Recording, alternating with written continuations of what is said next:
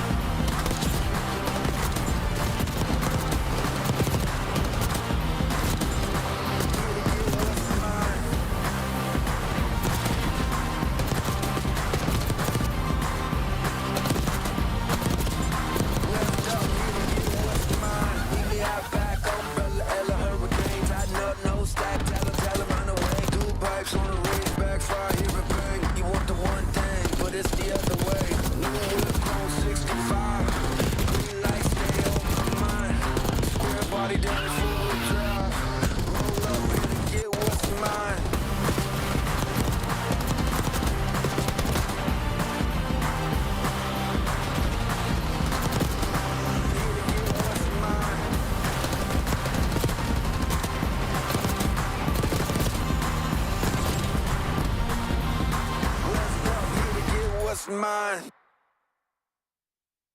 Let me do figure out. Hit win B. Yeah. He's on the hook, going shine barrel, 100%. Do back to right now. Go. Go.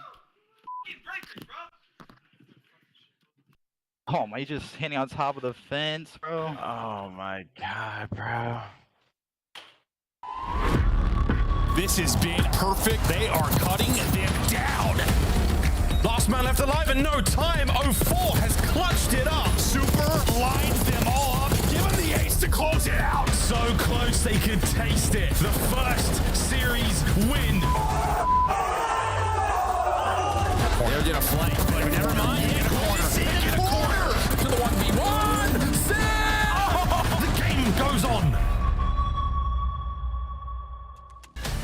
Welcome back, everybody. It's Headquarters, pugging alongside Rosalie and Nameless, the trifecta of awesome. Rosalie, things are getting weird this week with the new roster shakeup over the weekend.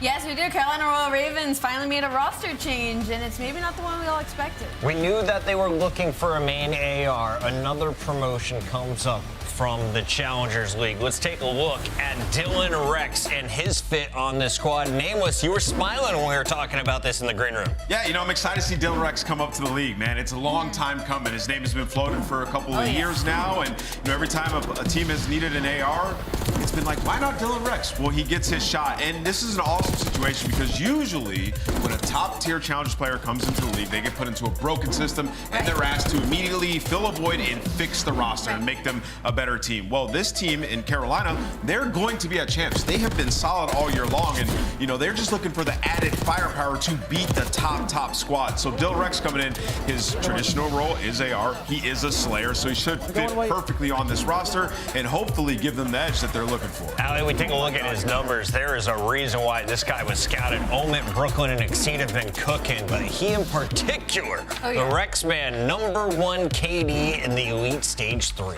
Yeah, and I think Ant made a great point. Is like he's brought into the system that's already doing incredibly well. It's just they struggle against these top teams, so they're hoping this 1.3 can push them past that ladder. All right, we have Carolina, who is right in the thick of things. We take a look. They've beaten the Guerrilla mates. They've beaten Rocker in a very close game 5, but recently fell to Surge. Is this a decent matchup for them going up against Thieves for your first battle? They have 2 more days to practice before then. You know, I would say yeah, and the reason is because you're bringing him in, and you have struggled against LA Thieves. Like, you've gotten 100 Point Club, multiple hard points against them. If you can come in, take some respawns, and potentially beat them, then you know you made the right decision. You'll be full of confidence. So I actually think it's a great matchup for them to just see where they're at as a team. And Carolina's pretty safe for champs at this point, right? All right, so Carolina, time to make some moves. They pulled the trigger. Meanwhile, we have squads that are sticking together from the beginning. That's Boston and Cloud9 New York, and they have ridden the highs and lows. Let's start with this Boston squad that comes in currently with our 6th seed. You look at the number next to their name, though, Al, 130 is the same with Miami and Optic. And they're really only 25 points ahead of that Cloud9 squad. Yeah, Boston's been looking unreal. They've been doing a lot better, specifically in the controls where they were struggling. But one thing I kind of want to touch on when we look at the Boston Breach team is, like, I literally think Snoopy is what Optic fans might have thought Shotzi was hopefully going to be this year. He is unreal. Somebody needs to shut this kid down because he's doing it consistently. And he is, I feel like, the main X factor when it comes to this Boston Breach squad because he relieves so much pressure on the map for the rest of his ARs. And they're all talented across the board. So you give them the space, they're going to capitalize. Well, it's hard to focus on Snoopy when you have Gigawake, when you have but they haven't been doing it consistently. They haven't been doing it consistently, but we did get a really good performance out of Gigawake recently that put them back in that conversation for me in the top 6. You know what, Tally's, I actually agree with that. I mean, I feel like Snoopy, you put some constants around him. It's been nice, like, having the same roster to see his development throughout the year. And for Boston, like, the Hardpoint, it's been like top 6 in the league. They've been solid there. It's really been the search and the control they've been very bad at, right? So we've seen some improvements. The map pool change, which helps them in search, and now they're winning controls. Now it's about bringing this momentum onto land. Last land, they had a huge upset and then just fell flat. They just lost back-to-back, right? So coming into this next tournament, you just got to keep the momentum and consistency going forward. Speaking of consistency, we had Cloud9 consistently losing. That was 8 straight maps. Then they won 3 in a row. They pulled off the reverse sweep the last time they were on this broadcast. What is the Cloud9 we get today, Nameless? Yeah, I mean, it's a tough one, right? You're going up against Boston. If that's the matchup in, like, Hardpoint. You're going to have to be good at it against Boston. And, you know, for Cloud9, it's wildly inconsistent. I mean, you see it even in that matchup. It's like Civ had 15,000 damage. We're going to a game 5, like, in just grazing by. So for C9, they're on the outside looking in. They need to win matches. Like, this is a must win. I can't stress it enough against a team that's just above you on the 2-match weekend. And I think the later half of this schedule is so important for where Cloud9 stands because they lose to Optic Texas, and now that we know how poorly Optic Texas have been performing, it's like we don't know where they're at anymore. They get a win versus Minnesota, but they've had a really hard schedule leading up to this, consisting of LA Thieves, Atlanta, and Toronto over and over and over again. So it's kind of just like, I don't know where Cloud9 is. To me, the numbers tell us good things if you're looking at recent performances, though, right? Yeah, I mean, individually, Krem's had some great individual maps, same with Civ, right? But they're losing. And to me, if you lose this match to Boston, you not only give them points, you're losing out on potential points, and you're starting in losers bracket. So this match today, I really think is Cloud9 season. Deadass. Like, they gotta win. Cloud9, a lot of pressure today. Boston, you control your destiny. And for one team, I think they're both going to enjoy the addition of the new maps. Boston has seemed to like Rewind and Dealership. But let's talk about these maps because I love not seeing A-plants on Vault Alley. I love it. The whole map opened up now. Absolutely. They're still very much bang out maps, but you can get so much more creative. They're not as one-dimensional as Vault and Skyline were. I personally really love the addition of Dealership SND. I think it's been some of my favorites so far this season, and teams have gotten better. Miami has gotten them now. This map adds to their map pool, which they needed desperately because they were not very good at Search and Destroy, and they had a very shallow S&D map pool. And on top of that, teams like LA Thieves are going to like it. Teams like Toronto are going to enjoy it. It's just been great across the board. And Rewind, of course, making its return, this time for Search and Destroy permanently in Major 3. And what do we think so far? Yeah, I love Rewind. I think the best strategically played Rewind we saw so far was actually from LA Thieves. They had some awesome rounds, like showing face,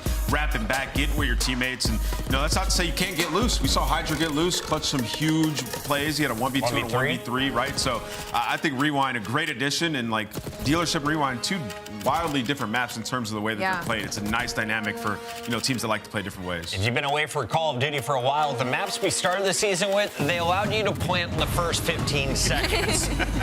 We can't do that anymore, and it's making it more fun to watch. Miami truly enjoying it. They are 2-0 on the new maps, the best in the league. You see a bunch of others, though, sitting at 2-1. Truly so pivotal. The only reason I want to hone in on Miami is they went from the 10th overall in the league worst SND team to, in this split alone, 4-0, number one across the board. But it hurts some teams as well.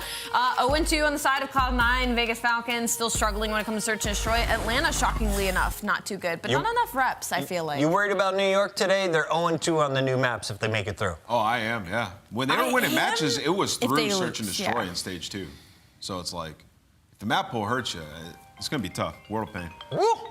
Shout out to my daughter making some noise on the phone. Let's go into the next segment here as we take a look at it's time to start the match, Chris. Daddy, pick me up from preschool. I want to watch Call of Duty. We got Guerrilla Mates taking on LA Thieves. Before that, Boston versus Cloud9, the pivotal match of the day. But we start with a banger. Miami Heretics, your #1 seed right now in the Major 3 qualifiers, taking on Toronto Ultra, who hold the L after the forfeit to Boston. Montada, hermano.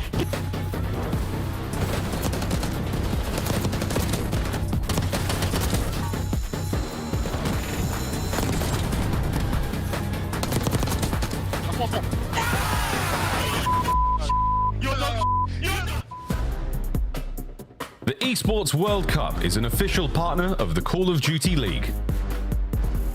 Upgrade your game with the Scuff, the official controller of the Call of Duty League. The 2025 Miami Heretics Team Pack is available now. Each pack includes home and away operators, as well as this spray. Vamos, vamos, vamos, vamos, vamos! Next time you boot up, suit up at the in-game shop.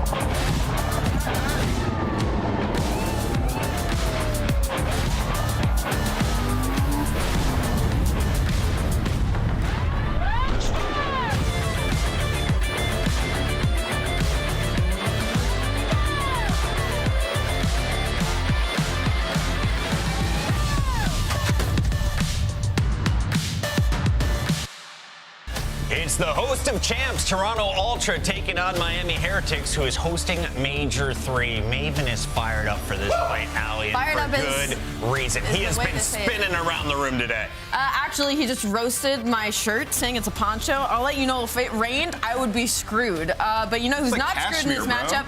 Either of these teams, because it's going to be a banger. Did you call it cashmere? I love that. That is. All right, let's talk about Ultra here, because these are becoming kind of the love them or hate them squad. I don't know where the community currently sits, because when they're succeeding, the fans seem to have their back. But when they've been struggling, they can flip on them quick. Yeah, I mean, I just think they've been, like, prone to the bad loss. We've seen that throughout the year. But one great thing about them, and I love them, forget what the community thinks, because they can beat the top teams, right? We've seen them beat Atlanta, seen them beat LA online and on land, right? And they do it in different ways. Last time it's through hardpoints, before it's through search and destroy. So they just have a great map pool as it stands right now in terms of respawn. And when I talk about this Toronto team, they have the firepower. Beans has taken a step, and Joe is one of the best in the world class in SMG. Allie, this could be a fight for the #1 seed potentially. With Toronto beating LA Thieves, if you beat Miami today, you have the head-to-head over both those squads if you all finish 4-1. I mean, you go back to qualifier 1, both these teams, they went to a game 5 anyway. So now with the addition of Super, like, you just got to think it only gets closer. And for Toronto Ultra, Ant made a really good point. Like, they are one of the only teams that can beat some of the top dogs, but their issue is that they lose to people below them, or teams like Carolina, that won't happen to. So they need to find some consistency. For about 5 years, you've seen consistent play from Insight and Kleenex from Toronto, but Miami, they had a whole bunch of new faces join this roster, and Nameless is giggling.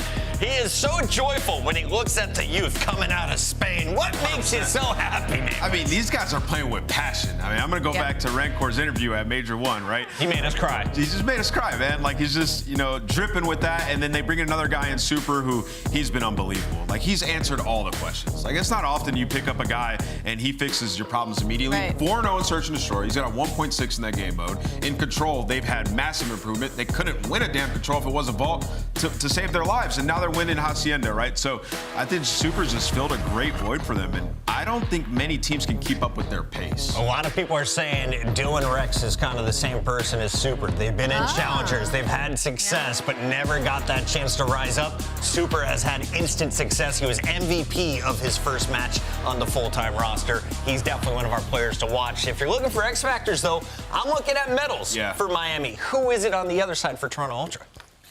Maybe Kleenex, I feel like. Just because of, like, he's been, like, at a good bar, but we know what Kleenex can do, and I feel like we saw that in the last series that they just won, the Game 5 versus LA Thieves, where he kind of went takeover mode. Yeah, if Toby's taking over, you have no chance. Yeah, you have Let's no take a chance look if at the Toby's maps taking and over. modes Toby could be taking over today. It's a best of 5. Will Rewind and Dealership make it through? Yes, a double dose, with Dealership being that map 2 for Search and Destroy. Yeah, I just think the interesting thing here is you look at the map bans and Miami getting rid of Skyline. It's a map they're very good at. I'd like to see them square up on it. I don't think many teams can keep up with their pace, and even given how good Toronto is, I just feel like Miami have a good chance there. So we'll see. Maybe in scrims, protocol's been great. Knowing your guaranteed winners bracket, are you able to work on your map pool at this point for both teams? If you're Miami, you need points.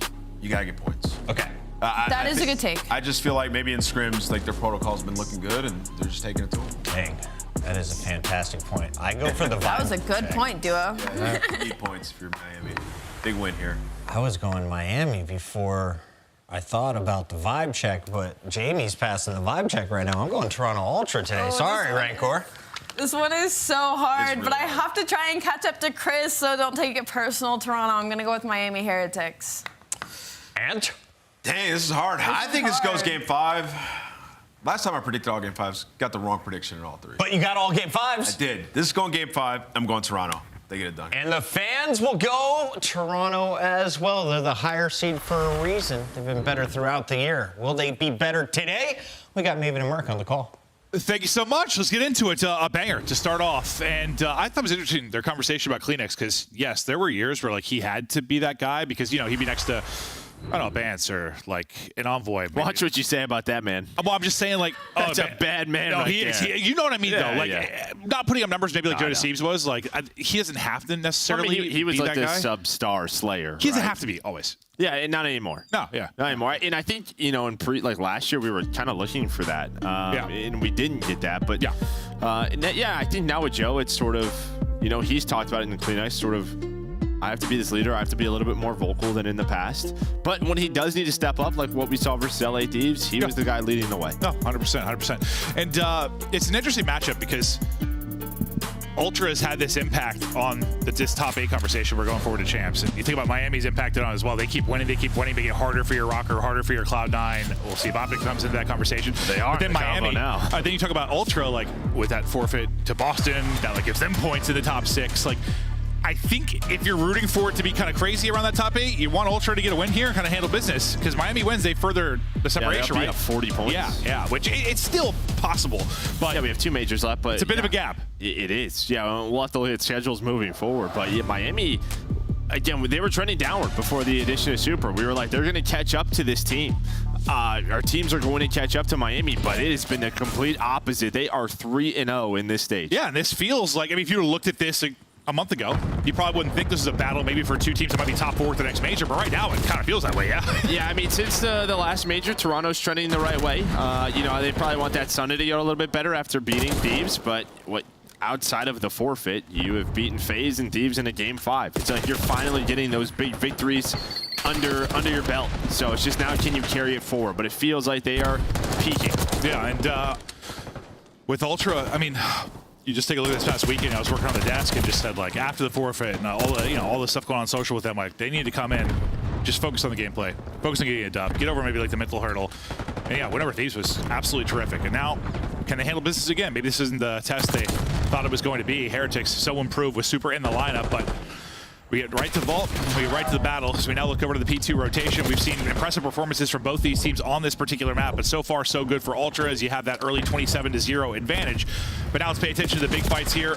In rotation, Real's going to get picked, really the only one in the spot, so Ultra is going to get in, and Miami still battling for their first point. Yeah, Metals is in the back. He's just going to have to try to play his life. Doing it well so far, just finessing, maybe buy some space for his team, because now you have a 3 versus 4 near the front of the hill, but you are here on a great slide out of Rencor. He's going to find 2 somehow, so he's going to play his life. You're making this messy if you are Miami. Now, I think you'll take that all day, considering you don't have the spawns. But yet, it's just always one more play in their life. First, it was Metals. This time, it was Rencor behind a good couple of kills. They're earning time, but here comes Kleenex. Well, Kleenex gets there, but not able to do too much. Maybe a little bit staggered on the pushes. Ultra keeping it one body towards it. It's Miami. Once down about 35 or so to 0. Now close to tying this game up. It'll be Mixie towards the end of it. First on rotation, it'll be Super kind of set up our side. Looking to make the play for the Ultra team will be at number 5, and Beans that's maybe looking for the opening. Try to get team shots, I think, get with Insight to maybe pick him out of Art. It looks like they're actually able to do that. So they'll kill the Heretics member out of Art. They'll get control of P3. You've got them spawning out ammo, and this is ideal for Ultra early. I mean, Rencor never died. We literally saw him slide into that P2 and somehow did a 2-piece. He's played his life the entire time. He's on 7. I imagine he has a Hellstorm by now. 31 seconds. So, yeah, somehow this guy, it looked like he was going to get traded out for sure. Never does. Well, goes on this big spree. Only real downside is you're on that spree, but the rest of the team died. You've been pinned out this side with all the time going to Ultra. So, good news, you get a streak, what that's going to turn into. Bad news, at least early in this point, is you weren't really racking up any time. But now you're able to get into the P3 lane. Bring this back to around a tie game, maybe get a lead change in your favor, but Ultra do have the setup they want, at least this early in the P4, or about to be the P4. We'll see what Heretics can do with the opening push, as they'll try to push in, try to maybe get a flip.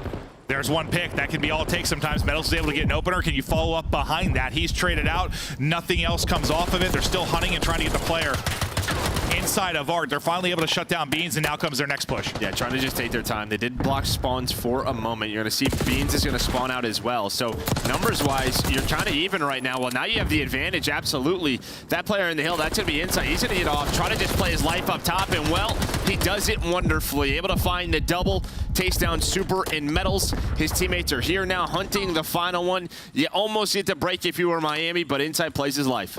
Yeah, so close to happening, but this will end up being nearly perfect for Ultra. Yeah, time was white for a little bit, but not much. So you'll get up, what, 40 or so? 2 players going to be spawning at Old for Heretics. Now we'll get battling out to mid-map. We'll see the second set of rotations, see who can maybe get advantage here early. For Ultra, I mean, you've got kind of, what, the setup at Old. Pushing through them was Insight, and he's going to actually spawn a teammate out that side for P2. So what you want here early if you're Ultra, but obviously a lot of time to go in the P1. I mean, listen. Beautifully done. Outside of the Rencor play, I mean, at P2, you have dominated this map. You take those 30 seconds away. If you even split that if you're Ultra, you're almost up like 70 or 80. So they are playing just so well across the board. Finally, though, they get it. It's behind Rencor's double. 15-8 leading the lobby is that rookie. Gets them right back onto the hill. Now the other side of it, Super, who's been terrific since he came in. Slow start for him at 6-14. Keep an eye on him as maybe he starts to warm up and come alive in this map 1. But healthy time for Heretics. See if they can do a better job maybe getting in early towards the P2 this time around. First in that position will be Insight. We're on Beans, though, for now. Insight does get 2, though, so he's cutting out players trying to flip out spawns. Big kills from Insight. Beans tries to back up and reinforce that. And now the next P2. It'll be Real in the back. I mean, similar to last time in the sense he was playing back. No, I thought Beans would have saw him right there, but he doesn't. So, yeah, he just plays all the way towards the back. It looked like he spotted him, just turns a little bit too quickly. And, well, I get it. It's that play, and then Real's going to be able to hit a nade. You still have the Hellstorm if you need it, but very similar to, yeah, last time. You still have the back spawns. Rencor, though, he's on the hill getting the time. How long can they actually do this? Rencor went wild at the last P2. This time it's Real going wild. Hits the double nade off the spawn, able to get 2 more as he pushes on forward, chipping away at this lead once again. Enough time here to basically have a tie game through the stun. Metal still winning fights. Beautiful from him. Yeah, Kleenex will trade him out, but the damage done from Metals through the backside, and it'll still be Heretics inside of the point for now. And Super, the guys maybe need to step it up. Seeing if he can do it there, but gonna get caught out, but whatever. You'll lose the last 10 seconds. Not a big deal. Heretics are right back in this game as we're basically square. I mean, that's just it. You got yourself back to the end with a solid P1 and P2 if you are Miami Heretics. Only down 6 now. Ultra are going to try to do what they did last time through, which is control the left side of the map. They're doing that here for P3 and P4. Just got to get them off the time. As Joe Thieves controlling the middle. Rencore all over the map, all over the objective. Minute 20. When it comes to the objective time, also still with 18 kills, so he's just playing his life so well, trying to buy his team some space. So maybe they can work through middle of the map, but not gonna happen. As Joe Thieves Kleenex, the duo finds 3. Super hoping to get tags in, maybe set up his teammates to push forward. Joe Thieves now up to 5 in a row, 17. Make it 18 and 15 for him. Pretty close. Turning a Hellstorm as well. See if you actually stay up to earn that, though. Yeah, I think the good thing for him is everybody from Miami went left. Because I mean, Metals gets down. He was trying to cross towards P4, but he gets spotted. So it's like, while he was earning this time, finding his kills, there it is, another Hellstorm on the map. We'll see when these come into play, but there you can see last P4 points, 47-0. This one, I mean, you have so much map control if you are Ultra. You can't ask for much more. We've had so many vaults like this. It's like a tale of 2 halves. Like one team dominates like 1 and 2, one team better at 3 and 4. And just who makes the play late is what it seems to be. But here comes one of the Hellstorms in. It'll be Rancor's going to call it in first and hope to get a break.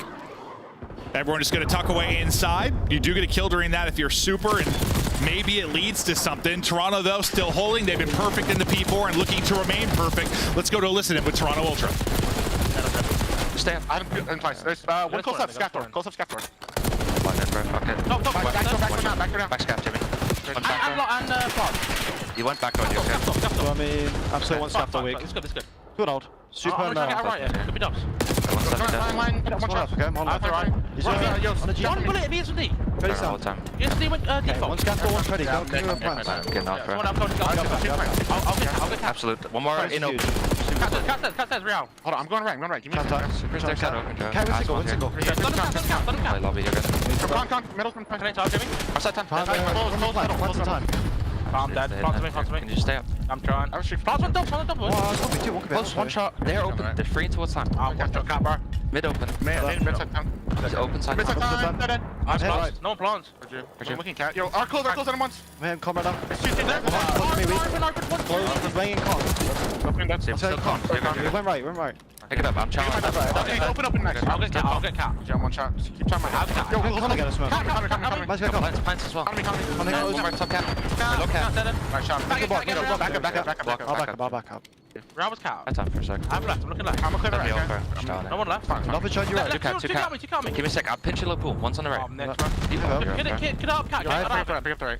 I'm single armor now. I see that's on the right. Cat steps up. Single, 3 left, boys. Hold on, I have front time. He's hit front shot. Down dead. Push okay in weak, 1 out palms. One lobby. I have a shoot. Give me a second. I'm waiting for them to I'm wait. Palm 1. I'm shaking now. He's making me off palm. Alright, listen, there is... One house. Listen, yeah, one front house, 1 back to 2. Shoot Tom. I can't. Zap shot, Tom. Got one. Why, 1 off palm. Time. The second Hellstorm comes into play, but it's not going to lead to anything. I think right when he calls it, they're 2 dead. All the kills go the way of Heretics throughout that, so as good as that listed in was for Ultra at the most, or at least the communication I thought was solid, the ones making the plays, Heretics here late. I mean, dude, these P2s have been a nightmare for Ultra. Yeah. They really have. They've controlled spawns every single time. It just hasn't mattered at all. They are just flooding the front. They're controlling palms. This guy is over 2 minutes in the hill. A majority of it coming from this P2. It has kept them in this game and is now giving them the lead. Great stuff out of Heretics here at P2. I swear, like P2, I don't know if we can call it a type of money hill anymore. Like later in the year we get, I swear, bro, it is just so mixy. But 2-10 now up for Heretics and control of the P3, but where Ultra have been close to perfect has been that late P3 into P4. They've done such a good job, and they're going to need to do it here. The difference is going to be just due to the scoreboard for Heretics to apply more pressure to Ultra to make plays around P3. Maybe an opening for Heretics to get through. Yeah, last time through as well at P4, the big difference was that Hellstorm, right? That gave Heretics the space to kind of find that break, at least split up some of that time. But there you kind of see what Heretics is doing, what you talked about, just putting pressure on the objective. Now you have to come towards us. Are you going to give up this 15? They might, right? You can't win it here. We can win at P4, so it is going to be a full lockdown play. We are going to try to just survive right now over towards our side, not let anyone through. Everybody pull out the ARs. That's exactly what's happened, but Metals maybe with the play. He's able to sneak down through, finds the first. What else can he get here? They allow his teammates to maybe make something happen? No, but the AR is going to hit for Ultra. They're playing this rotation again. Yeah, I mean, Heretics, they had to commit either to the P3 time or commit to the flip. It's Rencor. He's able to get behind. But Rancor with the slip, and there's the opening, just a crack in the back line. At least both times you're only able to give up 1 kill. You only allow 1 kill to Rancor, 1 kill to Metals. Beans now answering with a double of his own. Super. Fighting through towards Art, winning a gunfight towards the front of the hardpoint. It's going to be number 3. That's Rancor. I thought maybe applying pressure to it, but it's big gunfight wins again at the point for Ultra. Silver lining right now for Heretics. Ultra can't win it here.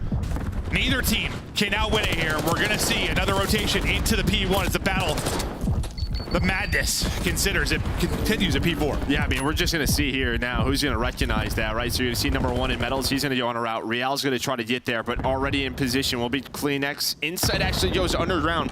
So middle and P1's open.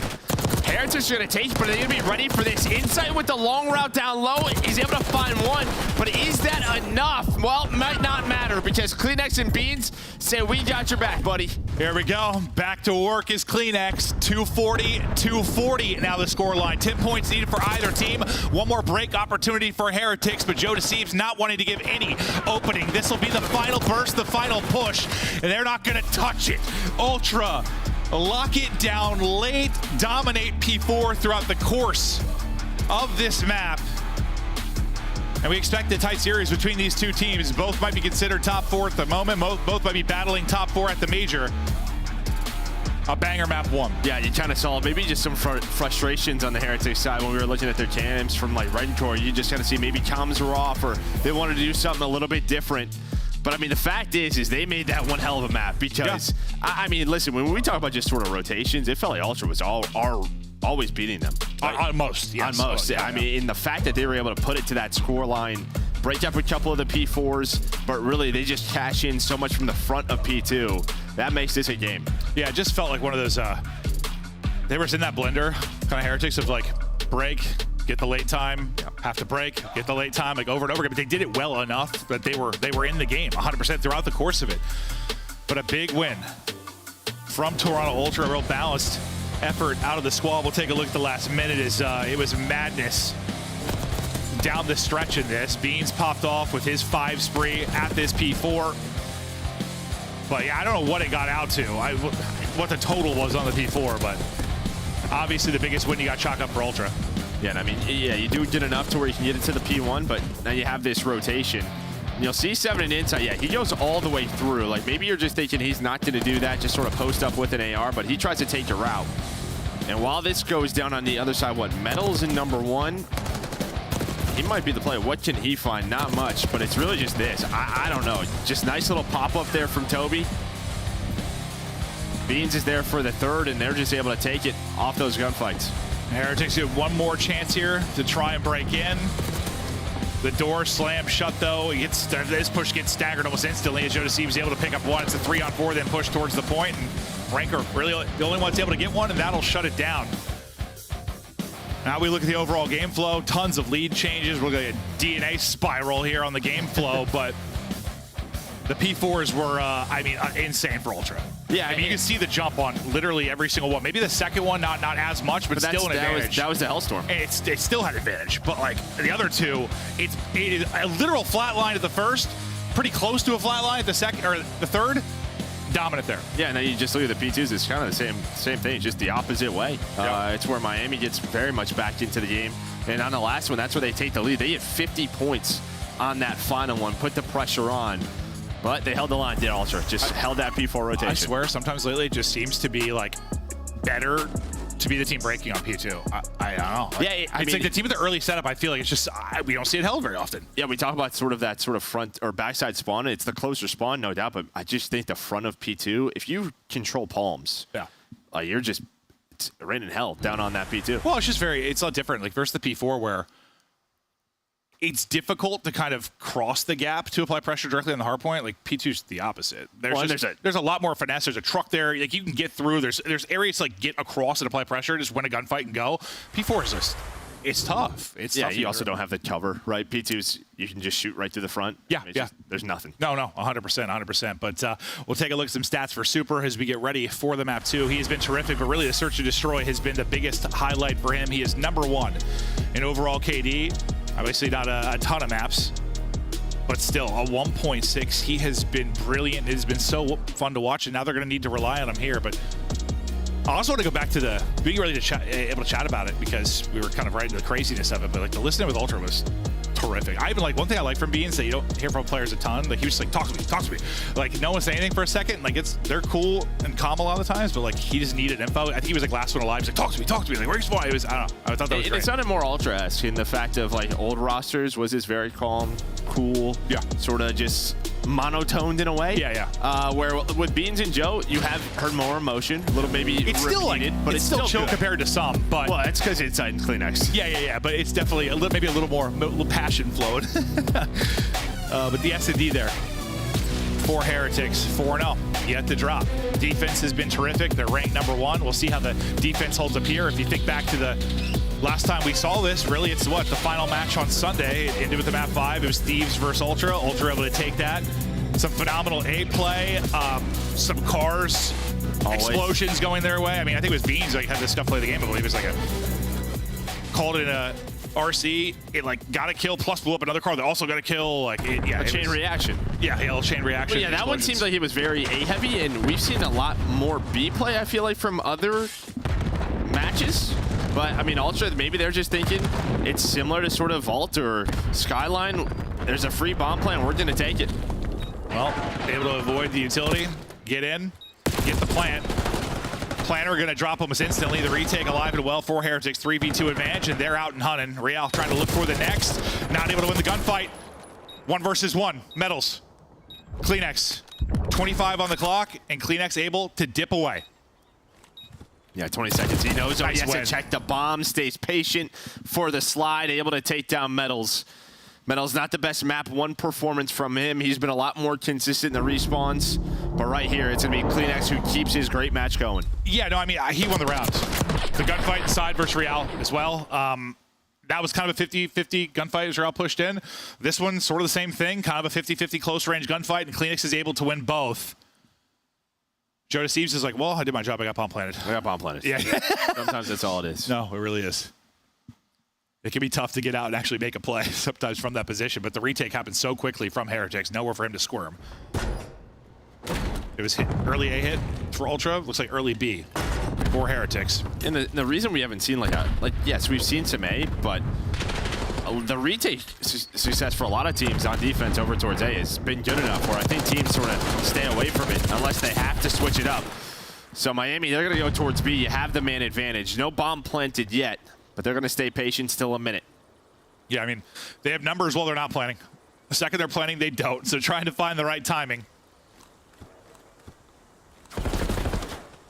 We'll see when Metals opts to work it through, just playing for a little bit of information or maybe one more kill before they think about the objective. The fact is they got the luxury of time. Still 45 to go, but it gets quiet. So now they're thinking plant. It's going to be a 2v3 retake for Ultra now. Joe Thieves and Kleenex will try to get this done.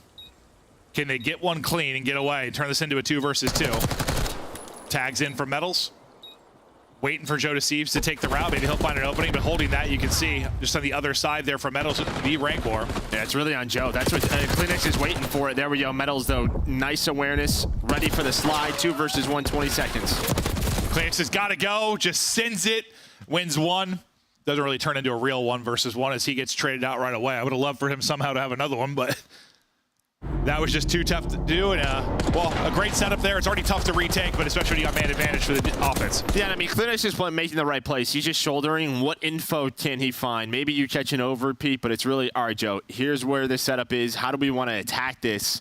And I think they have the advantage on Metals, but Metals just timed that slide to perfection to where he's just gun up, ready for Joe, and he's able to take him down first. Well, a look at both bomb sites early on for our offenses. Ultra seem to be right back to work over towards A. Much more of a presence here for Heretics. They're not playing the retake. They're playing the let's just stop the plant. As they hit it, Kleenex, the hero kind of the round one offense, is going to be blooded. So you will not have numbers advantage this time around. They're looking to go as well. They are going to back up, so there's the info. Maybe you keep Real here, maybe to just shouldering up. They're going to go as a 4-man wolf pack all the way back towards B. Oh, well, I take that back. I guess technically Miami did get the first blood right in that first round because bomb carrier got picked. So maybe Ultra can pull off the 3 versus 4. Difference is you didn't actually get the bomb planted. We'll see if that's the case. They might be able to do a 3v4 hold like they did on the opposite site. Maybe. Even more manageable here. Shoda Thieves gets the plant this time with his life. This time opportunity to make the play, but he's going to peek and get a lot of info for his squad. The one person maybe taking a different route will be Real on the Heretic side as he's lurking mid. He still gets a win. It's 2? Okay, was 2 going to be enough? It's all going to be inside now. 1 versus 2. I thought that was going to be another just Joe Deceives triple. Like he just pops him in search and destroy. Guy picks a corner and fries. Inside. Timing. He's got the info. Knock, knock. Insight's here. There's 1. Oh, he has to reload, so he's just going to go ahead and dip. That's all he had to do. That's all he had to do. Simply not enough time. On offense, it's been 3v4 clutches twice now for Ultra. Once Kleenex gets it done in the 1v1, this time Insight in the 1 versus 2. The old duo from this squad coming up with the clutches. And I mean, Joe, though, right, he's the one that turned this into he got hit by that nade. Right, because he gets hit down to 51, and nade hits him. Okay, so he starts to regen, but the fact he gets 2 there, Miami just don't hunt him down fast enough. And then, yeah, just... I swear he's had a play like that on every map. Like, every map. Where it's just a whole team in search in front of him. He's in a corner or picking a timing, and... So now Miami might just have to say, we can't let him plant at all. Yeah. Well, that doesn't help their chances in this. As a team nade... Well, not really a team nade. I think a teammate with nade in hand gets naded by Ultra and leads to a team kill. Now they have to do, well, what Ultra has managed to do twice. Pull off a 3 versus 4 from the offensive side. I think Metals' toes getting clipped. How do you play this? I mean, the good thing for Ultra is, I mean, they were at least in the 3-4 still able to get bombed down. On the opposite side, Metal's going to slide forward. Nice little snap onto a weak player there. Maybe a multi-kill similar to what we saw Joe Deceives do is going to be the play here. Yes, it is. Metal's taking over. Okay, so the key to offensive victories is to go down a player and win a 3v4. Yeah, and they were trying to think when they start to move on up, like maybe they're doing what we did, which is we just backed all the way up, allow the plant. But they actually kept 2 players around the bomb site. And somehow Metals is able to find both of them and then ends up getting the 3rd to give them that advantage. The last player alive is like, well, what the heck happened to my team? But that's why a lot of the times you see, you know, teams when you do have the man advantage, just allow the plant back all the way up. Because if you give them even equal numbers on one side of the map, they take advantage of it. And take advantage is exactly what happened. So 3 of our 4 rounds have been 3v4 offensive round wins.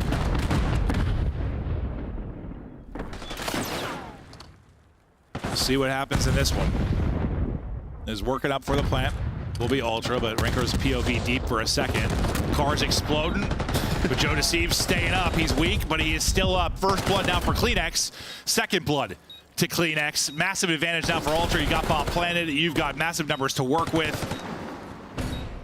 I don't know how you pull this off if you're Heretics, but Kleenex is thinking ace, but not going to be able to happen because I think his duo and Joe Deceives pushes forward. The subs cut down everybody, and we continue the string of offensive wins. I mean, just props to them because they continue to go for this, and it just doesn't look fun over there, right? I mean, all the nades blowing up. Yes, you have trophies. The cars are going to blow up, but it just feels like they know how to either avoid that or put themselves in a position where they take some damage but stay up. Yeah, just win the round and then catch them off guard. They do it again.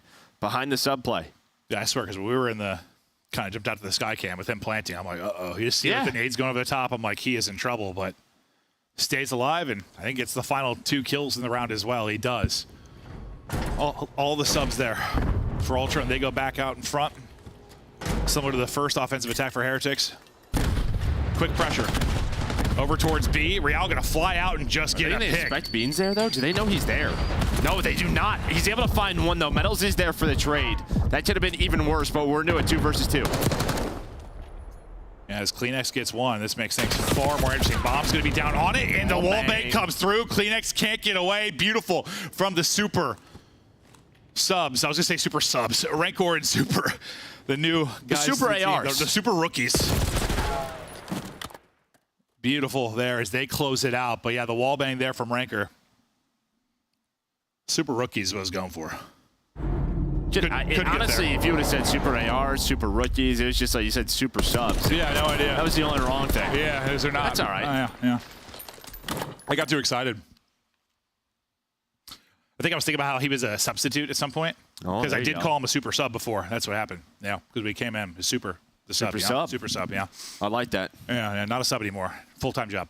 Full-time job, and well, yeah, he's undefeated. Try to keep that undefeated streak going here. There's a defense still looking to get the stop. Well, the nades combo and Kleenex not able to make a play. May not matter, though. From the small room like he did in the round 1. This time he's going to get shut down, but yeah. How do Ultra win offenses, Joe? Yeah, 3v4. Yep, that's how they do it. This time, no, they're going to push through. They're not going to play all the way back to their spawn, but bomb will be planted, and we're going to do it again. Obviously, it's not going to be Joe Deceives that can make a play from the same spot as they're pushing through from the other side. Now it's going to be a 2 versus 4 they've got to do.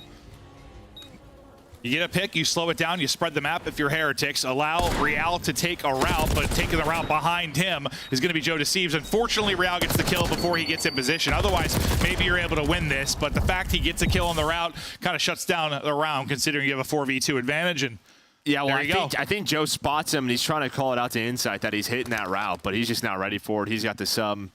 So, yeah, Real takes the long route. Joe would have flanked it. Then, yeah, maybe you have a 2 versus 3, and it's possible? Yeah, much more doable if they catch that. But the second Real got a kill, that's done. There's the adjustment. All right, you get the first blood, and instead of backing all the way up and allowing the bomb, let's just hunt down Insight and poor Insight.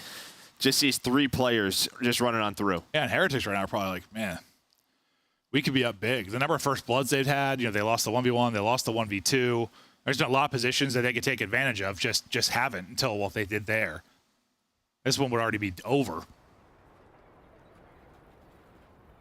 But they're up 4-3 now. And once again, it's going to be B early and often for the Heretic side. Real was able to fly and just get a pick. Last time, this time maybe not liking what they're seeing. They're slowing it down at least for now. Beans has got sub in hand playing close. Wanting to hit a little pre-fire, but not connecting. See if anyone follows up at it. He just wants to push behind to see if he can get the kill. But behind that, they're all going to back up. So Beans clears it, gets all that information. They're likely wrapping out. So Ultra will try to pick that up. I mean, what a confidence play, too, from Beans. There really wasn't anyone following him. He was just trying to hunt down that kill with the nade.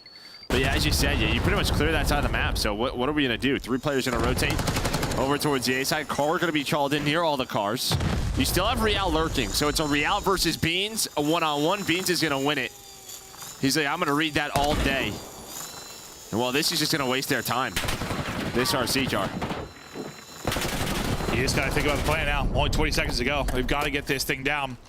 Going for it is Metals, but coming through is Kleenex. He doesn't finish either of them. He gets damaged into both, but they're able to stay up. Suddenly, though, it's going to be Rancor by himself. Bomb has not been planted. Rancor's got to go and chow. And he cannot do it. Ultra pick the time for the push, come away with the round victory as the chaos there on the bomb plant. And Beans was all over the map, just locking down the B side. Then when he gets all the info, he's here to win the round in the 2 versus 2. Great shots with the Jackal onto that final player. But here's Kleenex on through. He almost wins it himself. Yeah, like he needs, what, one more bullet there? One more, maybe, I don't even know how, I thought he would have got that kill, honestly, but I thought he was going to get triple. It's just crazy when there's that many targets in front of you, you know? Yeah, you're just trying to snap. Thankfully, it doesn't cost them. They walk away with the round victory. He did enough. Beans, though, he's the one that ends up getting 3 in the round. We get back to a tie game, and Beans continues to rip and roar. Opener there with the nade. Metals, though, is going to bring it back, and that's the bomb planter. After the nade first blood, everything falls apart. Insight suddenly lasts alive at a 1 versus 3. What goes wrong there? I mean, they just continue to challenge A Street. I mean, you have all 4 players from Miami here. Well, 1 player is middle of the map. But, I mean, yeah, they're just thinking we're going to brute force through this, and instead they don't. Real is there behind the car in a position to find the double. So, yeah, it's just they continue to fight this A-bomb no matter what. And, well, it really hasn't worked out, especially early in these rounds. Yeah, I can see us get the nade kill, and you're thinking, that's the opening? Like, Run. Good. Yeah. Instead, you get mowed down. Caught running. And I know it's like, it's words, but throughout this map, the adjustment for Miami has been there. They found how many first bloods A Street just early in these rounds. But yeah, here is Real. He just gets a free 2. Good insight. Put in an impossible spot. So Heretics, they've been terrific in search and destroy. You saw the defensive stat for them coming into this. Yes, this has been very offensive heavy until, well, they've stepped up into defensive rounds, and that's going to be maybe what the separation ends up being. And they close it out on an offense, though. It's just been 2 very different teams on the offensive side of it. Oh, yeah, one's going A, one's going B. Yeah. Sometimes you'll see some like back and forth on a map where you have some choice, but these guys are committed to one side on their opening. Real gonna dip because he gets ripped down about 40 HP. Car out, plank going in. Metal's just holding it. He's like, I'm getting this down no matter what. Can he get out of here and tuck away in the corner? He is able to stay alive. Teammates will have the crossfire for him. Might be on him to make the play, though. And, well, he's going to get picked for the window, I think, so he's going to drop. Everything falling apart. Kleenex putting the wiggles in as he's able to snap onto one. There's Kleenex. the triple. My God, maybe he was the X factor for this series. A brilliant map. 1-11 here. Another triple for him. Oh, sorry, he got, 2 in the first round. He almost had a triple last round, but didn't finish the 2 kill. I almost want to give him a triple for that. This is the true one, though. Pops over from the window, gets it done. Just sort of pops on there with the use of the trash can at the corner, and then sends it forward to catch Super sprinting out. Incredible from Kleenex, and now round away from being up 2-0. I think Metal's there. If he's not prone, I don't know if you can see him there. So it's just like he's trying to get in a position to be ready for the slide outs. But unfortunately, it just opens him up to that angle to give the first blood. So, I mean, he gets bombed down. He's just hoping he can find one. Someone could look at that for him, yeah. But yeah, no one has that angle. He's just trapped in the corner. We're just going A. Is it finally a fake? Hold up. No, it's not. I mean, they are just so committed to this. They love it, Joe. Can they do it? Can they break through? That's bomb. Joe's got to be careful. Okay, maybe finally we are going to transition off of this. Watch him right back. Okay, so Miami, they've pushed through. This time, though, they don't have first blood. Look, they're going to 4-man this. This could all be on Insight. No, they're going to turn. Okay. They're faking us out, bro. They just hit both teams. Oh, wait. We are going back to A. And Ultra's faking us out, too. Wait. The wrap on the wrap on the wrap. Okay, it pays off. They get this down quickly. Just got to go plant it. There's a car, so the car's going to get the info. So Miami now should know this is an A hit. Well, now they definitely do. 4v4, bomb planted, round 11. Here we go for the map. Super, the first blood. Miami have dominated the first blood, so they're looking to keep it going here. Beans can't finish the kill. They slide out and Chow. Now to show to Thieves. Can he be the hero for them again? Not going to win that gunfight with him on the heady, and now it's all on Kleenex. He's on 11. 20 seconds to go. Real smokes him around the corner, and Heretics keep it going in search and destroy. They're tied up 1-1, and that was a wild round 11. And that's how I feel like, you know, for matches previous in the stage since dealership, that's how a lot of A is gone, right? But I think what Ultra do a little bit differently is they get forward behind the bomb plant. That round, they couldn't get forward at all. There was already resistance. Miami was already there. The only player that was forward was Beans, prone at the car.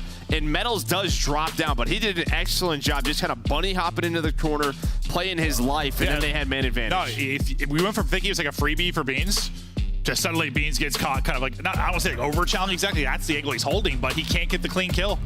So nice finesse there inside of the vent. You get the victory. Real is going to put in work with 11. You get, well, a ton of damage for really everybody. Metals, maybe at least the damage department. He had that insane round on offense with that triple where he had his big moment. Listen, playing bombs on this map, props to Joe and Metals because this, as an objective player, looks like hell. Playing at either bomb site, and then really post plant, you just don't have a lot of room to work you with. can get caught on both sides and just not get away with your life and rely on everybody else to clutch up. Oh yeah, the A team versus the B team, pretty much there. But the B team for Miami now still undefeated in stage 3. Cincinnati Super and Search and Destroy 5-0. What a turnaround for them. Undefeated there, undefeated matches, looking to keep that going here. And imagine you just take out, Optic, you take out FaZe, you take out potentially here as well. You get a win over Ultra, like this team, Vegas. Yeah, this team is looking nuts. We'll see if they can keep it going, but a lot of series left to go. Des, talk to us about the first 2 maps. Fantastic casting, gentlemen. I have a feeling you'll be doing a lot more after Miami secures a map 2. We're split 1-1 in the best of 5. So, Allie,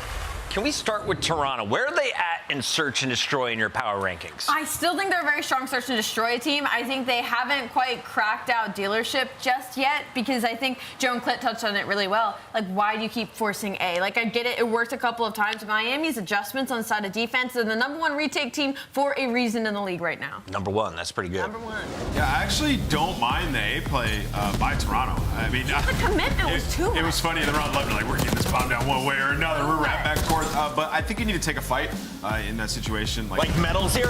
Beams, get beamed. Get a little bit more aggressive. I would like to see them abuse mid more. Like, we saw them have presence mid, but try to make some plays and pull people out of position. I think as this map develops, and late into the major, we'll start to see some more creative plays, like after the plant on offense. But as it stands right here, it's just a couple big gunfights that Metals is winning like early on. But let me set this up for you. Like, Toronto is the top 2 attacking team right now. So this was the #1 defense team, #1 retake team, Miami Heretics, taking in the #1 attack team in the league currently. And we saw that aggression from Toronto Ultra over to that A side, and does go to round 11. So like I said, I think Toronto Ultra are a solid team at this map. They just kind of met their match when it comes to dealership, because Miami might end up looking like the best team on dealership heading into Major 3, and they might not even be able to play it because teams are going to start vetoing that. Allie, you just dropped some stats, and all I heard was defense wins championships. That's how you get the round 11 dub. Miami's getting it done. I mean, in that round, right, like if Toronto just commit a guy further up the street when they pull Miami out, they win. Like point that or just commit to the B plant. I don't know. That was a great dealership. Both the teams look very strong. It hasn't been figured completely out, but the teams are starting to get comfortable on the new map. And it's time to look back at our first map now, and we realize there's something very dangerous about Toronto Ultra. There is. What is it? Well, Joe deceives. I mean, he's the menace of the map. I was watching 8s the other day, and Ghosty said it was the same rotation, same hill, everything. And he tells he tells Joe, he says, do the thing. I know what you're doing. I'll go block. And this is the thing. I want to watch. So we're going to talk about it, right? So it's rotation to the money hill. You see there's only 20 seconds left on this. Right now, Joe is on a 5 streak, so he's slamming. He's currently getting time. He's going to kill these guys that are, pushing the old hill, and then he's going to apply some pressure, right? Because he knows players would usually be coming here or trying to take a long route. So he's going to just try to make sure anybody that's coming this direction is going to redirect and go mid or try to go around, right? So he's going to apply a little bit of pressure from old. After he realizes nobody's coming that direction, what am I going to do? I'm going to go do the thing. I'm going to apply some pressure. So he's going to apply pressure mid, and he's going to wrap back, and he's going to apply pressure in hallway, right? But he's always looking to take the gunfight that's going to give him the advantage with the SMG in hand. Okay. After he finds the kills mid, he then goes and spawn kills a player that he just killed. So we'll talk to you guys through it in real time.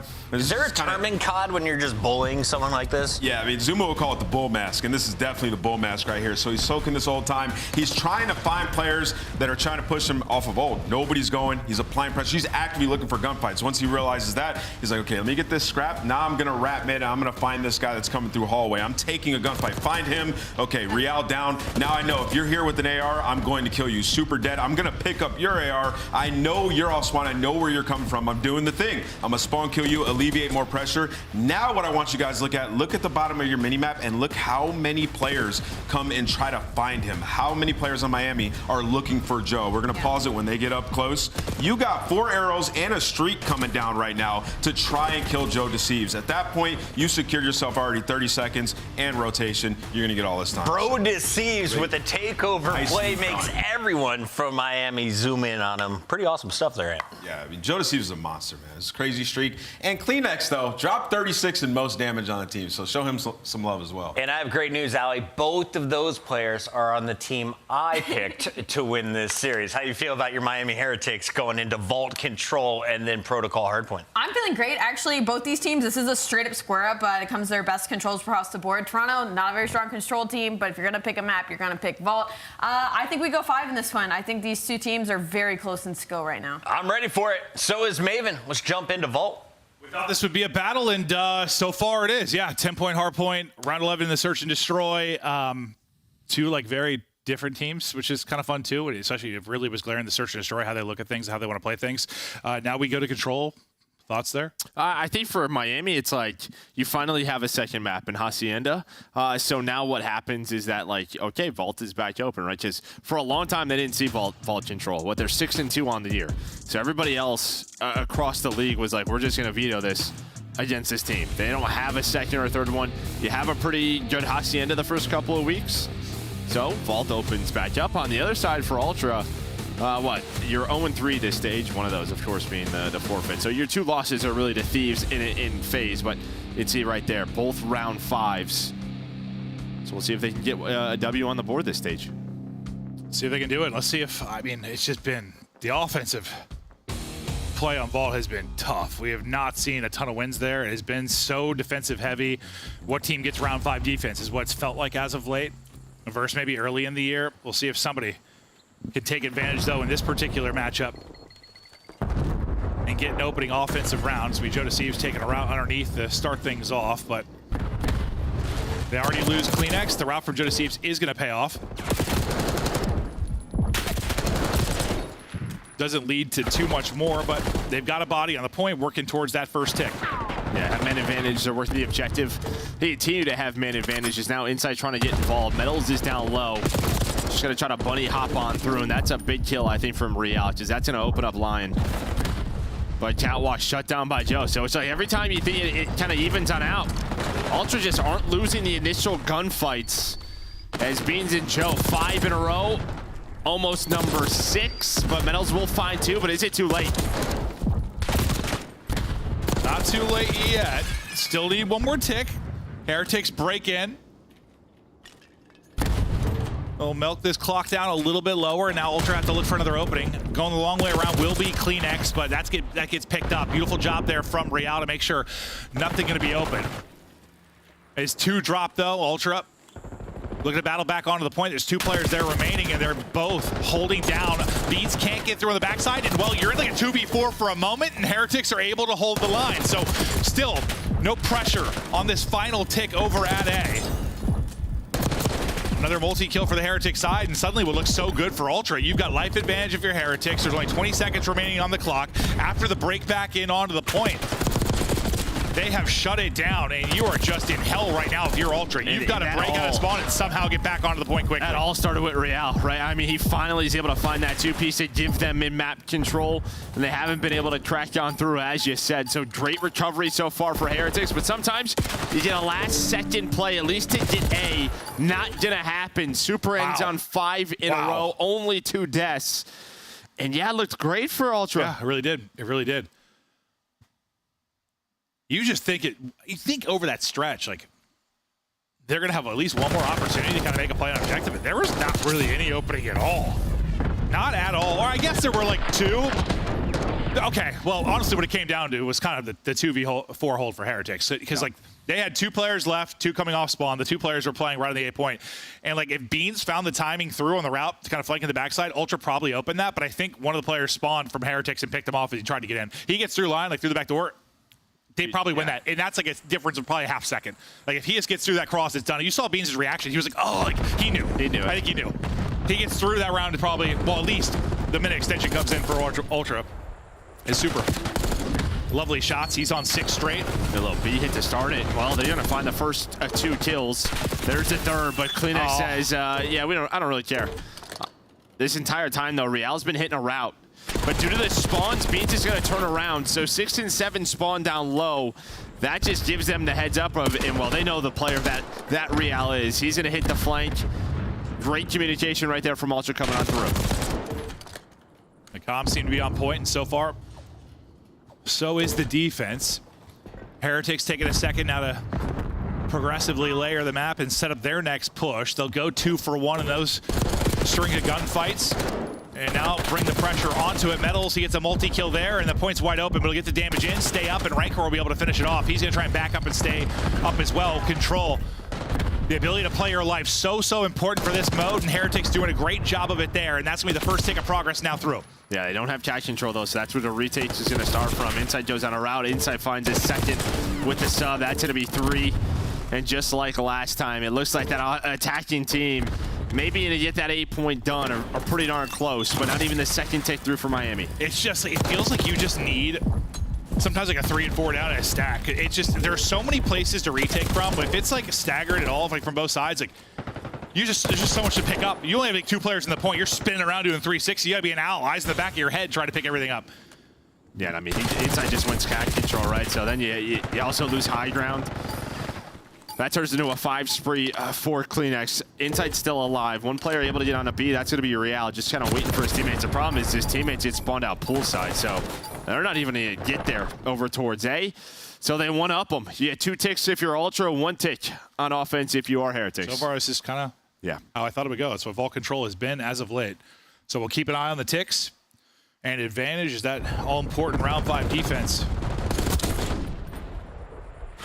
It's nothing like Invasion last year, but I swear it plays the same from a result standpoint these past few weeks. It didn't start this way. No, it didn't. It did, but lately, I swear. Stage 1 was very 50-50. Stage 2 and onward has been probably like 90-10, maybe more. Sometimes I just don't know how like skewed my opinion is because of our cast, right? Like I'll follow all the matches, but I don't like watch it as closely for like round specific stuff like I do like when we're casting. I'm like, is it like different for everybody else? Like, is it just us today? No, I know, but I just wonder sometimes if it's just skewed from my opinion while I'm doing the commentary, but wow. 5 straight for Insight. And an opener there for Joe to see. Streak for Insight quickly silenced. We were checking his POV for a moment to see if he could put something into that, but you win that break.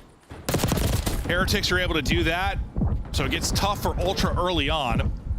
Right off a spawn though, Joe to Thieves, he was the one that kind of stayed up, and I kind of found the route through the back to allow his teammates to get in through the front. I don't know how he won that gunfight. Neither do I. He wasn't even 1 HP or like full HP all the way up to 100. But his kill allows his teammates now to layer the map, and now they're in. And that's kind of that 3-down scenario. This is where you have to get your progress. You've got to get it now. Can you break in again? Can Heretics do it and stop the 3rd tick and then shut the door, or does a minute extension come through? Looks like it's through. Okay, so this time Ultra able to do it. 2 minutes now on the clock, 4 life advantage. Great stuff on offense. I mean, honestly, it looks pretty similar to last time. This time they just didn't allow the retake. Maybe got the stack in a little bit more quickly. Yeah, Joe was able to play his life inside of that cat room. And I don't know if they ever got like as clean of a 3-down as that. So yeah, it just all kind of started with Joe finding that 1 kill. And well, now this time it might be Inside. He has been so good with the Jackal on this map. Now up to 6 in a row. Trying to find number 7. Pistol out. Good luck with that gunfight. But hey, you have the life advantage still. 90 seconds to work with. Yeah, that gunfight did not look fun at all, but a big spree there from Insight. Still a lot of work to do. The route defensively, Rancor will take it. He will, he'll not get any kills actually. He'll get shut down as he took the long poolside route, similar to what you're seeing number 4 do in Super. As his teammates continue to control the B-side street, wrapping through will be Metals. That's kind of flank on him. We'll see Kleenex's POV for now. Metals will get picked up. So far, Ultra's doing a good job of kind of picking up that pinch player. Because Heretics over and over again sitting a body. It's going to be Super on a route this time. Yeah, it's just sooner or later that time you're gonna start to tick. Yeah, so Joe's thinking what I'm thinking. He's just gonna start to try to pause the clock. Just yes, they have life advantage, but it may not matter. But behind them was Super, goes on that long route, takes top ammo, and this is when this B point gets so difficult. When you don't have ammo control because you're just gonna spawn out pool. You also just have height elevation over towards B. was just so hard with everything going on, just always picking up the timing with it. Did it? I think they picked up like 3 times straight, but finally somebody got through, and here we go. Uh-oh. You drop super.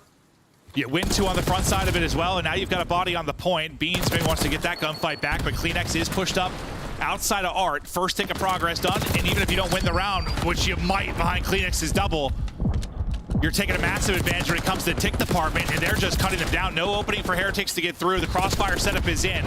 One little sliver to go, and Ultra take the offense. So as defensive heavy as the first 2 were, that was clinical, really, from Ultra. Did we just caster curse that? We might have. We did. We might have. I loved it. I mean, yeah, we just kind of talked about it. But honestly, I think you were right. I think Ultra did such a good job on the flank, picking that up. And then even when you got a player there, if you were Miami, they just died so quick. Like, Kleenex backs up, mantles up, and wins the gunfight. Like, that is not easy to do. Even when you're ratting in ammo, how many times have we seen players just stay alive, play their life forever? Yeah. It takes 2 or 3 to take him down. Yeah. Kleenex wins it so quickly, then they progress up the map. No, you're right. I mean, they stopped the first like 3 I saw from even getting a kill, but that one even, yeah, could have been way more annoying, but it wasn't. And the fact that you got that kill and then what? You got like 2 kills on the front side at the same time. At the same time. Which you're hoping, if you're that route guy in Super, that your teammates win those fights, and then it's not as big of a deal. But that stretch from Ultra, everything they needed to get the stack in and take control of it. Kleenex, a double on one side. Ranker, a double on the other. As the battle continues on A. Now Heretics, they've got to win an offense. See if they can muster something up. Yeah, they're looking for that 3 or 4 dead. Joe's not going to give them that, though. He's just going to play his life. Not over Peak, not over Chow. Wait for his teammates. Then behind the first pick from Kleenex, they're going to go. There's 3 dead for Heretics. Real's hoping to find some. He's going to find absolutely nothing. And just look at the map control they've got for Ultra right now. Like, they are getting so pushed up, just spawning them out pull. Such a tough battle back in for Heretics. Guessing where Ultra players are at this point. A little game of ring around the rosy, I think, over towards ammo as well, as that's Kleenex and Ranker that are hunting each other down. They're able to win that and also get a kill out towards pool, so starting to push up onto B now. They're just going to take B side control and see if they can get progress there. They've got a chance to get a couple bodies on this, or do they? Because the car is also working in Ultra's favor. And just as I thought, maybe an opening for Heretics, it gets shut down behind 3 from Ultra. Just under 30 seconds to go. Yeah, Metals is just like trying to get towards his teammates towards B. Isn't thinking there's going to be a player bottom vault, but Inside was just lurking there. But that's going to be 4 dead. All right. Right off a spawn, they did all 4. They have to commit to a zone, and well, it's going to be the A zone, of course. Trying to get it done, though. You will have a retake attempt if you are Ultra, but you have to go quickly. I don't even know if I say don't bother retaking it. Don't bother. There's no reason. You just need to win this round. Give him a minute extension and lock him in. They still have to do the hard part. What's the way that falls apart? I actually love that from Ultra. Well, how's it fall apart, Joe? Yeah, you're trying to retake it, you get smoked. Yeah. You get 4 dead, and suddenly you have no map control. Instead, just make sure you have B-side street. They locked him in. They literally set up like a rhombus around him, bro. Trapezoid. I'm just making up shapes. Locked him in. They locked him in. And now you're going to need, well, another kind of 3-4 down scenario if you're really going to... They call it that, the rhombus strat? Maybe. For some reason, whenever I want to say a shape, it's not like a square or a circle or like a rectangle, a normal one. It's like trapezoid or rhombus. But I couldn't tell you why, Joe. Could not tell you why. Well, unfortunately, the 3 dead's going to go the way of Ultra, so Heretics in a lot of trouble. 8 lives remaining, 30 seconds to go. And he might get staggered here. Super can't get out. It'll be a couple straight there from Insight. They've been dominant on defense, and they had 1 good offensive burst. This is really all you needed to take the control, barring some kind of miracle here from Heretics. Aren't they do it with no lives remaining, 4 versus 10. Problem is you still have 1 behind your front line in Kleenex. And you're getting cut down on the other side. Even if Super wins this, and he should get flanked here instantly from Kleenex. Him and Beans able to combine to take him down. So good looking control there from Ultra. And yeah, I mean, for Heretics, mostly it's been Hacienda when it was all vault through kind of your first couple of stages. And you're playing the reason we think Ultra are going to be a threat to a team like a FaZe or a team like Thieves, they're well-rounded, they're a solid control team. That's going to be a tough one for Heretics. Yeah, and you're getting a couple of these like struggling maps out of Metals, which he's kind of avoided in respawns. Like he's had 1 every now and then, but now that's 2, where he's sort of like minus double digits, 10 or 12 in that ballpark. And on the other side, I mean, Kleenex is probably playing his best BO6 in stage 1. I think he had a really good stage 1, especially online. And now these last couple of weeks, he just looks in fine form. Well, he had, what, 33 map 1, 11 in the search, 28 here. Tobias frying. And yeah, I mean, to your point, yeah, Metals is, I think Chris said it, he is the X Factor guy. He is. I mean, he's been playing better since Super came in, but especially you talk about the couple matches they've had lately where he's just been unreal. I mean, he's been so good. And it feels like, yeah, when he's that, like, this team is going to be very, very tough to beat. Yeah, that's always tough when you have a majority of rounds be offense, but they lose that defensive round. Start to hone in a little bit on that, but it's just like so many moments where you're getting these multi-kills, 3 to 4 dead if you're Ultra. They're able to take advantage of it, especially on that attack round.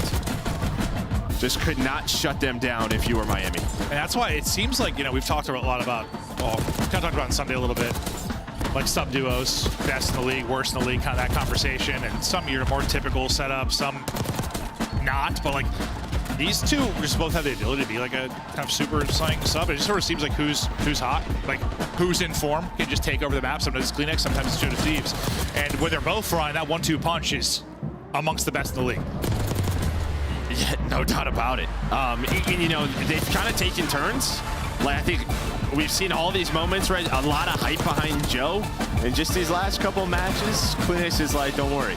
Yeah, I still got it. No, I think that's what you need it. I think our days are gone, sort of listen, I don't mean this with like disrespect to like a Teep back in the day or like a Sensor or like some sort of like objective heavy player. That just doesn't get it done anymore. Like you all kind of need to be able to fry, and you just do.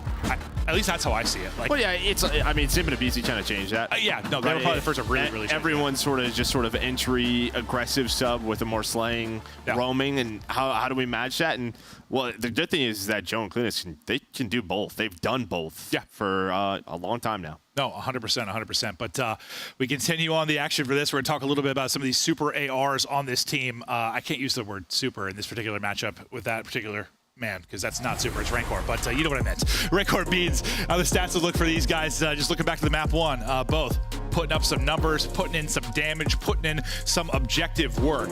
I think these are honestly two of the better stories on the year for me. When you think about, they're very different stories, but Rancor is coming in kind of rookie of the year type guy, like his interview, the passion, that fan base, like it's been awesome. And then Beans, like this was the year, right? You know, we've talked a lot about Beans in the past with his time on Breach and stuff. Like, how would this guy be when he was on a good team? Like, how would he be? Because sometimes we thought he was just sort of I don't know, he was like putting in numbers when they were getting smoked type thing. Like, oh, you saw he was a shooter, but how would that transition to actually like a really solid core team? And if it was maybe a little bit questionable early in the year, now they're starting to hit stride, and dude, he's a monster. Yeah, I mean, you get a top 3, and now you're building off that, right? And again, you're beating some of the top teams. You've beaten Thieves now 2 times in a row. Yeah, it feels like they have their number, but yeah, I think he's just comfortable. And I think maybe he didn't really know well, I think he knew his spot, but I think this is just a comfortable place for him. Maybe if this was another top team, it wouldn't be, but with sort of insight there, with Kleenex there, I mean, he's having a great time. And I love it because, like, it's a spot where you could think maybe the pressure would be too much or be a lot of pressure. You're filling in the shoes of Scrap, who is one of those talented players we've ever seen, even in his short career. And Beans has come in, and dude, he's matching it. Plus, well, you have like the rivalry between them and the trash talk. Like, I'm a commentator. Love me some storylines. It's been awesome to follow. But those two players, terrific in the map 1. See what they'll do here. This is the last 5 maps of the Hardpoint, Joe, though, for Ultra. And this has been the key, is that their Hardpoint has gotten better. You know, their control wasn't great this stage, but outside of that loss to Boston, they have beaten LA Thieves twice. They beat Atlanta FaZe. Now they beat Miami in 10 points. But it feels like this game mode, if they can hone this in a little bit more, they are going to be tough to beat. Can I get a high five, dude? Yeah. That's why I know my brain's awake now. Okay. It was not the first 2 maps. That's all right. I couldn't tell you what planet I was on for some reason, Joe, but I'm here. I'm alive. It's great to have you. Yeah, no, I do. I think I messed up like 20 things with my speech. I swear. I'm good now. Good now. Just old. Ryan's got to wake up, dude. Rancor, though, he's right into it. And so is Heretics. They find everything early in the kills column and right onto the early P1 control, and allows Real to get pushed up, but pushed up and buried behind the crisp shots of Insight. For Heretics, you got to win this if you're going to get to map 5 and stay undefeated. And on Ultra's minds, they're thinking the same thing. Like, we're undefeated. Yeah. That's how they're viewing it, I'm sure.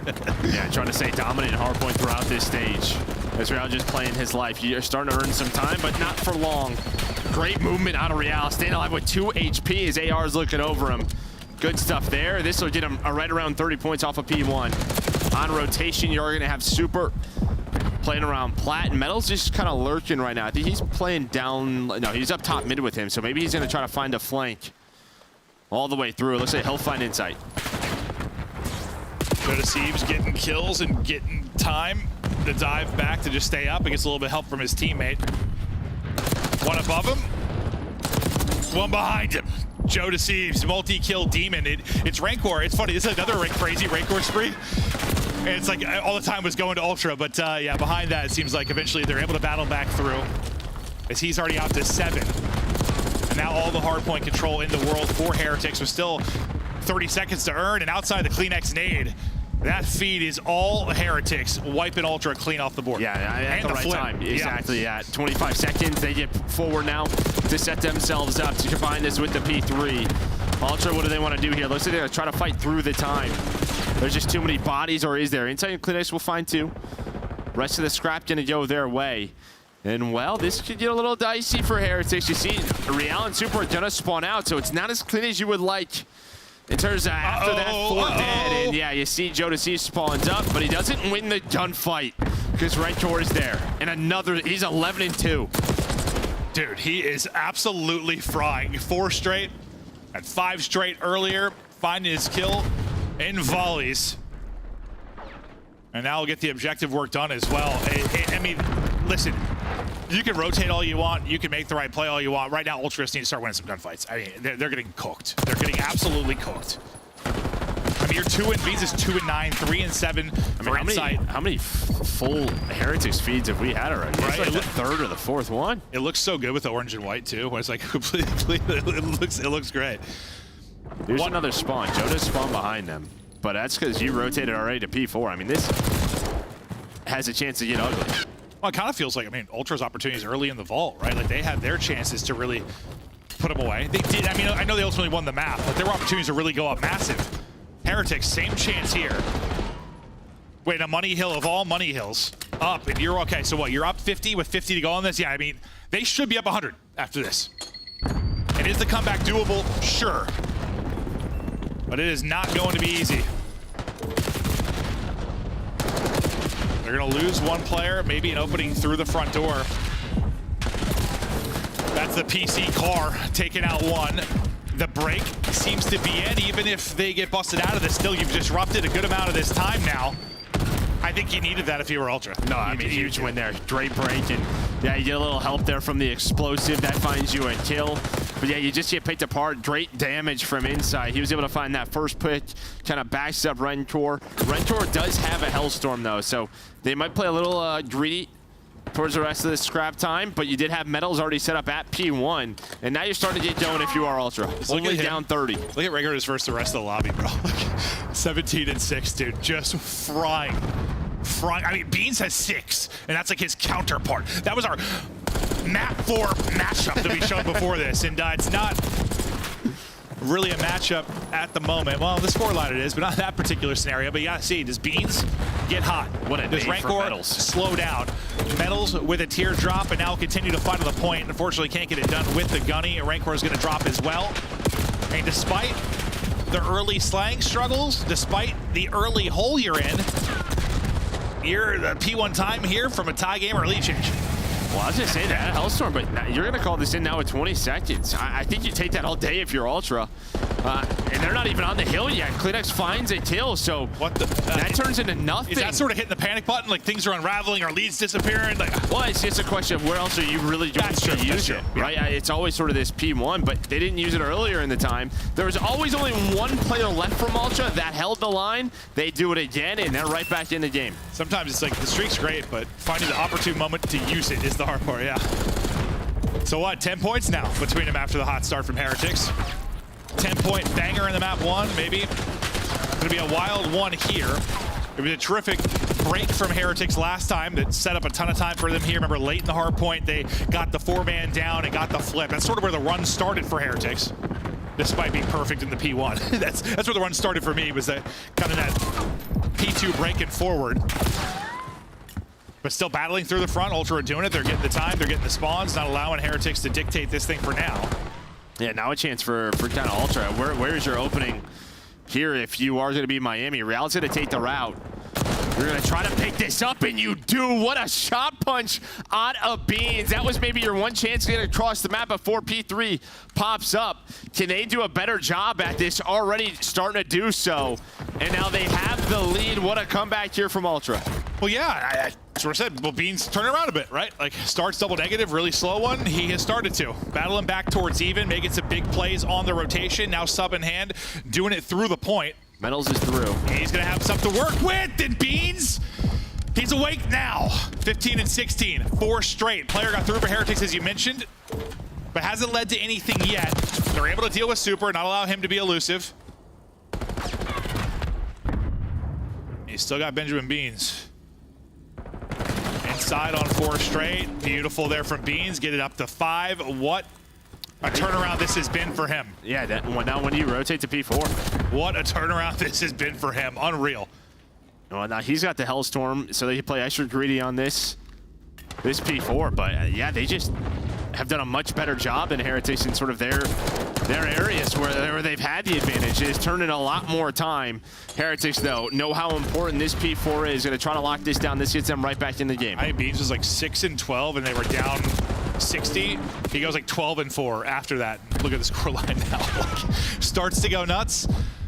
Gets them a big advantage. And I mean, the good thing about that run you got, if you lose this, it's not the end of the world. Yep. I mean, you were down big. Now you've got this lead, this cushion. You basically be in a tie game. A break here would be incredible, obviously, but you did so good from 2 to 3. Not the end of the world if you give up this time. And it Inside gets 2, though. That's going to be 3 dead. Inside somehow gets a double. This should lead to a break. And now, well, half the time. And again, you can hold all 25 seconds due to that Hellstorm that Beans is able to get. He's in the corner. He's in the corner. Okay. I thought he might have gotten both, but how it worked out. They funnel into Insight for a moment. Yeah, you still have the streak. And what they break in with about 25 seconds left, so you get 25. That's big time considering where you're at if you're Ultra.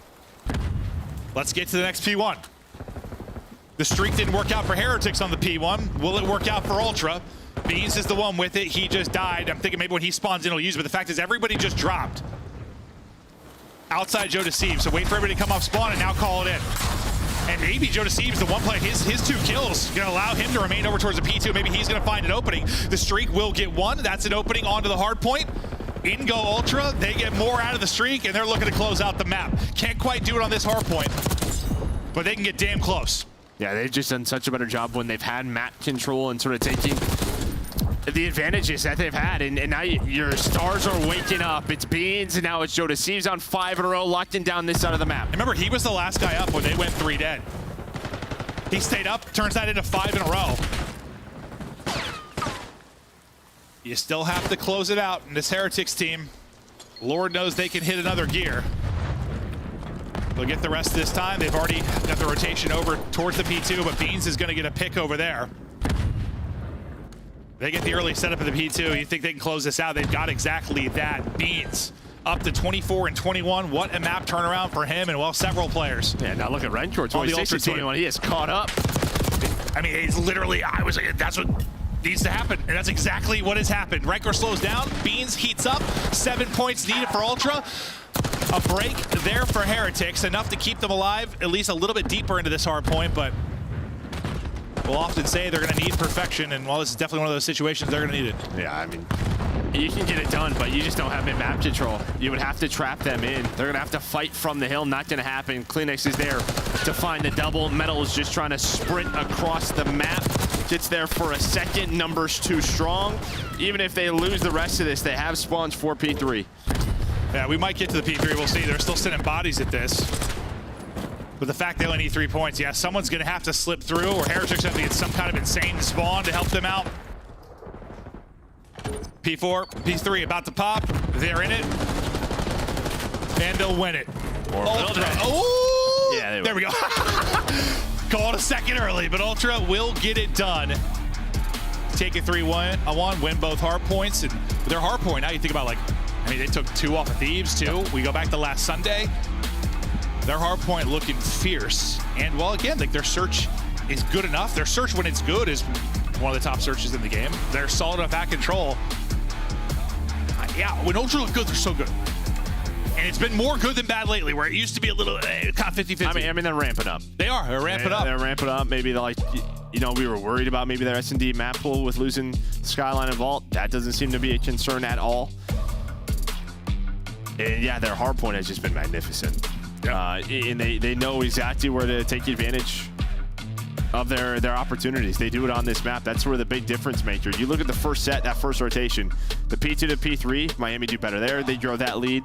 The P4, when they're in that spot, they split half that time. They'd have a much larger lead going into the second set. Then on the other side, I mean, you see it. Once you get map control, that purple flow just goes flying high. Yeah, no, so good. So good when they take advantage. I mean, you get 18 points across 4 hills. Yeah.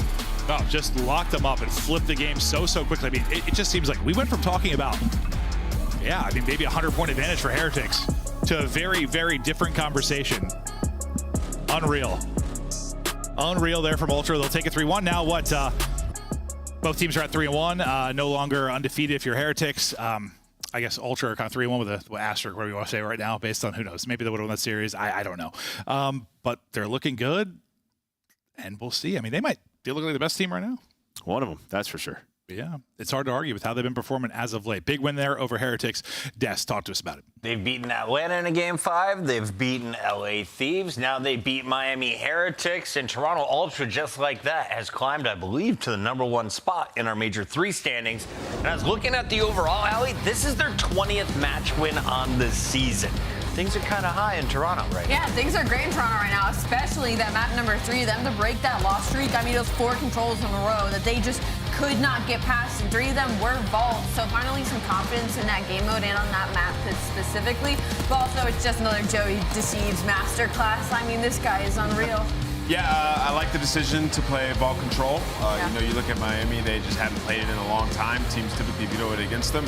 You take it to them, beat them there, steal on offense. They look wonderful, and then we get to this this protocol where it's like Miami, they're feeling comfortable, right? Like Miami got rid of Skyline. They could have played Toronto on that map, a map also that Miami were 8-4 on. So clearly in practice, protocol must have been going well for them. Well, in the beginning, it looked like it. Red Core starting off hot, but it's the P2 to P3 where Beans pulls out a sub on the second rotation and just starts frying. I mean, he goes like a 6 streak in the hill. They get a ton of time, and then they're able to break down low computers as well on the back of Insight. So just some big-time plays on the side of Toronto Ultra, and yeah, man, the Hardpoint, this split, taking some long strides forward. They're championship ready. Am I wrong? Could Beans play SMG for a different team eventually? Yo, the man transition? Able to. Loki, he's got a nice shot with the sub, and he plays aggro. He pulled out in the S&D making plays. Like, let's ask a guy who's been playing this role for a few years now. He goes by the name of Tobias. He joins us live. Welcome back to the Winner's Circle Clean X. And question number 1, how long until Beans transforms into a star SMG player? Well, it better not be against me, but I don't think he'll ever do that. I think he's great on the flex so far, so we'll keep him on that. How about that? Yeah, you guys are looking very clean today. Congrats on the win. What are you most proud of in the dub? Probably our hardpoints. Our hardpoints last stage to this stage has definitely been 10 times better, I think. We couldn't buy one last stage, so it's good to see we made some improvement. Absolutely, and I kind of want to pick your brain a little bit because you're one of the only teams able to beat Atlanta, LA Thieves, Surge, and so my biggest question now is like, why do you fall short against teams that should technically be below you? Is it kind of like a matchup thing? Are you guys just making a couple of mistakes in these matches? Because on paper, you should be beating basically everybody. Yeah, honestly, I feel like when we lose to certain teams, it's just small things we do wrong, and I think sometimes we just get a little bit ahead of ourselves. Like, sure, we might beat LA Thieves, but then we lose to Seattle. Obviously not a good loss, but yeah, I think sometimes we just get caught off guard, make a few mistakes, and just shit happens. Yeah. Toby, you were frying, especially that map 1. Congrats on the win. You guys look championship ready. I want to ask you about Control. Vault was getting away from you guys a little bit. You guys had lost 3 Vault controls in a row, and you decided to play Miami on it in this series, a map that they typically been good at. What have you been working on in Control specifically, and then also on Vault? Control specifically, I think we tried to slow it down a bit more. Also, the meta changed a little bit where people use free subs a little bit more. I think Jamie's been great at pulling it out. I think that helps us quite a bit. The guy is the most credible player I've ever seen with a sub, so that works out well for us. So loves a little corner with the sub. So Yeah, probably that. Love it, man. It looks good. You guys are ready. You ready for Miami, dude? Yeah. AKA Boca Raton next weekend? Yeah, of course. It's gonna be a little bit warmer than here for sure. Little bit is great. I hope. Pack your shorts and your high socks. Yeah, I know will. your style, Don't worry. Toby. We'll see you down south. You do? See you guys. Cheers. Much love to Kleenex. The guy's always fun to hang out with. We have more people to hang out with, but in a moment, we have to honor our Scuff player of the game. Do you have an idea who this might be? Ooh, I don't How know. he used to carry you in rank. Now he carries Toronto in hard points. It's a 10 streak from Joe Deceives. Demon himself. I mean, unbelievable. This guy, it doesn't matter the map, it doesn't matter the mode. This is the most consistent, easily best year we've gotten out of Joe Deceives, and then he just fits right at home on this Toronto Ultra cannon. Oh, I love, bro, after every kill, if you look at his player cam, he looks up at the mini-map. Listen, man, the guy's awareness is on 10, the vibes are there, and he's just always having a good time. Not even 21 yet. Nope. Kid is going to be a menace. All right, we have to go to a break, they tell me. When we come back, Breach versus Cloud9. Battle of the Bubble Squads. Can Breach hold the door? The voices in your head? Lots of voices.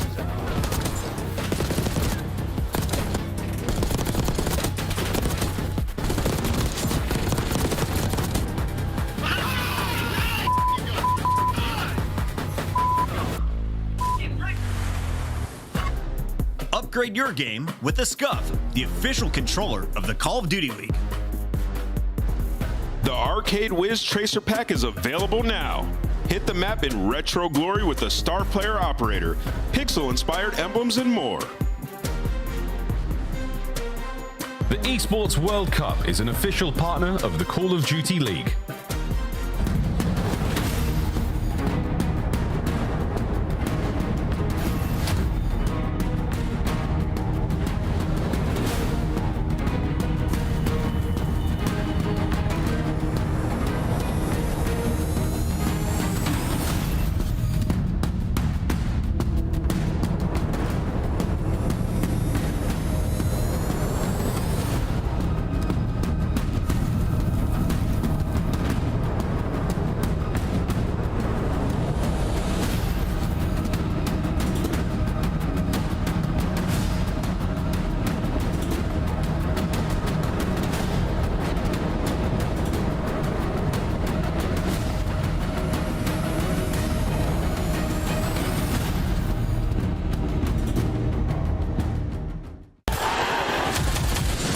It's more than a game. It's for all who dare to compete. It's more than a team. It's our team. It's more than a feeling. It's unwavering passion. It's more than just talent. It's the grind that got me here. It's more than a moment. It's our legacy. One city, one stage, one champion. The battle starts now.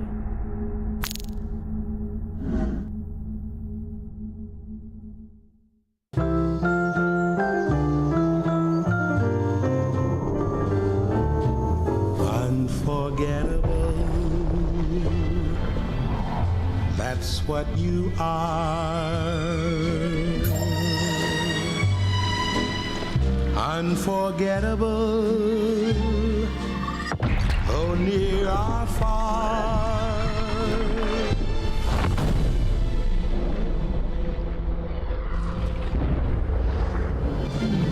That's why, darling, it's incredible that someone so unforgettable thinks that I am unforgettable too.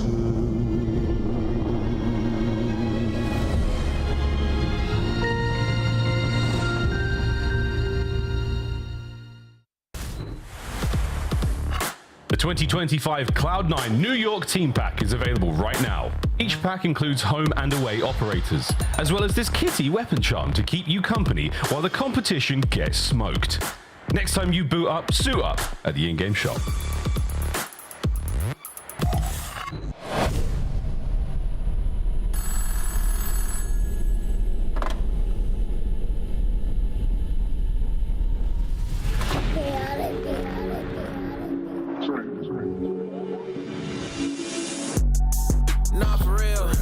talking tough, but they won't get up in that field. ARPs and 223s get hit up in your grill. Iron on me like I'm Tony, like an orange eye pill. Come and get your shorty, cause she tryna cop a feel. She know look chaotic, keep it hot before the deal. And you steady talking out your neck, it's never real. So I say not for real. So I say not for real. Not for real. Yeah.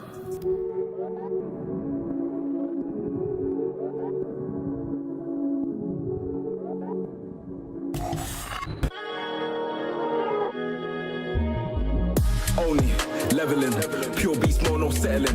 Tryna go hard, whole team for the veterans. Pull up on charge, gotta get these medals and haters. Gonna hate, but we still on top, no debate. They amazed how we make these plays. Field or court, we rock this stage. Only leveling, pure beast mode, no settling. Tryna go hard, whole team for the veterans. Pull up on charge, gotta get these medals and haters. Gonna hate, but we still on top, no debate. They amazed how we make these plays. Field or court, we rock this stage. Only progression. We call the shots that Smith and Wesson. They wanna smoke, no we can best them. Who's really game? Let's get to testing, take no losses, only lessons. Come back harder, no backing down. Still put in work when no one's around. No complaints, don't make a sound. Actions talk, they're really loud. Pure focus, I'm in and now. Keeping my head in the game. They could not step on my lane, must be insane. Look at the precision, aim. Do it for the passion of fame. Bringing medals and haters. Gonna hate, but we still on top, no debate. They amazed how we make these plays. Field or court, we rock this stage.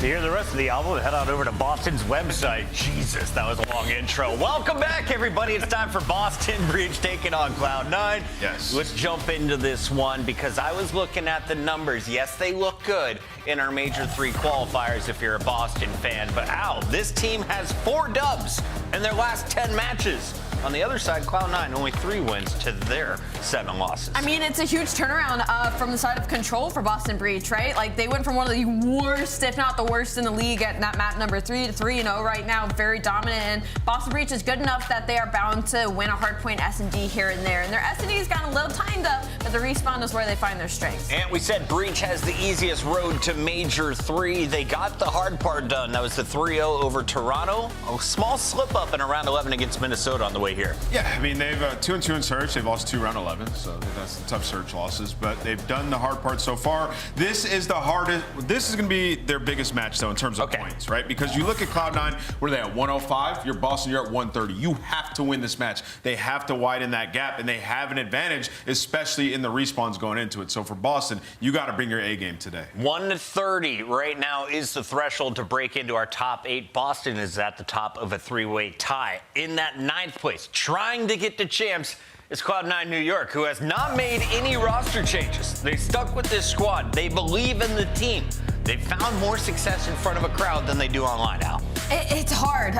They've kind of stayed stagnant when it comes to respawns, and then they've gotten worse at search and destroy, which has killed them in all of these series. Now, they do clutch up in an insane Game 5 reverse sweep of Minnesota Rocker, but that's not one of those things that's going to change my opinion of the downslide that has been literally their past 10 matches. Yeah, Allie, you know, I completely agree with you. Yeah. Like, when they were winning and they were on their upswing, they were winning their search and destroys. And, like, to talk about their hardpoint a little bit, 2-8 in their last 10, right? The 2 wins that they had, a 250-246 win, where Sib had 45 kills, just takeover mode, and then a 250-248 win over Toronto, where it was like that 4-piece attach that everybody remembers, right? So their miracle wins are their hardpoint wins in their last 10. They have to figure out that game mode. They have not been on the same page. And when you look at the team, they have slayers. They have players who can take over moments. So just figuring out the fundamentals. Show me a dealership. Let's get chaotic with a game number 2, search and destroy. What will it be? Nope, a triple dose of Hacienda.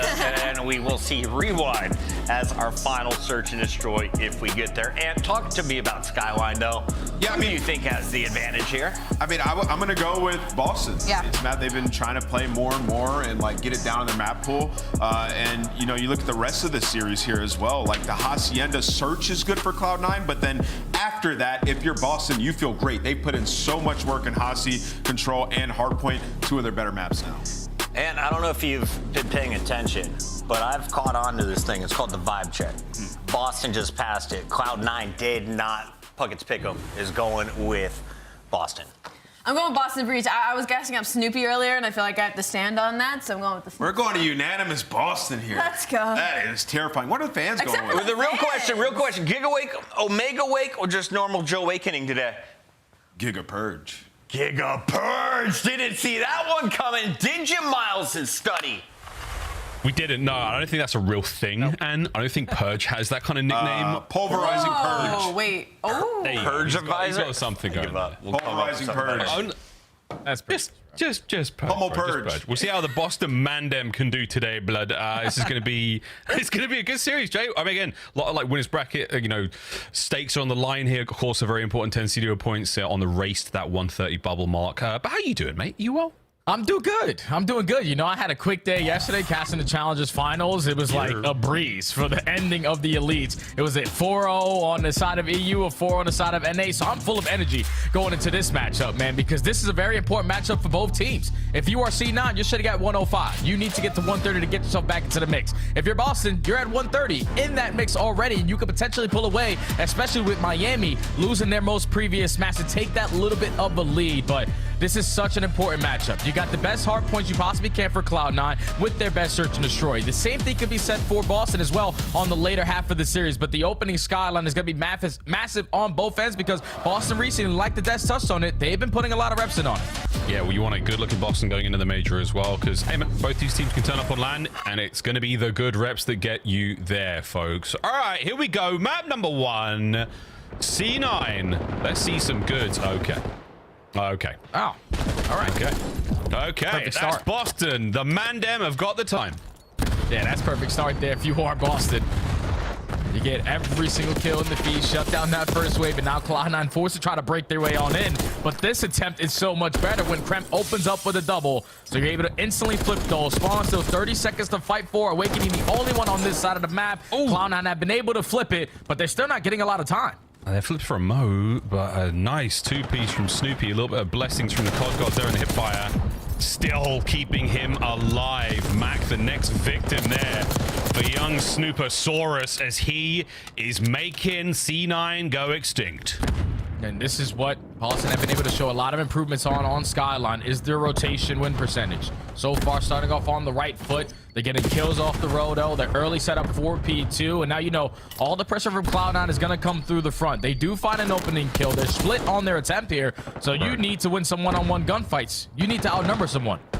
We're trying through down low, but Awakening someone walking away with another big kill. The fade away from Demon Joe. He's a man of a million nicknames and another 3 dead for C9. Boston firmly in control so far, Yeah, usually with C9 find a lot of success on Skyline, it's only through their breaking. They're 10th in rotation, 11th in hold, but number 1 in break percentage so far throughout the entire season. We even saw it a little bit last week in their matchup, where Max just found so many opportunities to sneak on by, but they really couldn't get to any time. But at least you're still contesting for this final 20 seconds. Kremp is able to find a double, but still, Boston had players on this side of the map.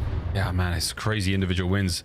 Rotation's done. Cammy's going to be the only man in kitchen, but he's got himself a sweet little dirty corner, which is going to lead to a kill. Oh, another 3 dead. C9. They can't get anything going on Skyline so far as Boston.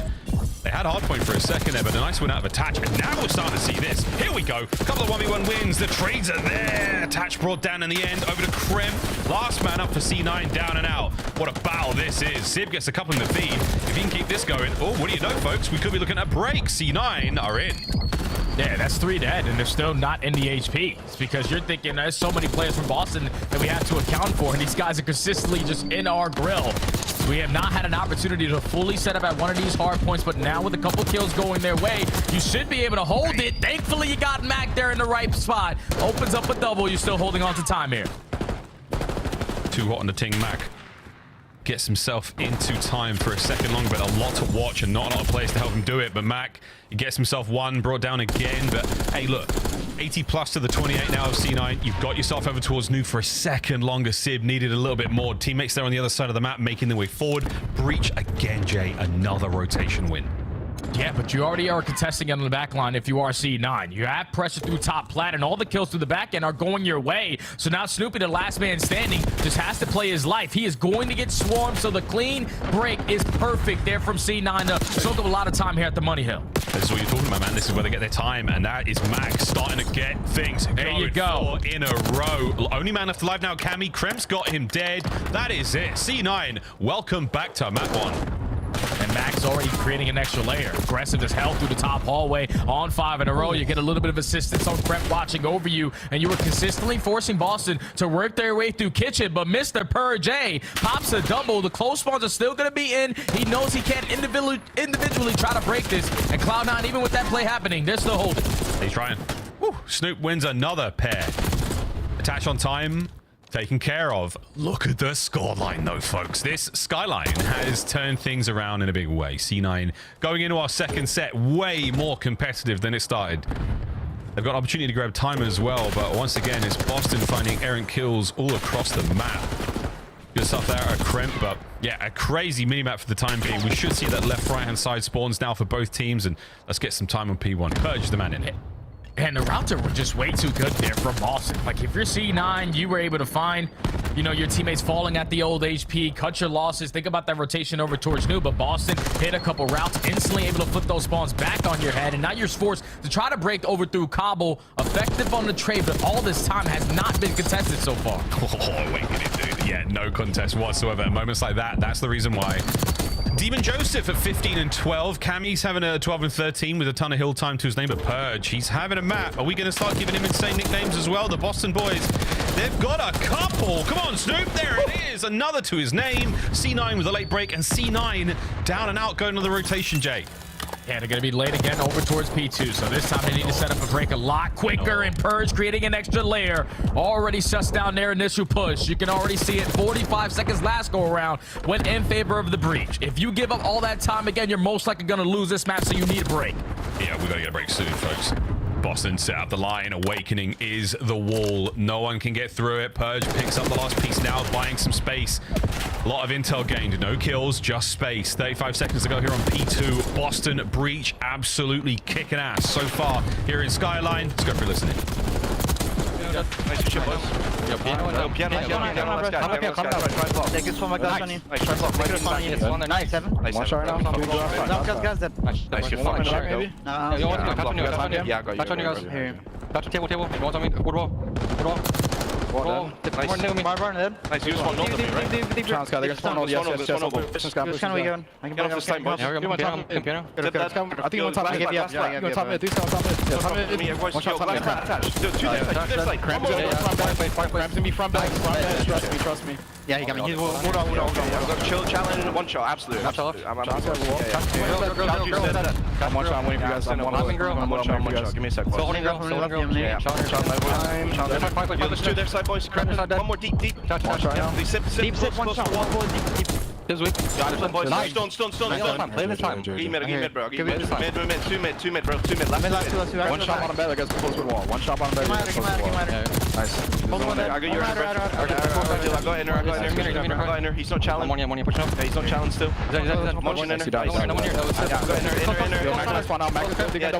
Yo, Mac on the table, boys. They spawned out. Deal their side. One more there. He's with boys. Try 2 pinner right now. Run back out. I'll give you. They went mid or top wall. I have stone. They can be back right in you. They can be back right in you. I'm holding your top stone. Okay. One shot cross, right?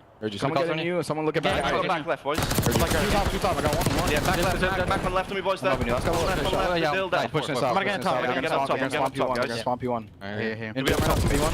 All right, listen. 1P1, 1 wall. I'm running a little bit. Top absolute. Heard you. Literally a bullet. Mac. There's two. I got stunned, bro. There's two. Start the game's nearly over, but man, good listening, very calm, very clean. Okay, we got a break, got a bit more time to talk. What do you think of the listening? Oh, it was perfect, man, because you could just tell how easy the listening was with how the gameplay is. Boston are just not doing anything excessive. They are just lining up the kills, holding down their proper angles, finding the kills off the rotation, and Cloud9 consistently are just playing from the back foot. They're able to find a break again over towards the B4 to make this somewhat of a game, but Boston have been basically playing perfect all throughout the Skyline. So far, so good. Not over yet. C9 with a nice bit of time here on P4. Decent break towards the middle of that one. Now we're looking back over towards P1. Third and final set, folks. Boston breach close to the finish line. Not quite there yet, though. Can C9 get themselves back into this? Got to get towards time. The P1s have not been kind to them. And once again, another rotation. Another clean 3, nearly 4. Down again for C9. Yeah, and what else can Matt get done on this side? His teammates all the way across the map. He's still trying to finesse. They know that he is nearby, but with that double, at least allows his teammates to get on towards the hard point. I just don't know if you're going to be able to read this route out of Snoop, because here comes the pin from top plat. He finds the first, draws the attention, and now his teammates can still contest through the middle of the map. For that contest, Boston, you're in. Purge doing it alone, 32 and 19. Can't get another one out of there, so open time for now. 30 seconds to go, and side of the map, all good for C9. You are finally set up, lads, to stay alive here, and now can they push this forward? A potential break down the bottom side of the map. Jay from Boston looking for time, looking for spawns as well. The battle continues. Yeah, the battle definitely continues, but you can already see on your mini-map, Cloud9 have a couple players who are spawning across the map. So you're going to not be fully set up off the rotation, but this is actually the first time you're going to be here early at the P2. The only thing, Boston only need 5 seconds. Oh my god. Okay. Here comes the final hit. Mac taking routes. Time now in the hands of Boston. You got to get this going, Mac. It's all on you, and it was that moment you needed it, and it was a big ask. But Boston breach. Amandem absolutely rocking Skyline map number 1. So the boys are taking care of their food, fam. Just easy work there out of Boston. Dominating on your rotations, your holds are perfect. Usually what Cloud9 find a lot of success on is through their breaks, but you could just tell, like the P2s, they can barely get any time there. You're consistently growing that lead more and more. You're dominating the power spots off the spawns. And the entire time, I'm just trying to play catch up, always playing for the back foot. And on a map like Skyline, once you fall into that cycle, it's very difficult to get on out of it. Boston Breach come out swinging in map number 1, especially through the SMGs, man. Like if Purge is going to play like that, you're simply going to stand no chance. 28 non-traded kills, only needs 7 assists, almost 2 minutes in hill time as well. That's an MVP performance right there from that young man. That is unreal. 19 on the objective as well. Hey, community, can we come together and find a great Purge nickname? Hit us up on the Bluebird app, or whatever the hell it's called these days. X. Hit us up on that. Let us know what you think we should be calling Purge as a community. Let's come together and create a great name for that superb star. All right, mate. Well, Jay, C9 got involved a little bit too late. We saw some signs of life. I think one of the biggest things I noticed was at the start of every rotation, they're going 3 down. I mean, they're getting picked apart by Boston every step of the way. What was going wrong in your eyes for the squad? It's just they weren't finding the proper angles. All Boston just had players in the proper spots, clutching up with the double kill in every one of those situations. That just instantly shuts down their first push. Like every time they were trying to break through P2, you send a couple players through kitchen, but everyone else is trying to pressure through top hallway. You lose 2 gunfights to 1 player, you're simply going to get outnumbered and never have an opportunity at a clean break. And that's just what Boston were able to do. Once they realize, okay, all 4 go down, let's create an extra layer, let's make it more difficult for them to take some more space away, and just keeping their push stagnant gave them no chance in this map 1.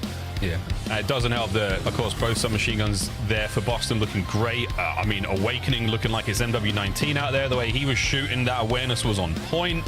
Everyone bringing the goods. Cammy looking solid as well. So Boston starting the day right with a very, very clean Skyline there. 136, and all we could get out of C9, all we could squeeze out of those boys, and squeeze they were. Very, very tough run. The P3 was really when things came back towards the start. But we'll say goodbye to Skyline and we say hello to a 3-peat of Hacienda.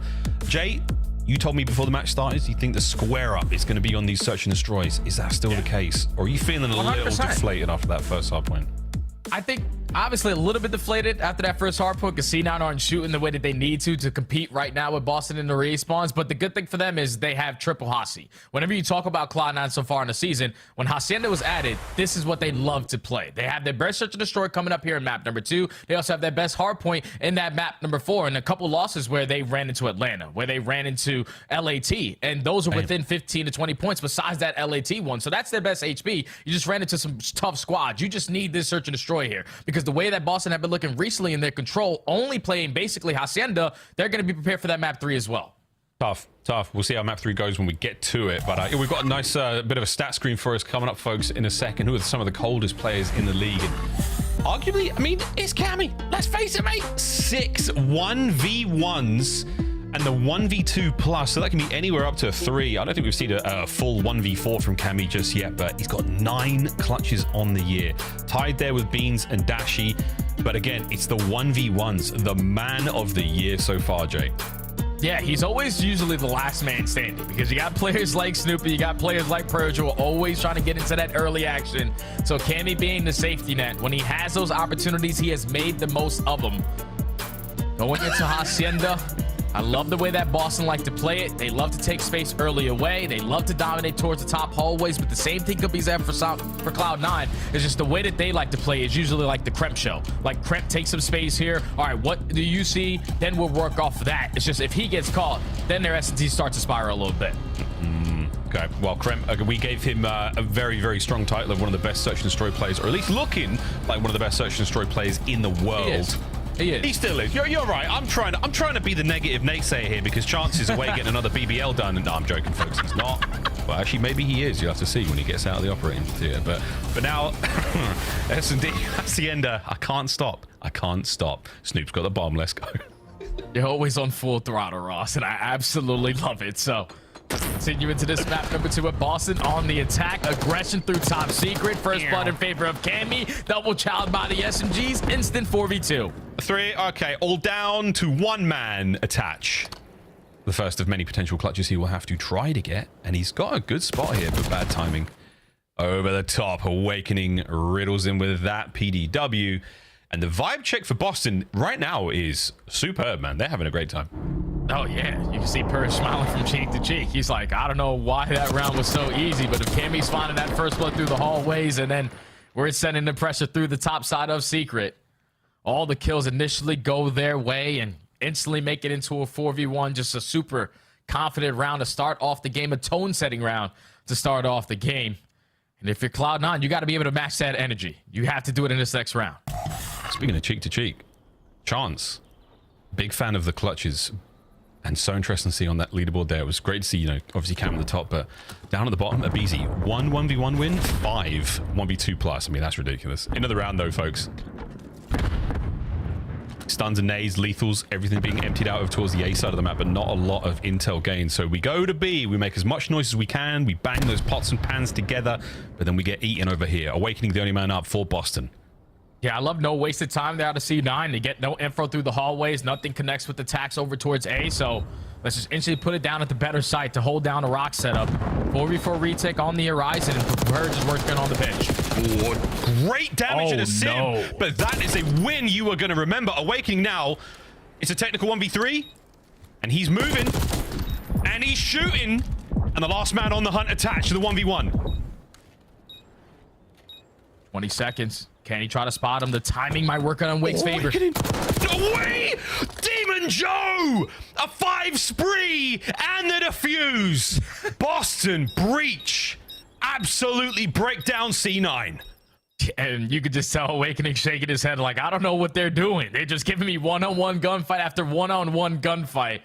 I thought that round was going to be doomed once Purge lost that one-on-one to sit through top hallway.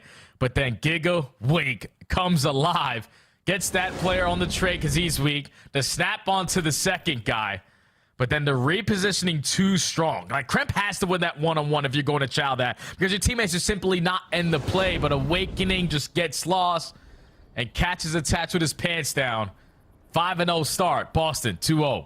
That's insane. Insane. I love the routes he was taking, but he was blessed with good positioning by his opponents as well. And we're going. Boston send it. Whoa, but they send it into trouble. Wrong part of town, boys. And now Awakening 1v4.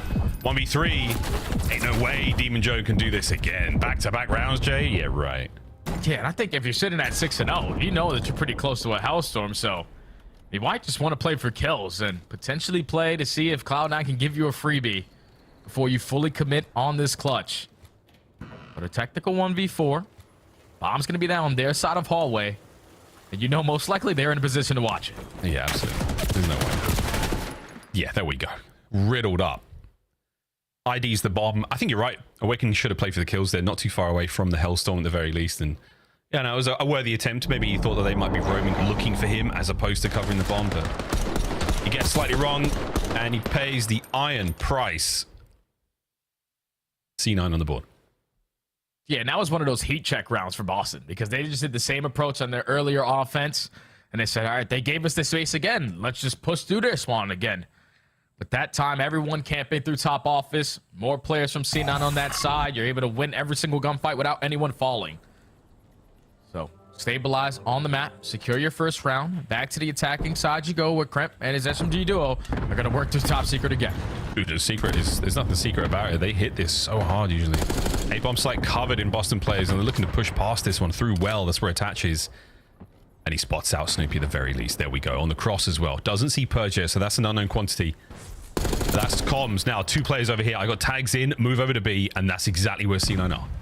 Yeah, they're just going to cut right through the middle of the map, and the bomb is going to get planted. And now every single player's on this side, so you're going to get overwhelmed if you're C9. Here they come, right over the top. Oh, my word. You've put down the 2 players on the bomb site with relative ease. Now the immediate defuse. Oh, Kremp and Attach. They're so far from home right now. Get going, boys. Trying to get them off the bomb. They don't get it done. The defuse complete, and the round is won by Boston. Oh, man.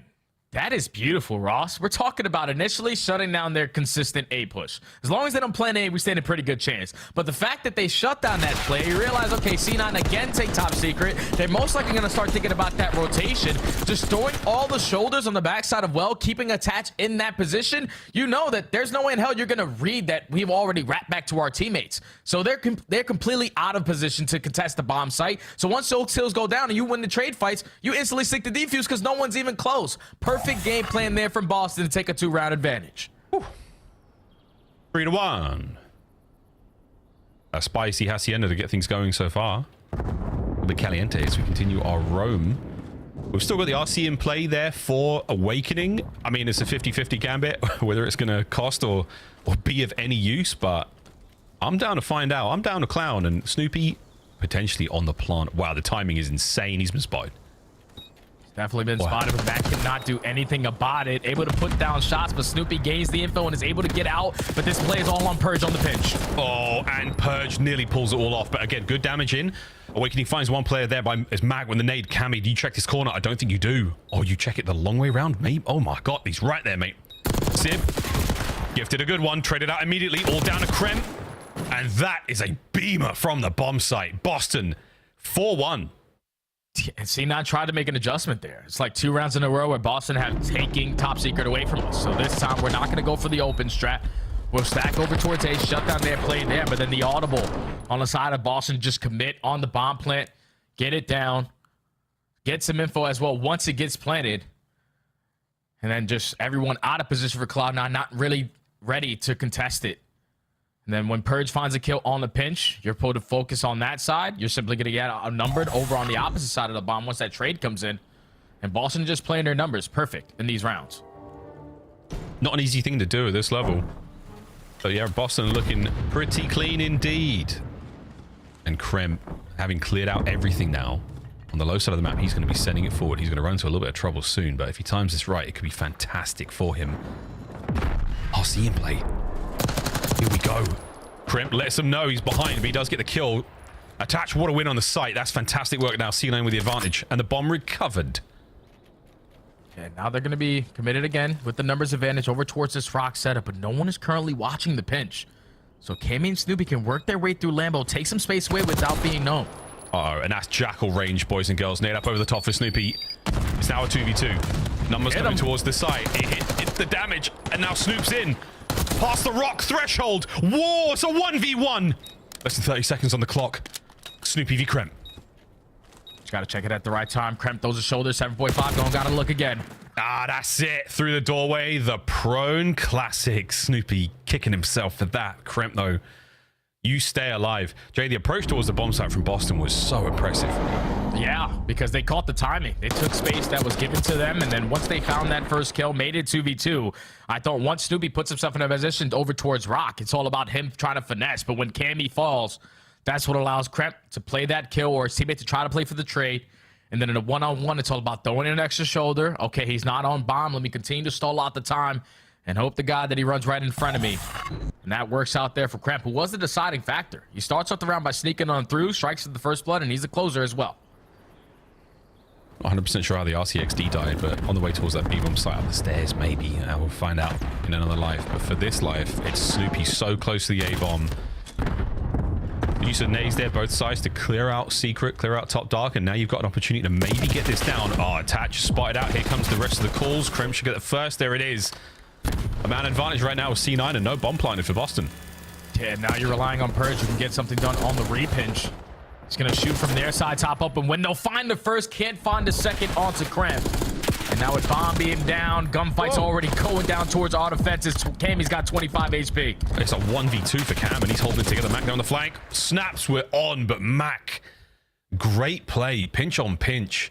And C9, more signs of life. The heartbeat monitor is bumping right now in Hacienda. And it's starting to come alive here. Prep, another big first blood. At least takes away the space towards top secret. At that point, Boston have shown a lot of different looks. First 2 times through the top hallway, second over towards B, and then that last was over towards A. But when they commit on that bomb plant without having seeking control, your life's going to be very difficult because the entire time you're probably expecting Purged in a position who's watching a pinch, but he was forced to back down because they were able to spot him and try to make an individual play. So the shots go down from fence, you peek from top secret, you find that first blood, and then you just trade it out after that. Cloud9 starting to come alive. Uh-oh. Whoa, trades, teamwork, love it. Here we go. Oh my word, the stun, the damage. Jay, what an opener this is. Max looking for one more here. He knows there's a player there. The red dots give it all away. An awakening, wrong gun for the job, brother. It's all in a Cammy. What a round. And the bomb goes down. So now Cammy, talk about how clutch he is so far on the season. Puts down shots up to attach, and he's committing a little too hard, but the crossfire good enough for Cloud9. After the early round chaos through top secret, they walk away with the trades. And 3 very quick rounds allows Cloud9 to tie this game up. Cam was snapping here in this 1v1, or 1v2 rather, but he didn't have the intel on Mac. He had full damage in on the play out by fences, but Mac was the variable that cost him. He's only watching his back and everything. A wicked round though out of C9. That is 3. You're not wrong, brother. Super fast rounds to get us here. All tied up at 4-4. Boston have been stunned. And I don't know what it is with Boston on this map, but last week they were up 5-1 versus LAG. They let LAG win 5 rounds in a row to lose 6-5. You were up 4-1 in this search and destroy, and now you're getting up round after round by just playing with the same exact pace. Eventually, let's just slow it down, allow them to run into us, but the aggression has been the key to success. They're doing it again over towards A side, but again, no top secret control. They're afraid to work that objective. And they know you might be able to see the dust, you might be able to hear something. You definitely know something's happening now, boys. Snoopy trying to clear it out. The timing on the frag not necessarily good enough. It's going to push those players away, but you still haven't put that bomb down. It's all about if Attach can spot the cross when Snoopy decides to commit to it. And now with Purge edging up, thinking that the play is going to come over towards this A site, but the bomb is actually going to rotate over towards top middle. And now if you're Cloud9, you're head on heels. You don't know what's going on. First blood to Awakening. Yeah, that's a big kill. Max completely caught unaware, screams out for the intel. Purge loses the fight down low, so Secret is still not an option. Oh, Civ finding another 3v2. Not a lot of time to get this done. Are you going to commit to the B-bomb site check, or are you going to plant this for A? Yeah, you can. Here's the check, but it's the wrong bomb site. It looks like we might be going towards B. No, we've got a man over there, so the bomb planted. What a doozy. C9 with numbers here on the retake.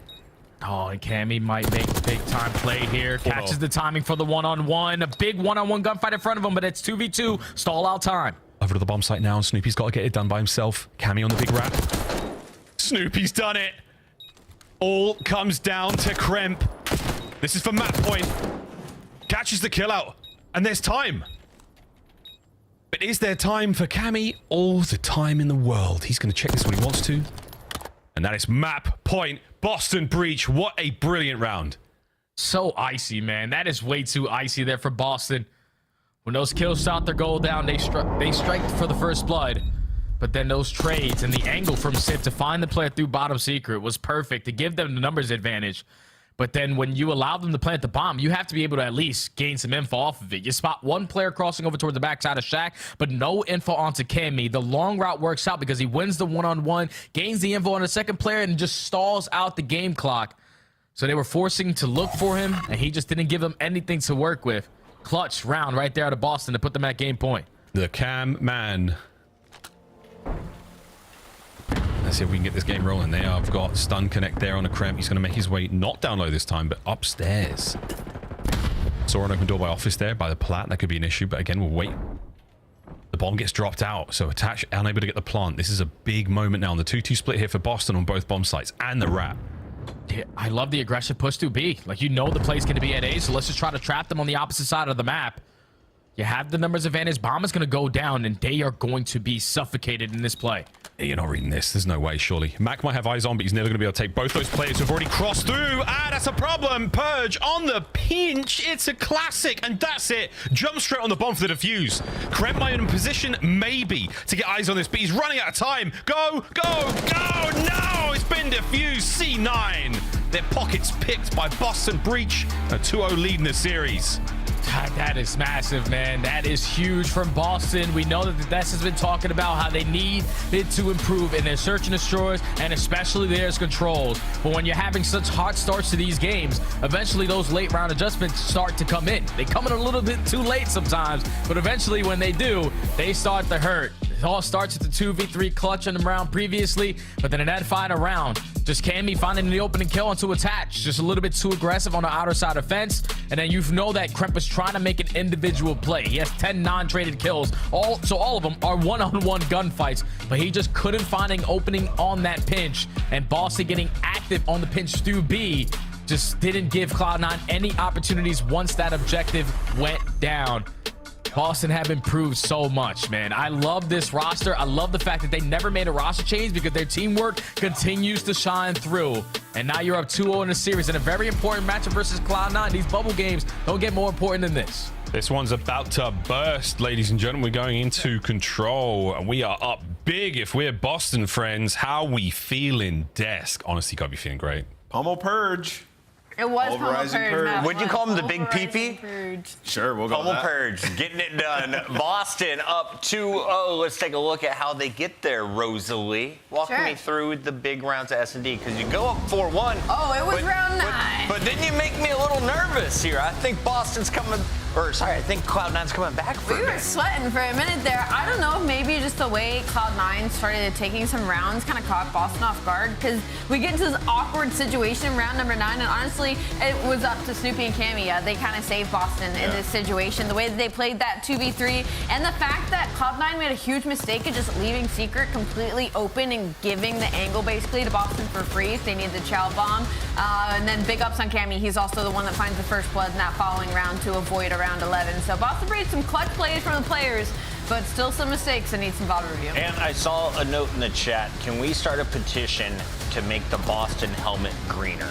Oh, I support it. Support the move. I support it. Boy, they have some fresh gear in game, I gotta say. I think they got the best camo, best outfit. But yeah, you know, the search and destroy, Boston, you know, Jay was talking about the comeback that Genomates had against them.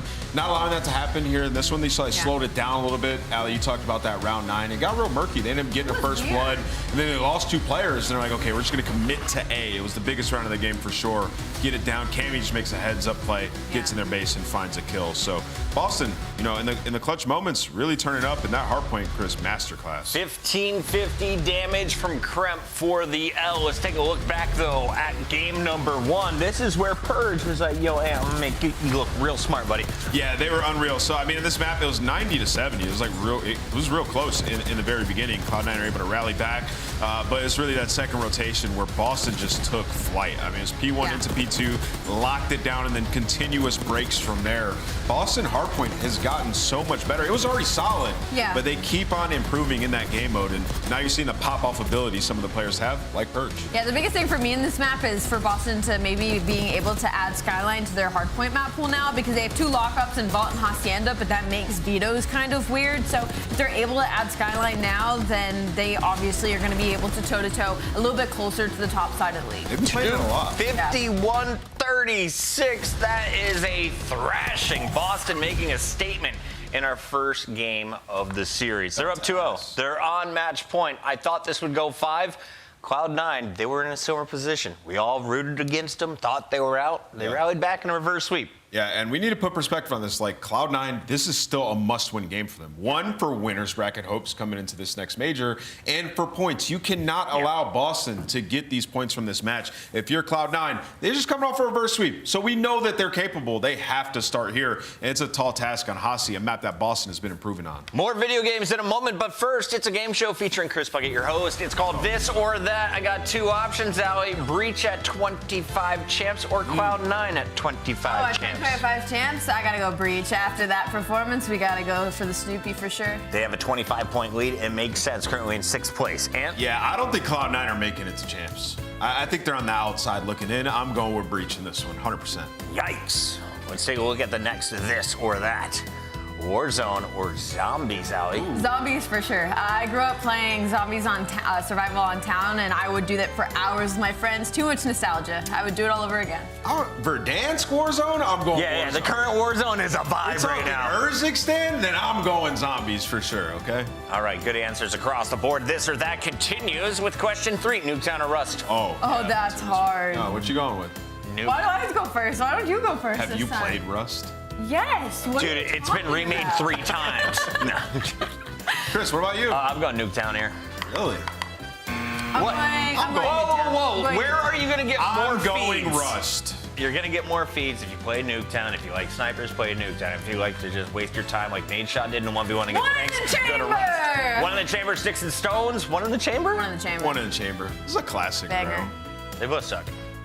All right, that just means you suck. Prop Hunt still is the champion of all side games. Propane tanks or cars, things that go boom. I like the propane tanks. I think I gotta go. I go for propane. either. I'll go cars. Cars. Yeah, absolutely. More predictable. Nothing better than getting blown up by Giant exploding propane tank. We don't miss you. Thank you guys for watching our halftime show. It's now time for your casters in a game number 3. Miles. Wait, guys. Rust, Wait. Rust or Nuketown? Rust. Yes, Rust. That's the answer. Thanks, guys. You guys Appreciate it. suck. That's the answer. Yeah. Your game. Negative. Negative. So young. It's crazy that Chris said Nuketown too. It's like I can understand Allie. She probably wasn't born when Russ was like in his prime, but Dude, the opposite side, like Russ was it. Dude, Wheeler hit straight with like, have you even played it?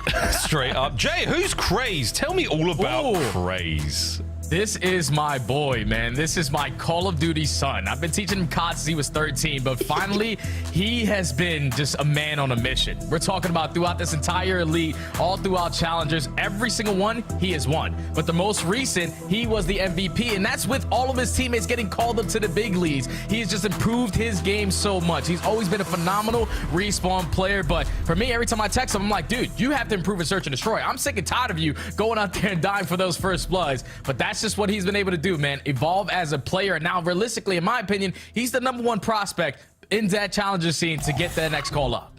Let's face it, there's some teams on the bubble that could be doing with a new player, so I wouldn't be too surprised if there's some question marks out there right now. The COD sphere is a hot place, and roster mania, it can strike at nearly any time. Here we go, back into Hacienda, part 2 of our potential trilogy. We need to see C9 pull out the goods here. Jay on Control. Yeah. Can that happen? It could. It definitely can, because they have a lot of reps on Hacienda. It's just the only thing is that Boston, on the other hand, have been improving drastically in Control, specifically on Hacienda. They are 5-0 on the defensive side. They are outslaying teams by more than 7 kills. So they have realized, okay, we need to start valuing our life more. We need to start being more of a nuisance, like just stalling out time as much as we possibly can. And on the opposite side for Cloud9, you have Boston, who outslay on their defense by 7. They're actually getting outslayed by more on their defensive side than their offenses. So you need to start slaying if you're C9. Let's get some kills, C9. Well, you got 1 at least. That's good enough for now. Bad news, you've lost another teammate on the approach towards B here. Well, defensively, they've got a man on the back line, and Snoopy just flying through the air. Cutting him down. Good work out of Mac there right off of spawn. But pressure now certainly on Breach. Into spawn they go, and purges and gills. Yeah, they already pushed their way off the respawn. Through rock, no one was going to contest them, so you had a freebie off the respawn onto attach, and now you have worked your way all the way through their base to put the game clock at a pause at B, and your teammates are finding kills around the map. A big one-on-one attach off the respawn slows it down onto Awakening, but this is at least 2 guaranteed segments here. This is huge. It was looking even better, but Krem manages to get a kill. Okay, and then you pull a player forward. What was looking like a guaranteed 2 is 1 and a bit. So over to A we go now to try to pick up the pieces. And Cammy's just going to be aggressive with the SMG. Hello. He knows that. Let's just try to get B out of the way first, but if he finds that double, that forces the rest of Cloud9 to turn around and start to commit on those gunfights. But now you can just get pushed up in their spawn. 35 seconds to go. Boston only have 1 segment. This is basically the last push over towards B. Oh, yeah, absolutely. Oh, you got great presence now from C9 pushing up towards lobby. They've got players to spawn. Max still finding kills. He's having himself a nice round so far. 4-1 there from Sid. Now Cam shots into nearly everyone, but it's 3 dead either way. 20 seconds to go. Snoop, the last man up here with any sort of viable real estate for Boston Breach. And damn, Sonny gets a big one. Onto B we go. Yeah, that's a big one-on-one gunfight, because if Snoopy gets taken care of, then this player on the pinch and Mac has a more impactful play that will be felt, but he's giving his team another opportunity. Second segment almost going to be locked, and Purge flies it for a double, make it a triple, all 4 dead. Time should be extended. Boston have came back to life. What a spree it was, man. All right, 1:15 to go. 14 lives for Breach. And a huge opportunity for a counterattack here from C9, but Snoopy gets 2! That's unbelievable. Looking for a few more. Eyes on one player going to spawn, at the very least, the guy behind him, and he's dead too. Snoopy, unreal. And Purge is now in a position to play for the spawners. That's 3 dead. Last player to account for is going to be Mac. He's on the complete opposite side of the map, but Purge, how long can you keep them in their spawn? Stun does not matter. I'm still going to get you weak. Almost lines up a double, but that segment should be locked, at least for the first. It's fine. First one gone. Second one on its way out. Snoopy trying to buy some space. He's kept the receipt. It has been purchased, folks. He's looking for a few more now. Timing's a little bit off on this play, but A-Zone still being captured this whole time. Cammy and Awakening finding their kills this whole time. The Snoopy runabout hasn't amounted to too much. He gets killed finally, but the whole time you've been capturing the point. No lives remaining now for C9. Oh dear. It's not over yet, folks. 50 seconds still in play and only 2 lives to go. C9. Good luck there on the round. Breach, what a banger. And that all does not happen if Snoopy doesn't get that kill onto attach. That double falls into an individual player making a big time play to give his team an opportunity. And it works out to perfection. Snoopy was the guy that starts it off. He starts playing Ratty in the corner. Same thing could be said for Purge on the other side. They just were able to flip that switch in an instant, extend that time, keep the map control that they had, and really didn't give Cloud9 any breathing room off of the respawn. That is beautifully played there from Boston to spring that round around, turn that round around, and secure that opening offense. I love the way Purge plays, man. It's like he gets 1 kill in a lane. He's like, I'm going into this spawn. He flies all the way to the very end. He's like, I'm in position. And you have to fight you out a very, very tough spot. I'm looking forward to watching another Boston Breach attacking round after what we saw there. But C9, it's your go. Here we have it. Good opener in the kills. A lot of presence here for Mac. Doesn't account for the extra man there on the inside of Tin. And Snoopy finds 2. 3 dead. C9. Yeah, initial push gets instantly shut down. So now, Sid, how long can you hold this map control for your team? Unfortunately, he's going to get spotted out. Now everyone trying to work out of their spawn. Thankfully, Mac's able to find the opening kill, but the flanks too strong there from Mr. Purge. Someone said to call him Purge the Princess. I don't really like that one. How about Purge the Dominator? He is frying. Demon King Purge. Wicked stuff. Come here.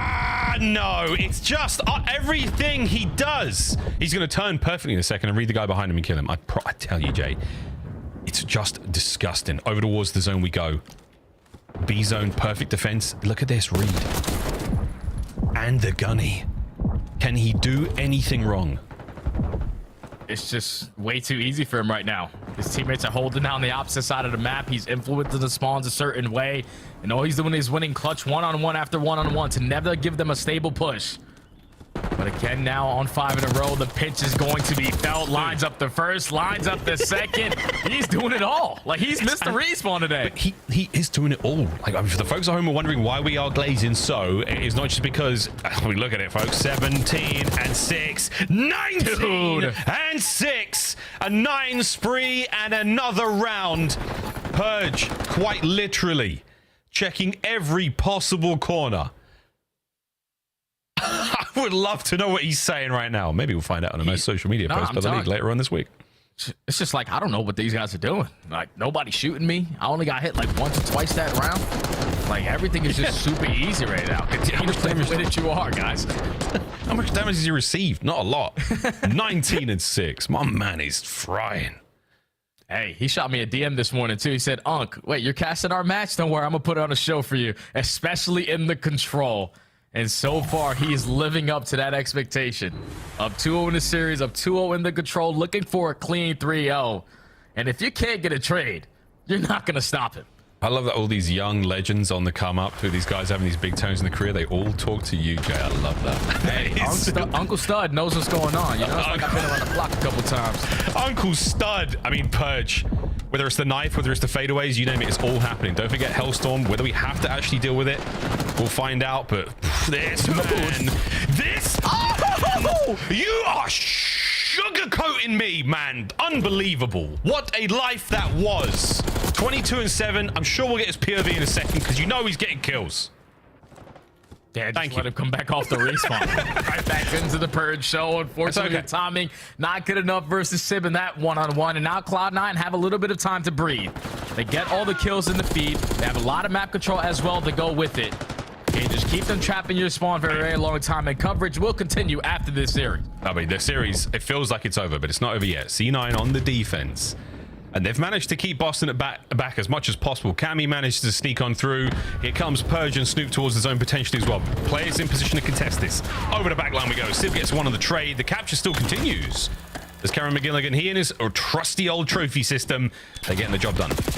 Yeah, and if you're Cammy, how much time can you stall out? Because you know all of Cloud9 wants to get you off of this B point, but just drawing that attention allows your teammates to get out of the spawn uncontested. Final 25 seconds. It doesn't matter what the game clock looks like because Boston usually are able to clutch up in that moment, but the kills go in favor of Cloud9. It's all on Cammy instead of Snoopy this time around. This is it. C9, you've done such a good job in this round. Keep yourself alive here. Uh-oh, awakening a Cam there on time, finding big ones. Sib on the counter attack. Lovely work there with the Jackal. Can't get the third. Oh, sweeping in from Mac. Finds one, but the trades are complete and the capture continues. Second segment done at B. Here comes Attach to save it. He needs the one-on-one. He hasn't been able to find one of these clutch one-on-ones initially to start off that B point. But thankfully, your teammate is there to trade. Defense is secured on the side of Boston, but they are looking for the clean 3-0. The stack is going to be in. You're down by 1 life, and now you got an extra minute to make it happen. Hold on to your butts. 9 live C9. 1 minute of play. Boston are somehow orchestrating this. Tremendous map presence for them now. Not a single lane available for them to get in towards this objective. The 2-man hit now towards Rock turns into a 1-man hit, but it works out. Now space to play with. Here comes Purge on the pinch. Oh, Purge was a big one-on-one. So now Sib can take that space away.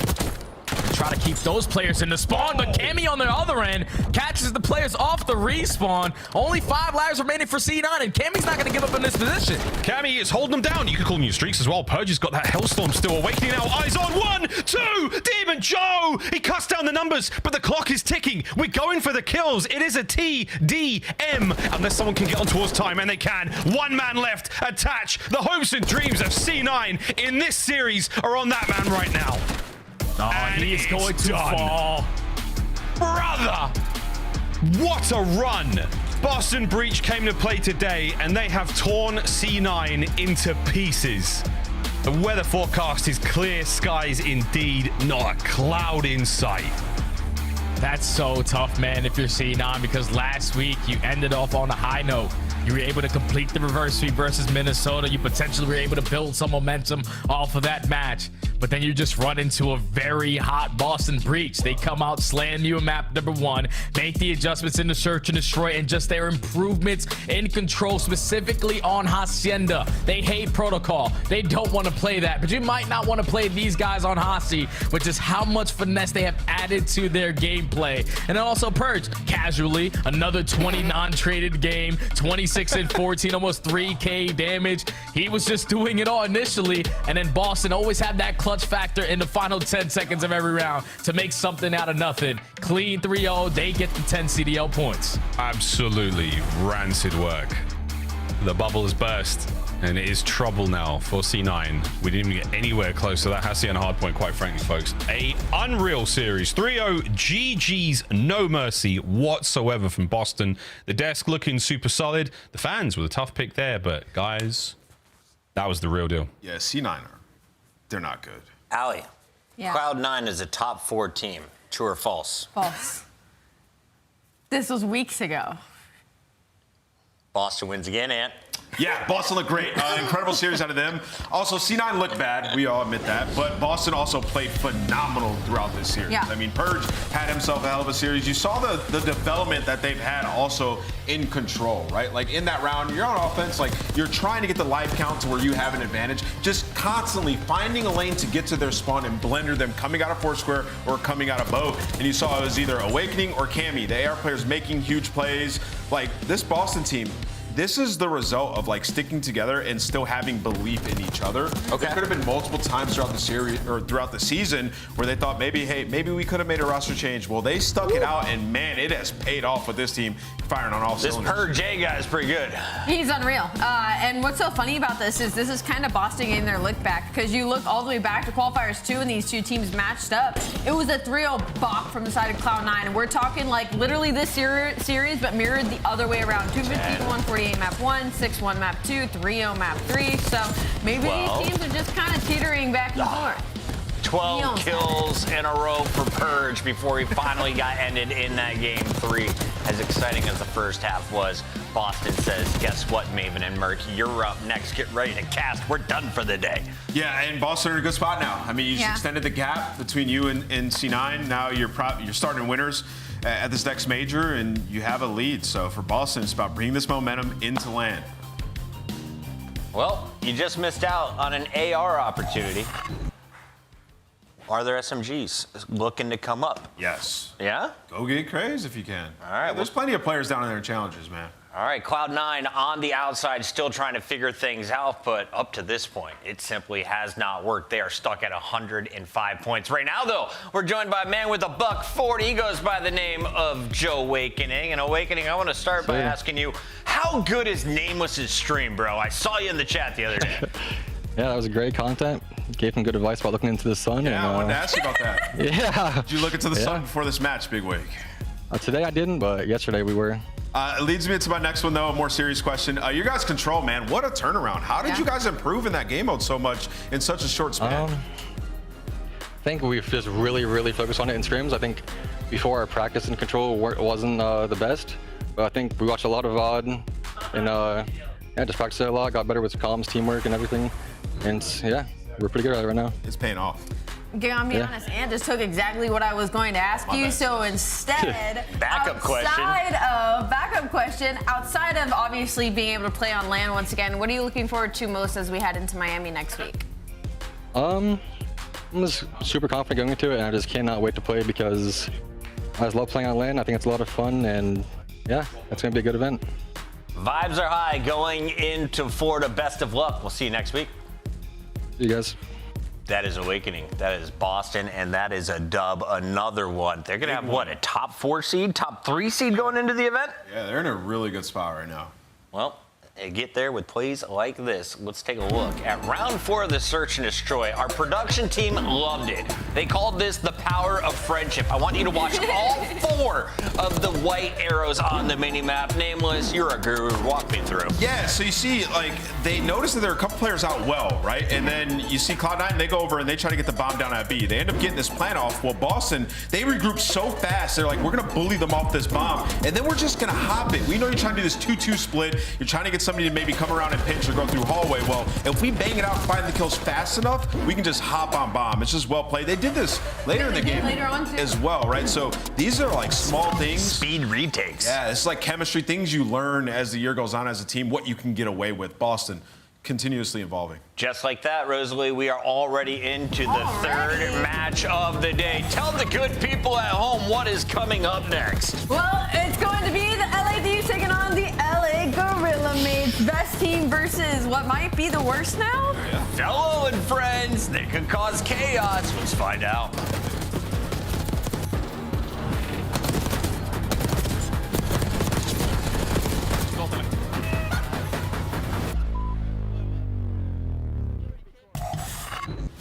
Upgrade your game with the Scuff, the official controller of the Call of Duty League. The Arcade Wiz Tracer Pack is available now. Hit the map in retro glory with the Star Player Operator, pixel-inspired emblems, and more. The Esports World Cup is an official partner of the Call of Duty League.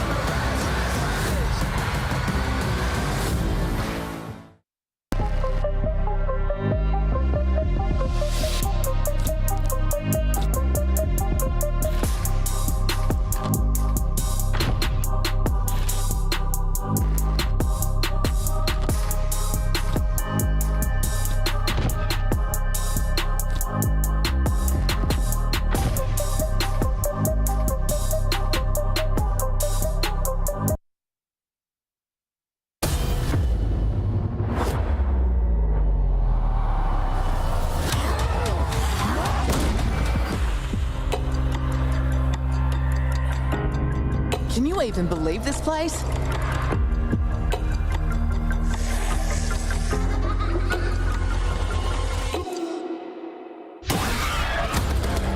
Sit your slimy ass down. The sizzle sells itself. Someone give me a 10-gallon hat. I'm going full cowboy on these bastards. You're not sure you have the right floor?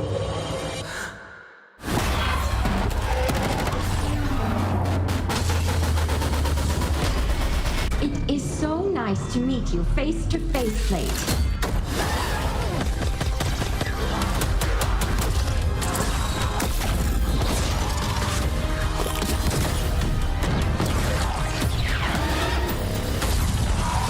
You don't trust me, fine, but you cannot trust her.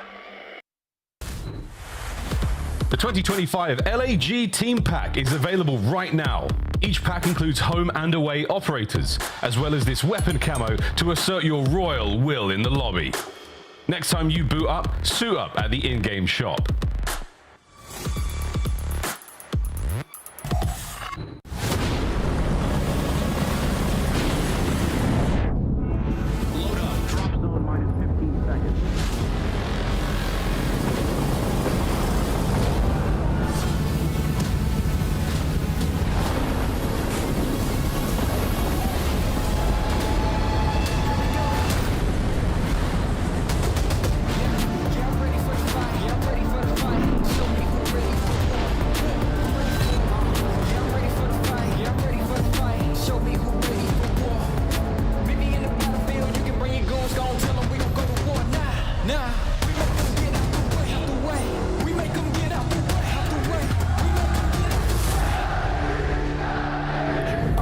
Make sure we're counting names, listening to each other. Listen. This time, we take everything.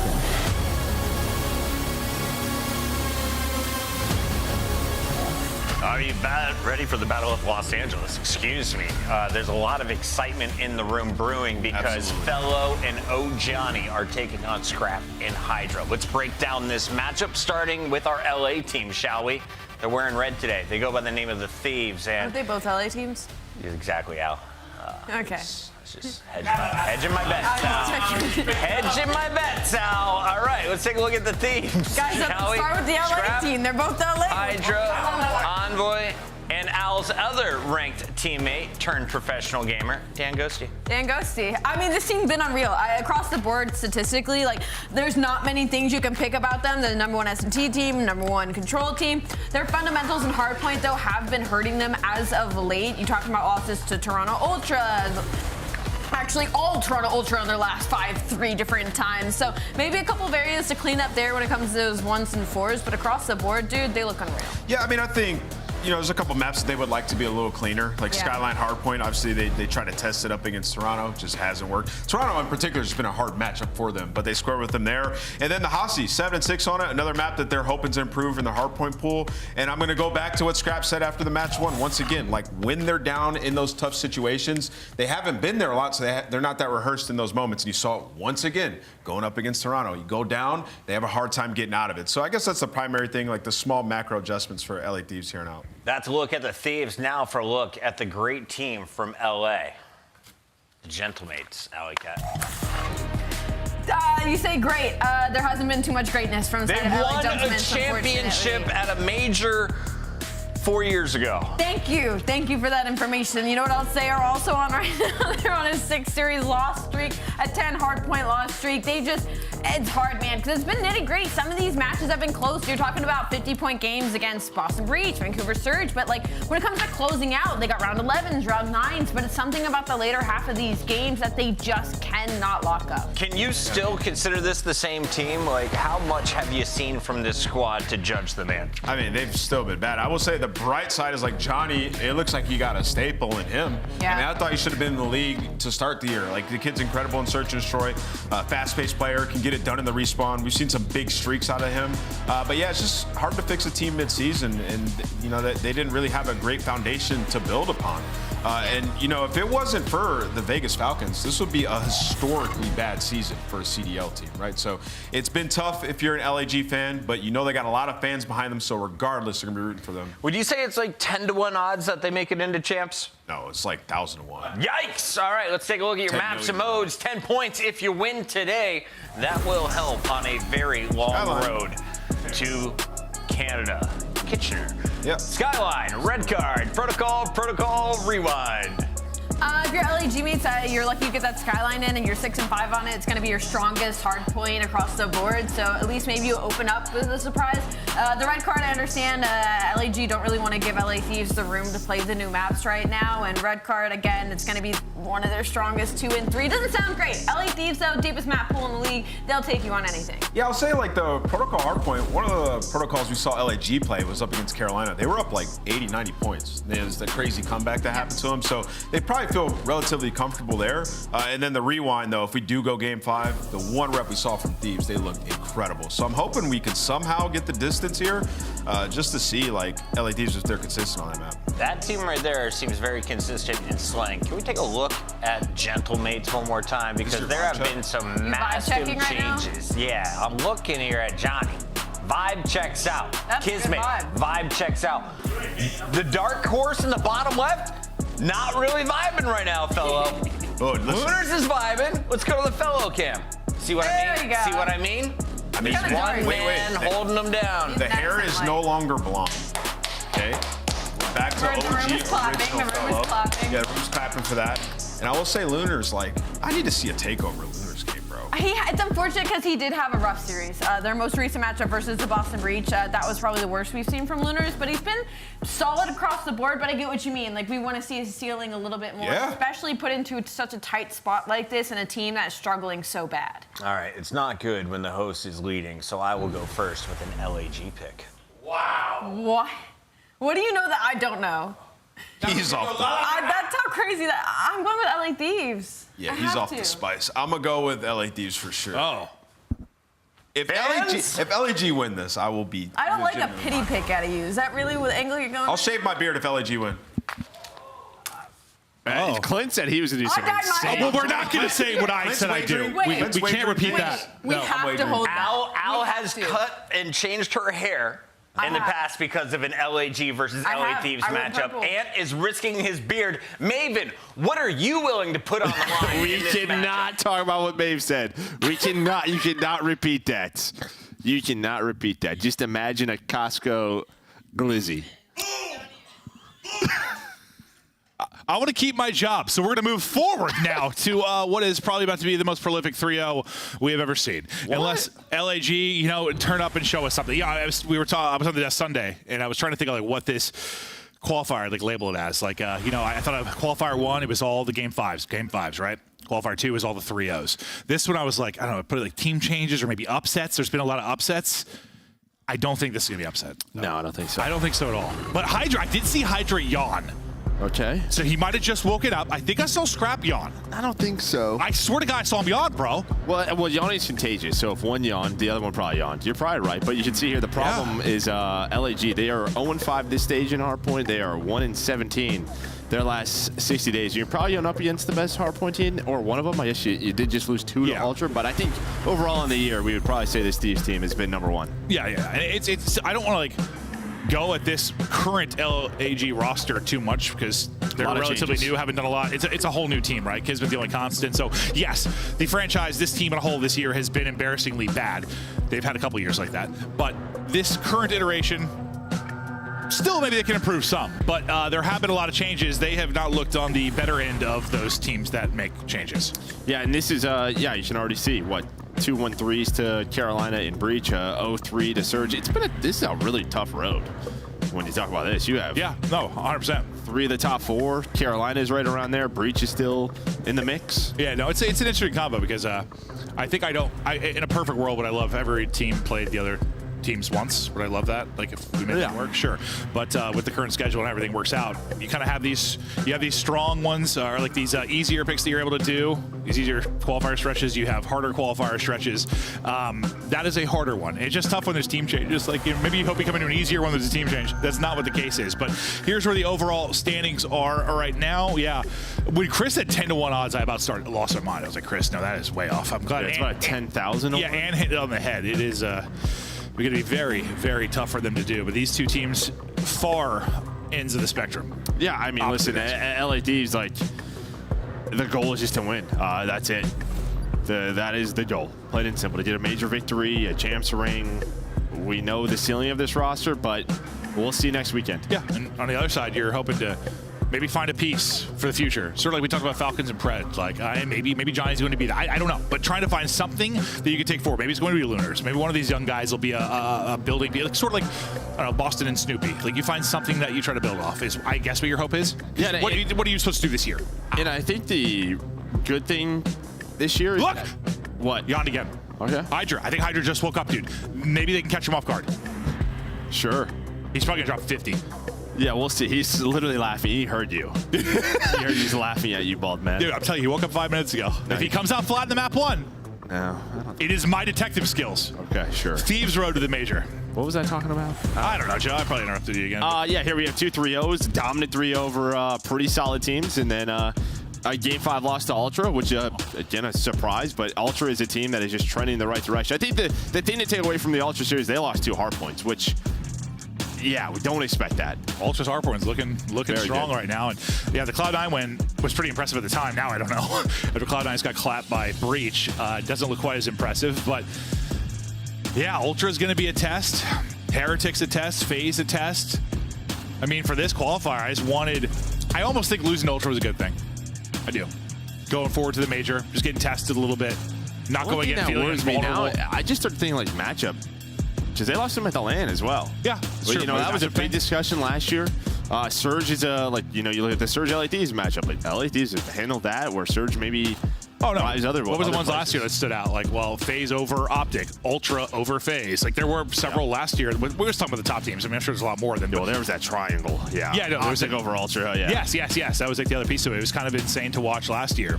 Matchups can be massive, and it comes down to. Well, obviously, like play styles and game mode strengths, and God, what maps you're strong on. There's so much that can go into it, but it's not as simple as like this team good, and that team better. Yeah. Hopefully we'll be hopping into this one shortly. Oh, I remember I was gonna say. I'd say maybe the one good thing for the LAG, like for Gotaga in the franchise, is we went to Spain, and they could show off their fan base. Because I feel like in the past, if you're a player, you want to go to a place where you know you're just gonna have a ton of support, right? A sort of location where you want to be. And I think LAG with sort of Gotaga at the helm and the Gentlemates at the helm has shown now where if you get on that roster, you are going to have a large amount of support behind you. Yeah, I don't think that's something we talk about in esports a lot off. That's more something we talk about like the NBA or something sports, yes. Yeah. But maybe more so here. It becomes a little bit more. Well, I just think if in the past, if you said you were on an LAG team. Yeah. No, I hear you. Raises their stock a bit. Yeah. Absolutely. Yeah. No, I agree with you. Building It's for just, the future. It's interesting. It's just not a conversation we typically have, but now it sounds like we're about to get into it. Producer let us know game is ready, so thanks for hanging out a bit while we chatted through things. Caught Hydra slipping and yawning a couple times, but he better be taking this match seriously. You know, these guys, you already got caught slipping the last major. You don't want that to be the case here, but I'm sure he's going to come in and fry because the guy's absolutely demonic. On the other side, LAG, you're looking for an upset of all upsets. Something positive to maybe take away from this qualifier. Been moments that this team has looked like a better iteration, maybe versus their past ones, but not able to put a cohesive series together where you actually walk away with a W. But yeah, I liked what Ant talked about. I think Johnny's really showed off his talent. Between last year and this year. I think maybe like the one player you want to see step up is probably Lunars. Like, I think when he first joined, he showed a good couple of weeks. I feel like we haven't seen much more from that. Yeah. No, maybe he will be able to. But it's just tough, you know, when you come into a broken unit. I feel like we've seen like his individual talent at times. Like, he'll have some crazy multi kills, some insane centering. Might be somewhere he just needs to play a little bit more selfish. Maybe he is trying to be whatever the team needs type thing. We'll get rolling. into this opening Skyline, and Hydra already able to get 2, so brushing off the yawns, and yeah, he looks cracked as ever. Yeah, he's ready to get in the game. That's all he wanted. That's all he wanted. Goes on the route, now working the objective. Now he's in a flank again. Hey, Maeve. Yeah, he might just drop 50. Okay. I said I wouldn't be surprised if he did, but listen, I'll be honest with you, Joe. I was looking for any single sign of body language that gave me a story I could sell on an LAG win. You know, I was looking for anything. I might even made up the first yawn. No, there was a couple in there. Yeah. The only body language you really had to look at, the way I'm thinking about it, is if I'm a defense, do they all have their thumbs? Okay, if they physically still have their thumbs intact, they're okay. Well, yeah, that's one way to certainly look at it. We'll get over to the P2 now, and LAG will have the early setup and control. Pressure to Thieves now to find the picks and break, and we'll see if they'll be able to do that. Collapsing on it from everywhere, but Lunar's holding one side, able to win his fight, quickly traded out. Now Hydra maybe finding an opening to pounce. We hop to Johnny's POV for now. This has been a slow build-up and push from Thieves, and maybe here the opening. They take their time, win a couple of ones. Maybe not in the point yet, but they've cleared out LAG, and, well, they've got the spawns. Yeah, Johnny's just thinking he doesn't have an angle. Scrap though, Joe's all the way through. He started off 0-3, finds 3 to break the setup. Fighting back, though, is Johnny and Kismet. 2 quick kills. Still have some close spawns, and, well, the SMG's got LA Thieves. That is going to be all 4 dead. All 4 dead, and all the control you could want. I think Envoy maybe hoping he could find a timing to hit what catwalk. Oh, Ghosty goes to the jump. Unfortunately, gets hit with a stun as he goes to jump. Comes up a little bit short. Eventually going to get dropped. Now we'll see. LAG will have another early setup. This one might get disrupted even earlier, though, as Envoy. That pinch. His route is going to set up a pinch. Yeah, Johnny, though, is able to find one. He's playing his life. You have close spawns. Just not on the side of the map that you want, but at this point, you take whatever you can get. As Johnny does a great job just finding the first 2. Oh, he got 3. Yeah, no, if Johnny doesn't get all those, that pinch and play is perfect from Thieves in your end. Still a perfect break. Yeah. Okay, so the next swing, they knock it out of the park, and they will battle back through. Hydra, yeah, maybe he's gonna drop 50. 11-5, the hot hand so far. Kismet, the opposite end of that spectrum. He is 1-8, nothing rolling for him yet. We'll see if he can start to turn it around.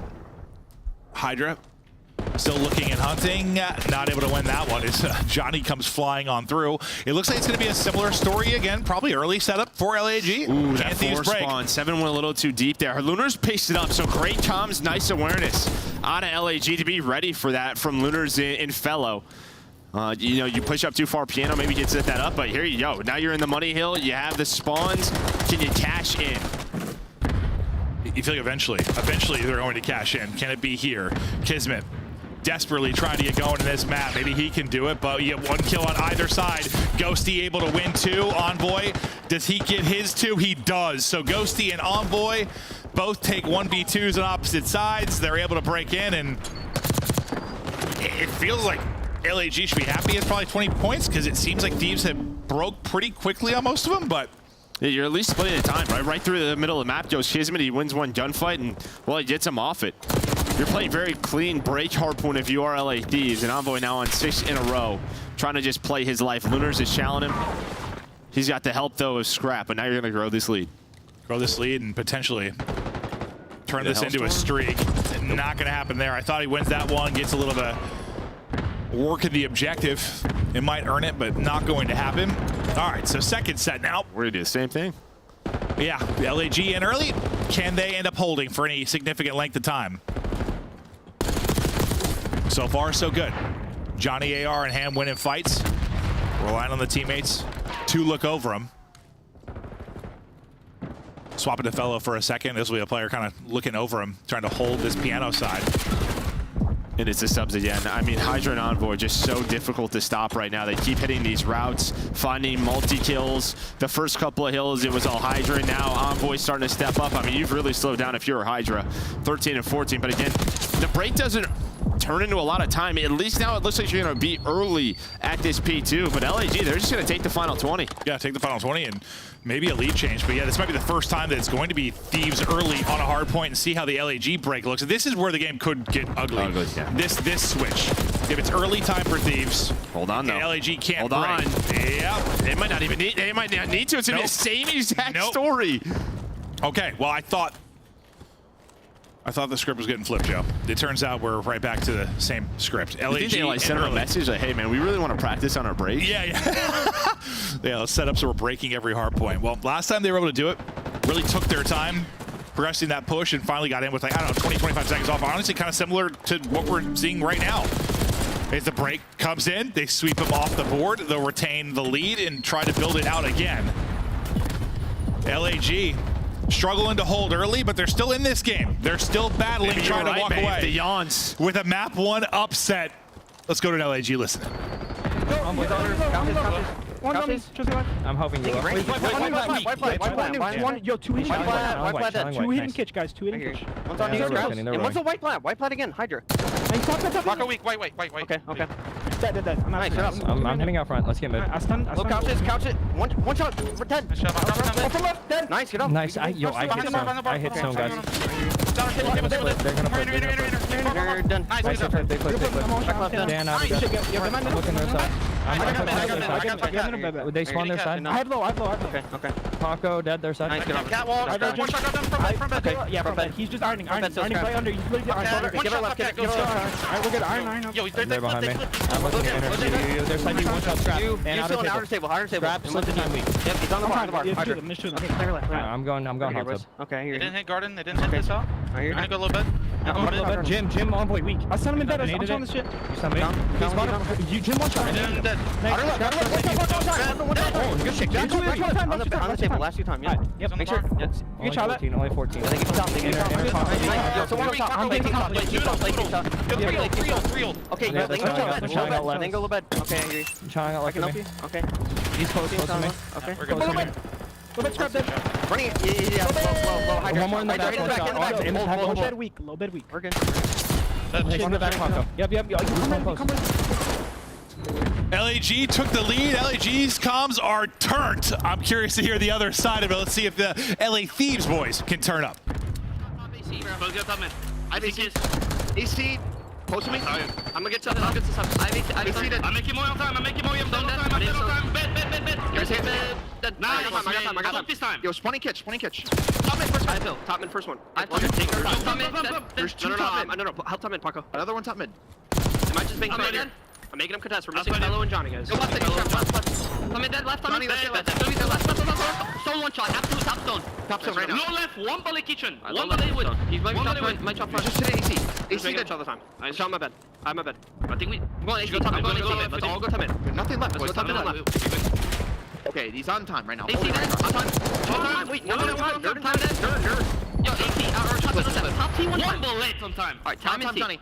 He's gonna have to go outside. Johnny, different time. One nerd left. I have nerd. Gonna be top mid. One nerd. I'm left.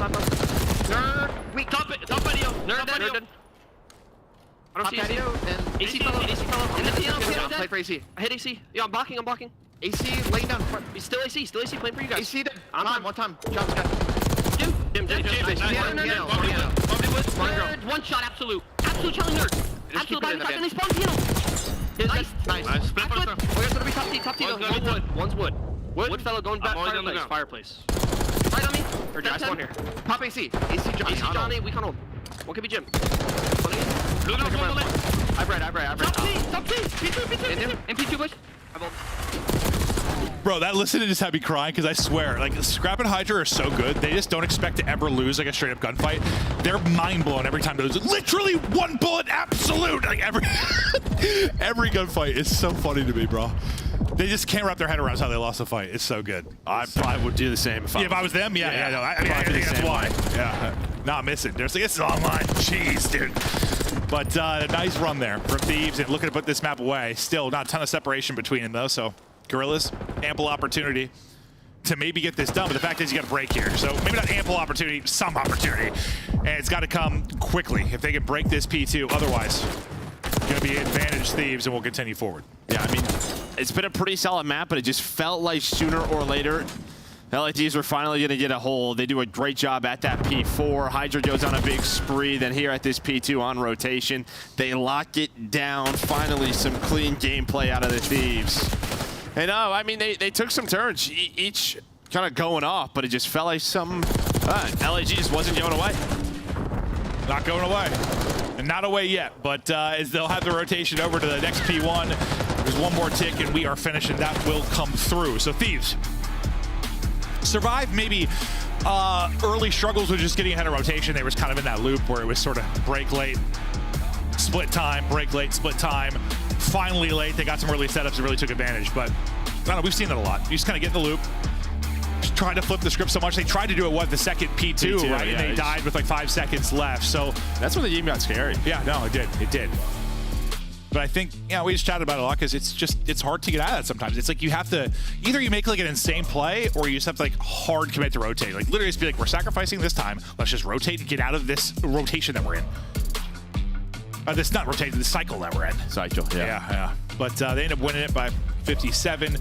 Scrap leads the lobby in damage, not shocked there. Hydra was a little streaky in that. Like started really strong, slowed down a bit, but picked it up at the end again as he got going. But pretty well-rounded effort.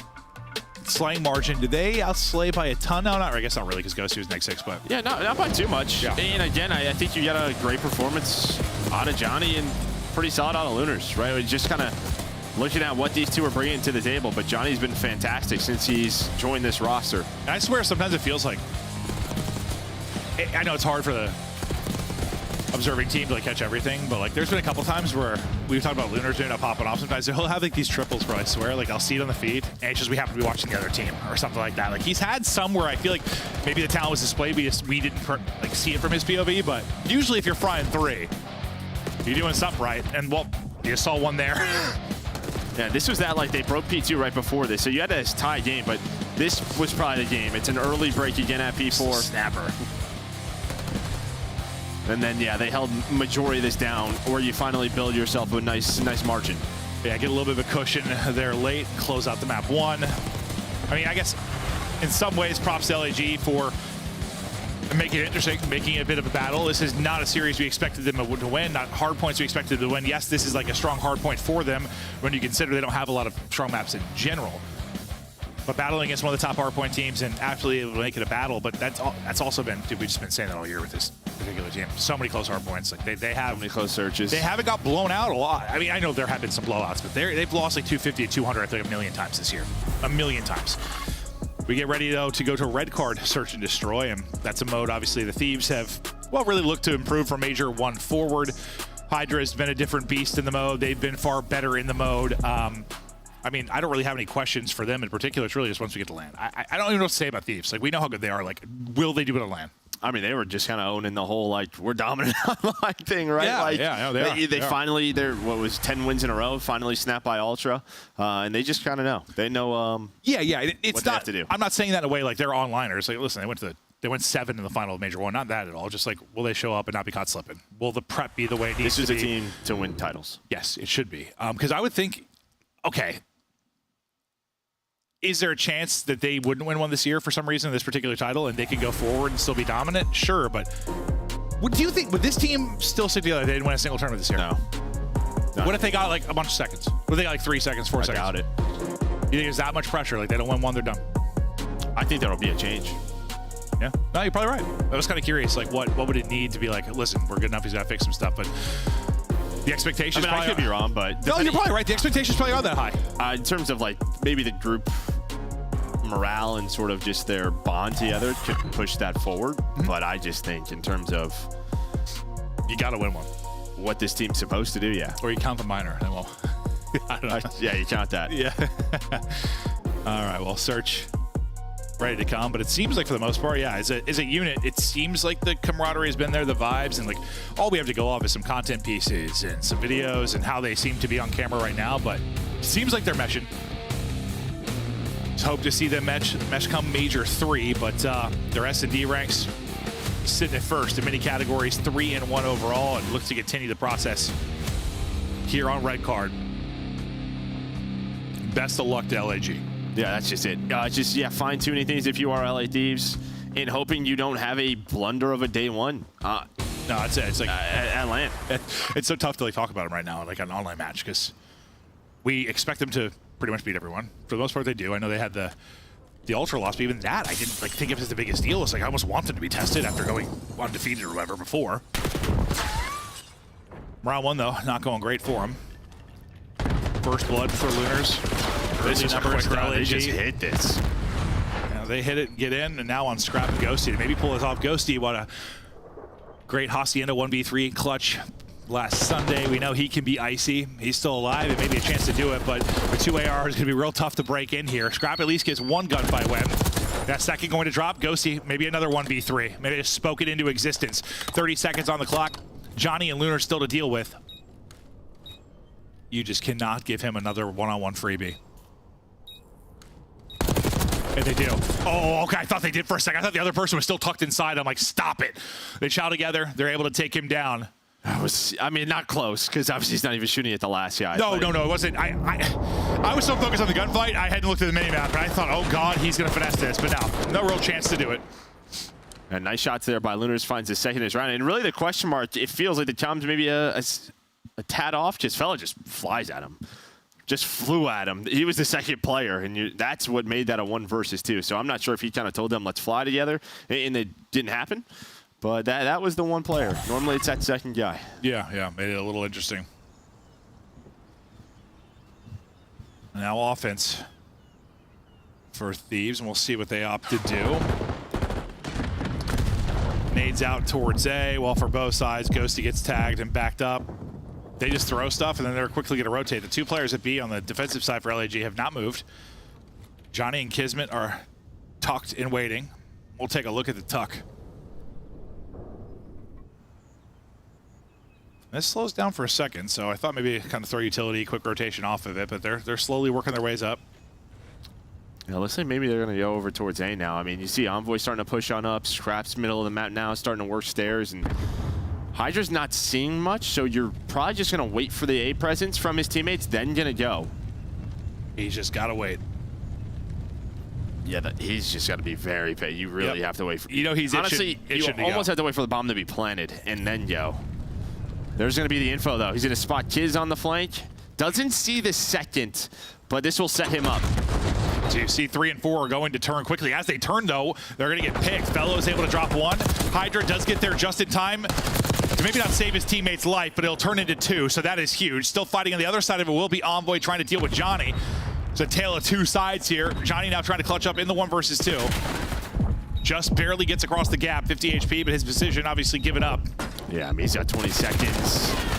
Still alive somehow, but pistol out, and there we go. Really, just a round on Hydra. And he ends up getting 3, I believe, in the round. Yeah, he gets 3 in the round, and there's like could get a little interesting, where just maybe the timings are off, and LAG's just a step ahead, pushing his 3 teammates, but he's able to get. Yeah, no, when they got the first kill, like right as the 2 players turned for Thieves to deal with that push through on the comms from Hydra, I was like, uh-oh. Things might fall apart, because suddenly it's pressure to Hydra. He's got to get there. His teammates have to stay up, but he got there just in time. Just in time. I think it was Scrap that was in a fight. Like he stayed, or finessing a bit. Like he stayed up long enough too that gives Hydra the chance to get those first 2. LAG last time is hard hitting B. Looks like this time slowing it down. Kismiddle's getting a ticket. Try to get some info. And it seems like Fellow and Lunars are going to slowly work their way out towards B. Or sorry, out towards A. They're playing for a pick, and well, they got the pick. Scrap's going to want to chow things. He's going to get gummed by a young player, and Lunars just sends him packing. Yeah, nice shots right there by Lunars. I mean, you don't even hear returning shots. That's what I'm saying. He's caught off guard. He might be frying sometimes, but we just don't see it. Yeah, I mean, you're not wrong. But now what are they going to do with this man advantage? Looks like it's going to be an A hit. You're going to keep Johnny there to watch the flank. Well, this is the right call. It's all about what does Ghosty find.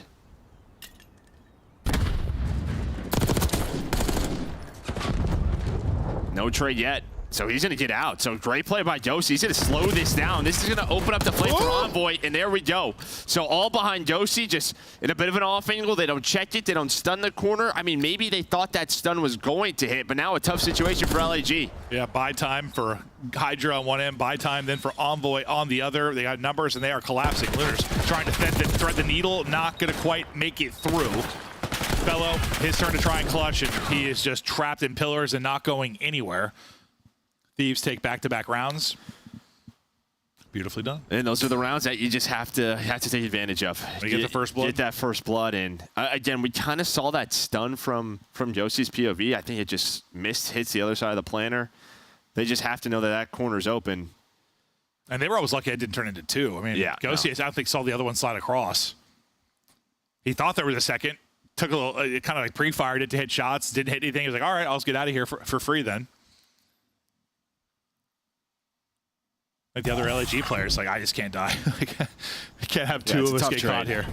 No, it is. I think if he tried to trade it, honestly, he would have died. Like, Hydra played that, or sorry, Ghosty played that perfectly. Did Chow the second. Hydra, still a little bit of a streak and 4 in a row.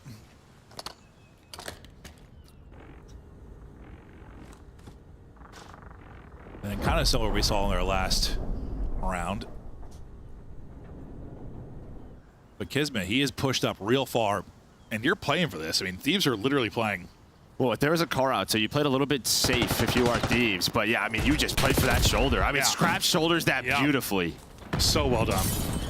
They're like, okay, they took space. Where can he be? And then again, every time you find a kill, what's that going to do? Open up avenues for this guy. At least you would think so. He does have his teammate there to trade it, so still man advantage. He's shooting at one, gets shot by the other. But yeah, you still have Envoy here. You still have numbers. Lunars at least gives a chance now to Fellow to clutch up, I think, in the 1 versus 2. He had to get one in that position because Fellow was kind of out of the play. They're going to push through and just go ahead and work the plant out. Over towards A. Pressure to Fellow now to clutch up in the 1v2 and get the defuse. And what would be, what, 3 straight rounds for Thieves if he can't. Yeah, he's just got no info. Doesn't know what side the bomb's on. They could be on the other part of the map. Envoy's going to re-pinch this as well. So the timing going to work out for Thieves. Again, the shoulders on point. Yeah, they're throwing some mean shoulders. But yeah, I think the key is just finding Kismet. Kismet is hoping he gets to a credit corner, finds a freebie, maybe 2, and instead Scrap's like, I'm going to check this. And you can see, I mean, yeah, with the car out, like they were all just, backed up. Playing for that exact play. Maybe somebody getting a little too aggressive. And Kids, I mean, I don't know. Could have worked out brilliantly. Maybe if it was another player checking it, just don't shoulder the corner. Or do shoulder a little too wide. No, we didn't see where the car was. I think the car was the other bomb side. I don't think like the car spotted Kids. No. It felt like somebody did, though. Like the way they were playing it, bro, it felt like Kids got spotted. I don't think he did, but didn't it seem like they played for Kids getting spotted? Yeah, even like Albo was like, just like aiming him through the door. Yeah. I'd report him. Yeah, no. Maybe he was, but I didn't think so. Hydra sending it. And Hydra finding an opener. Hey, look at this round. You are so far pushed up. Envoy is through bleacher side, so you just ran at you. Choked out. Fellow, well, now 1 versus 3. Maybe a little more time to pull off the clutch, but even more difficult maybe than the last round. Doesn't have bomb. He's got one of the harder gunfights in the league, showing him, and, well, Scrap's going to take it. Yeah, and I was going to say, maybe your one opening is if you can catch Scrap off guard, because he's going to take the fight. Yes. So that's he was going to take the challenge. As soon as I saw who he was squaring up with, I was like, listen, Fellow, you might be nasty, but Scrap is going to gun you. Like, this is really just one-on-one gunfight. Just recrouch behind this nice little heady. Gives him the advantage. Not an actual one-on-one, but, well, a little one-on-one gunfight there to see if Fellow had a chance. Couldn't come up with it. Thieves continue to run away with this search and destroy. What are we up to? 4-1 now? 4 straight? Yeah, 4 straight. And they're doing a lot of different ways, right? Just some aggressive rounds, slowing it down at times. But it just feels like they're very aware of their game plan. I mean, they are dominating. I mean, Lunars has 5, but they're getting smoked. I mean, Hydra was on 4 or 5 or 4 before he died. 6 straight right up for Envoy. 4 for Ghosting. They are smoking them. Scrap just got his first, I guess, and that gunfight went. Oh, he's got 2. Okay. That Kaijuster bug will get fixed one day. Yeah, one day. Well, I should have known it was bug since he's on a 6 spree and he's 5-1, but honestly, the numbers seeed like realistic to me enough that I thought. I didn't even notice. Yeah, they seemed like close enough in my head that I was like, yeah. But that's impossible. One day, Joe. It'll be 2030. Advanced Warfare 3. It'll get fixed. Envoy tucking tail and they're going to rotate. They have all the info, and Scrap just goes right through the middle. So this is on Kiz. What does he find? And he finds Scrap. Does not expect that. No, not at all. When do you ever get killed like that? Like with all your teammates over towards A and they just run up through mid? like that. He's like, okay. And then Envoy, he's dancing on you. Oh, don't let him do it to you, fellow. Once again, last alive. I think that's 3 in a row where fellows had to try and be the hero, not able to walk away with anything, not really any winning scenarios, but it's another dominant round for Thieves, and their turnaround search and destroy. Yeah, you can they're just going to win championships. That is going to be why. This is where they've put so much time in. Yeah, I'm sure during the week when they're scrimming, they're always setting up an S&D scrim, making sure they're putting reps in and hard focusing. It just looks clean. It does. It does. Yeah, no. These rounds have not really been close at all. We've had some blowouts in search and destroy this year. Don't get me wrong. Like, there's been a couple like 6-0 smoke shows, but they win this one 6-1, and it stands kind of like it has. This has been as close to as good as it gets in search. See if LAG can get a second one. D on the concrete as they get forward. Hydra is going to go through those. What's going to happen here? That's the other thing. They're taking a lot of risks. They're just trying out different things. Hydra's going to end up maybe killing their 2 teammates is the problem. Keep on going, guys. I thought Kids was maybe going to hear him slide, but doesn't. So now you have, Hydra behind you. And they're going to be like, what the hell, guys? Well, see, listen here. This might work out, though, because I was going to say, Scrap didn't expect 2 here. Maybe not the second, but finds 1. And then you lose your other 2 players, though, on the other side of it. So 2 versus 2. We go as Lunars gives them a better chance than this with the kill. Now on Hydra and Ghosty, potentially for a retake, but bomb has not been planted yet. Hydra. Timing was right again for Hydra. I think number 8 Lunars was just looking at this. Oh, no! This gets away from him? Yeah, absolutely gets away from him. Thought he had a freebie, and not going to be the case at all. Ghosty, his chance to clutch, not going to happen. LAG, another round. Yeah. I knew he had to be laughing. He's like, boy, yeah, that's on me. That's on me. Yeah, he knows it. He knows it. Those shots were not good. Not good. You know, I'm sure it's that situation. We always say, like, he's thinking about the next gunfight. He's thinking about snapping to the next player. He's thinking, I have to get this one, and where's the next one? Actually, I don't know if that's the case. I think it's just the door tracking's a little off. Yeah, the slide up. Yeah. He got nothing. Yeah. And even the best players in the world can look like absolute bots. I thought it was one of those where you're like looking to the next snap, and I don't think that was the case at all. No, he was looking at the next snap on the Lunars. Yeah. Next snap on the same player he already snapped on. Yeah. Well, that one's tough, but thankfully you're up 5-2. Scrap just destroyed the floorboards. Yeah, Kids just slid at his kneecaps. Yeah.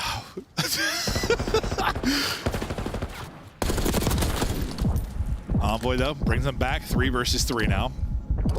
Kind of a 2-on-2-ish towards the point. Long round from Johnny. If Johnny can get there, Johnny might not need to get there, or will he? You still have Hydra up. His turn to maybe make the play. 2 versus 2 we go. They're just pausing here for a second, showing those great shoulders they've shown the entire time. Very or maybe he's watering the plant. Oh, he could have been watering the plant, Joe, but how would he be? Never mind. Never mind, Joe. We pause for a moment, 30 to go. They've got to work the plant. They're hoping they're going to catch somebody, but LAG have kind of posted up as well. Pressure to Thieves, obviously, to get this bomb down. Now they're going to have to go. Holding stage side with an angle on this is going to be Johnny. They'll get that bit of information, and, well, the wallbang is in, and Johnny's like, I thought I had info for free. Instead, he gets dropped. Kiz now. Oh, he sees Ghosty. Knows one's on the bomb, so he had to get rid of the nade. Whoa. He's got both guns. Kismet was built for this. Just neither is an easy gunfight. 99 Kiz. Whoa. Imagine he just died outside. Both players get tags in, so try to get back to full or get an angle on Ghosty. Both gunfights are atrocious and not going to be able to do anything with it. Scrap shooting the floor. Hydra's shooting Ghost, but they're winning it 6-2. Up 2-0 in the series, and they went on a stretch there, 4 or 5 straight rounds. It looked real clean. No, it did, and yeah, you just love what you're seeing from their game. Sort of, they know what information that they have. They're playing around that info. All right, when we're starting to push up on this side, this part of the map is open. It just feels like they're ready for anything right now. Yeah, and this isn't the team. I think they've learned. You know, you go back to when they played Vegas during like Qualifier 2, and the only map they lost was the Skyline Search, where they literally threw their lives away, didn't take it seriously. We're like, we don't respect these guys. We're not gonna try. Basically, is what I saw here. Like, it wasn't that. It wasn't that. They were playing for the dub. They were playing to work on S&D strats. outside of a couple of gunfight blunders, I mean, they were dominant. And I think it'd be very easy to take that same attitude in this matchup. Honestly, LAG versus the old Valkyrie team, like, there's not a whole lot of difference there. Yeah, I mean, that was a little different.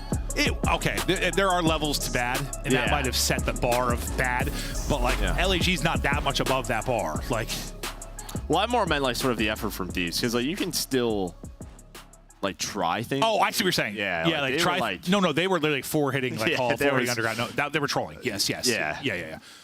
They were straight up trolling. No, it's the worst thing I've ever watched. But it is 2-0 for Thieves. We thought this would be a fast 3-0. It is looking that way. I'm not really sure what the desk is going to break down. Probably something from that map 1. I'm going to try and buy us time. We got a good breakdown from map 2, actually. Should we jump into it? Sure. I'm ready. Sure. Oh, we'll do highlights first of map 2. Honestly, I thought Thieves played this excellent. I mean, there were some awesome strats, which we'll jump to in a bit, but I mean, red card's kind of been a bread and butter for them for a majority of the season, right? They have some good pushes, and now they're evolving on it. Al, I was banking on the Guerillas to get like a free map in the first half from LA Thieves, kind of like they did against the Falcons. Maybe get a little overconfident. Not today. Listen, I was there with you. I thought it was all after that map number 1. It got really close for a minute. I was like, it was me all along jinxing the LA Gorilla mates. But from the side of LA Thieves, we haven't seen them play red card for a while, and this is why teams don't want to play them on red card.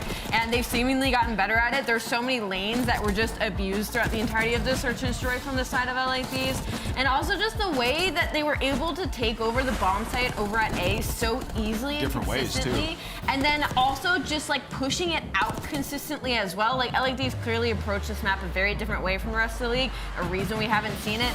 And then that map number 1, I mean, it just seemed like LA Thieves just came out a little slow and then were able to have a strong finish. It was cool to see Hydra go from missing all of his bullets to turning his aim hack back on, shooting through the wall to kill Johnny, who didn't even see him coming. So after 2, it is all Thieves. But walk me through, why are the Thieves up?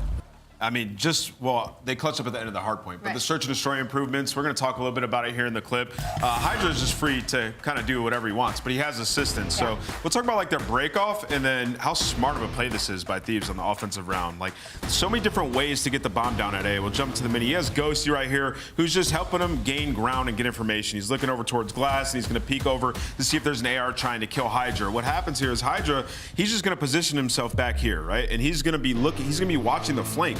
He gets a glimpse on Kismet, who's trying to push in and flank his team. But meanwhile, while doing so, Ghosty had already left after Hydra gets that ground, and we're trying to get it down at A. As soon as the vision gets onto Kismet here, and he gets calm, you're going to see Envoy, number 3, is going to turn around and play for that kill on Kismet. Simultaneously, Paco's going to repinch him and find 2 kills. Just creative ways to gain ground and get bombs down.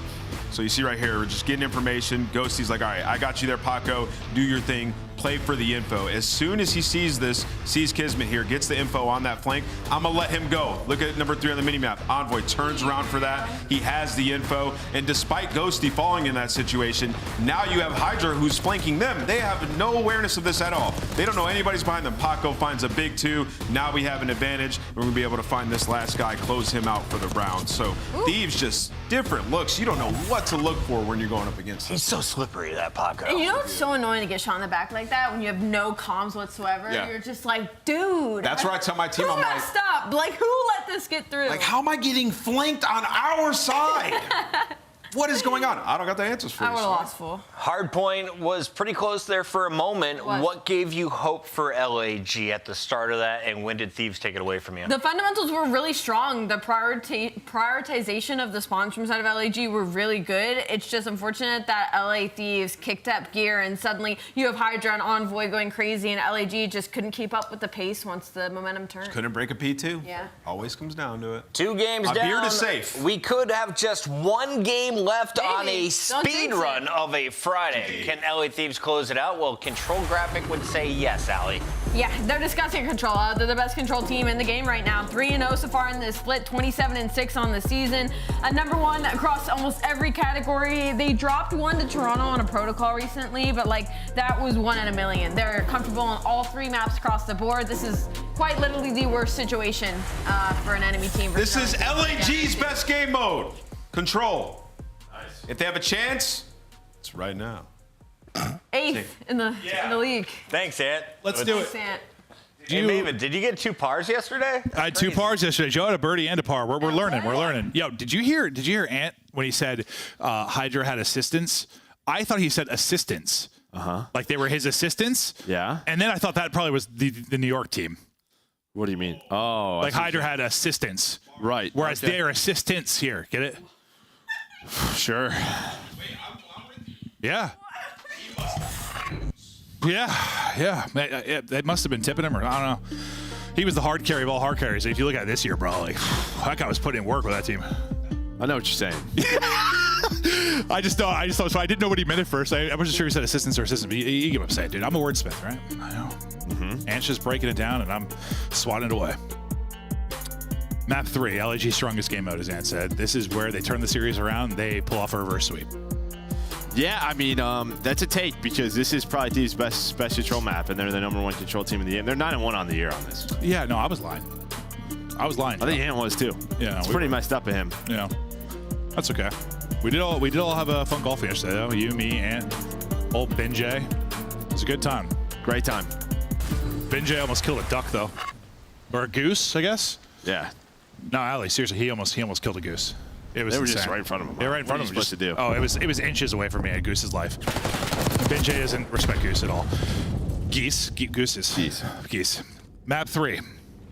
Thieves looking to close it out with a swift day. 9-1.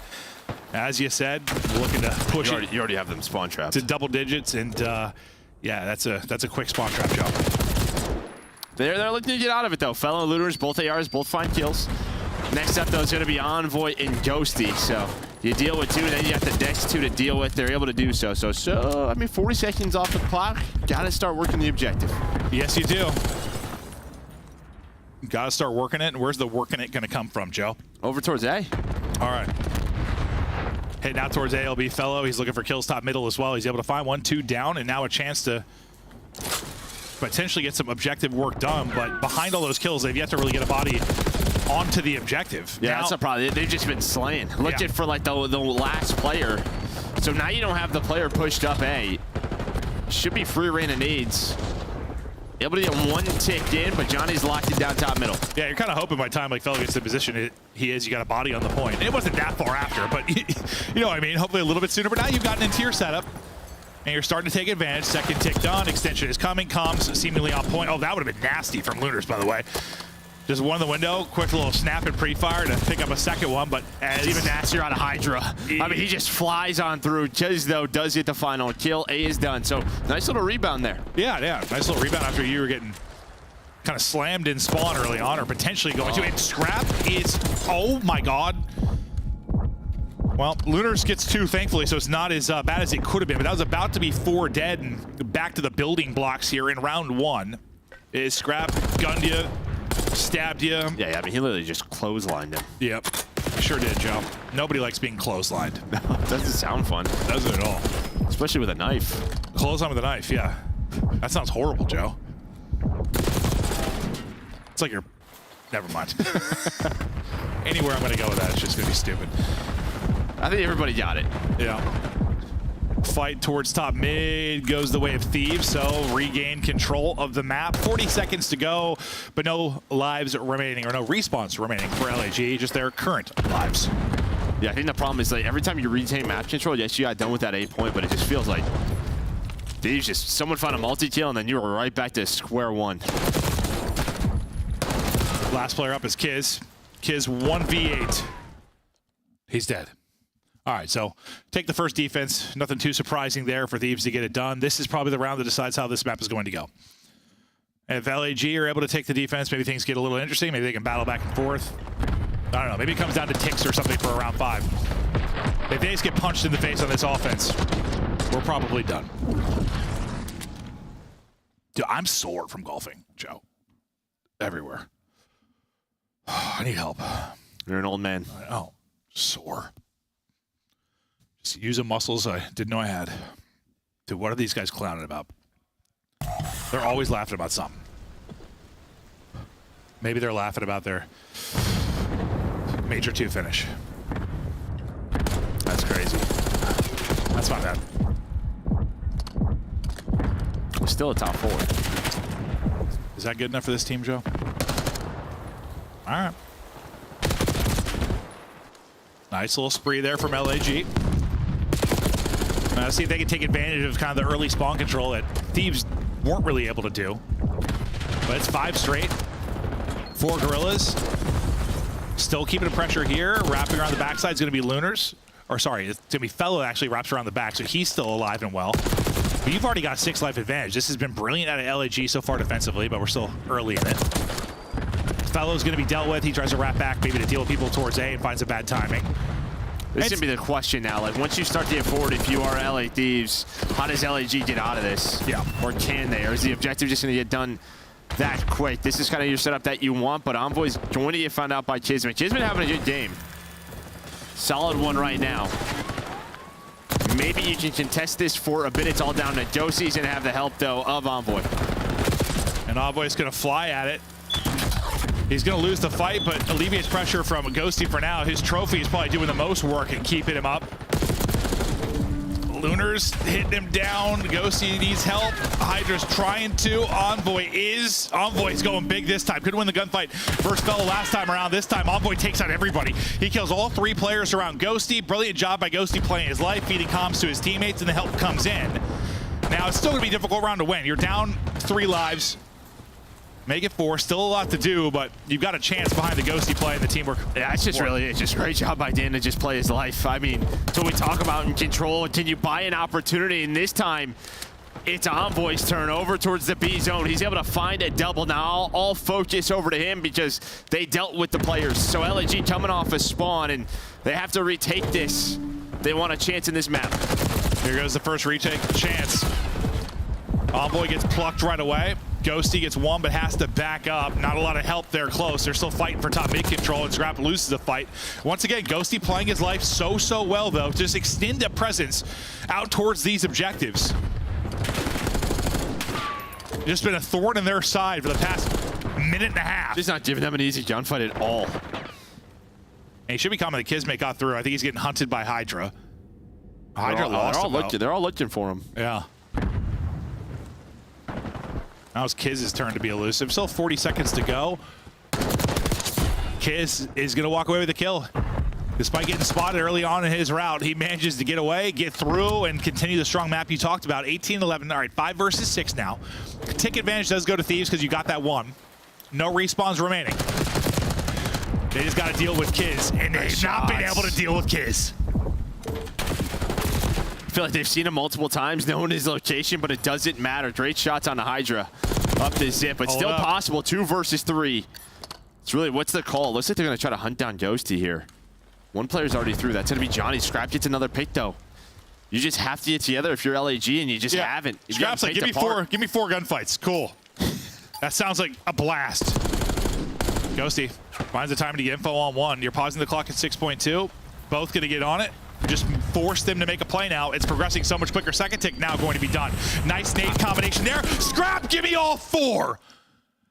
2 versus 4, and Scrap's getting all the kills. And Ghosty messed up. Yes, it was a good nade, but the nade combination was his. So that's why he blows up. His nade sticks to the top of the ladder. I didn't even realize. So yeah, the nade helps out LAG. I thought it was a stun and a nade from LAG. No, there was a nade. But yeah, and there was a second one from himself.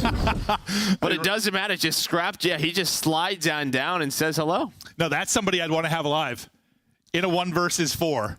Well, okay, 2 versus 4, but like Scrap, if you're gonna give him like a bunch of individual gunfights, like sure, he's like, yeah, this is, you just a blast. Yeah, that's just. Dude, Allie's over here videotaping me, dude. What's she doing? Is it because I'm moving and dancing? She's getting ready for the post game. Oh, dude, I better get paid out for your Instagram earnings. 1 more round now for Thieves to shut it down. They can do it on defense. Johnny though pops a triple, getting out towards the objective. Johnny trying to finesse some of what we saw Ghosty kind of do in the last round. Just stay up on this point.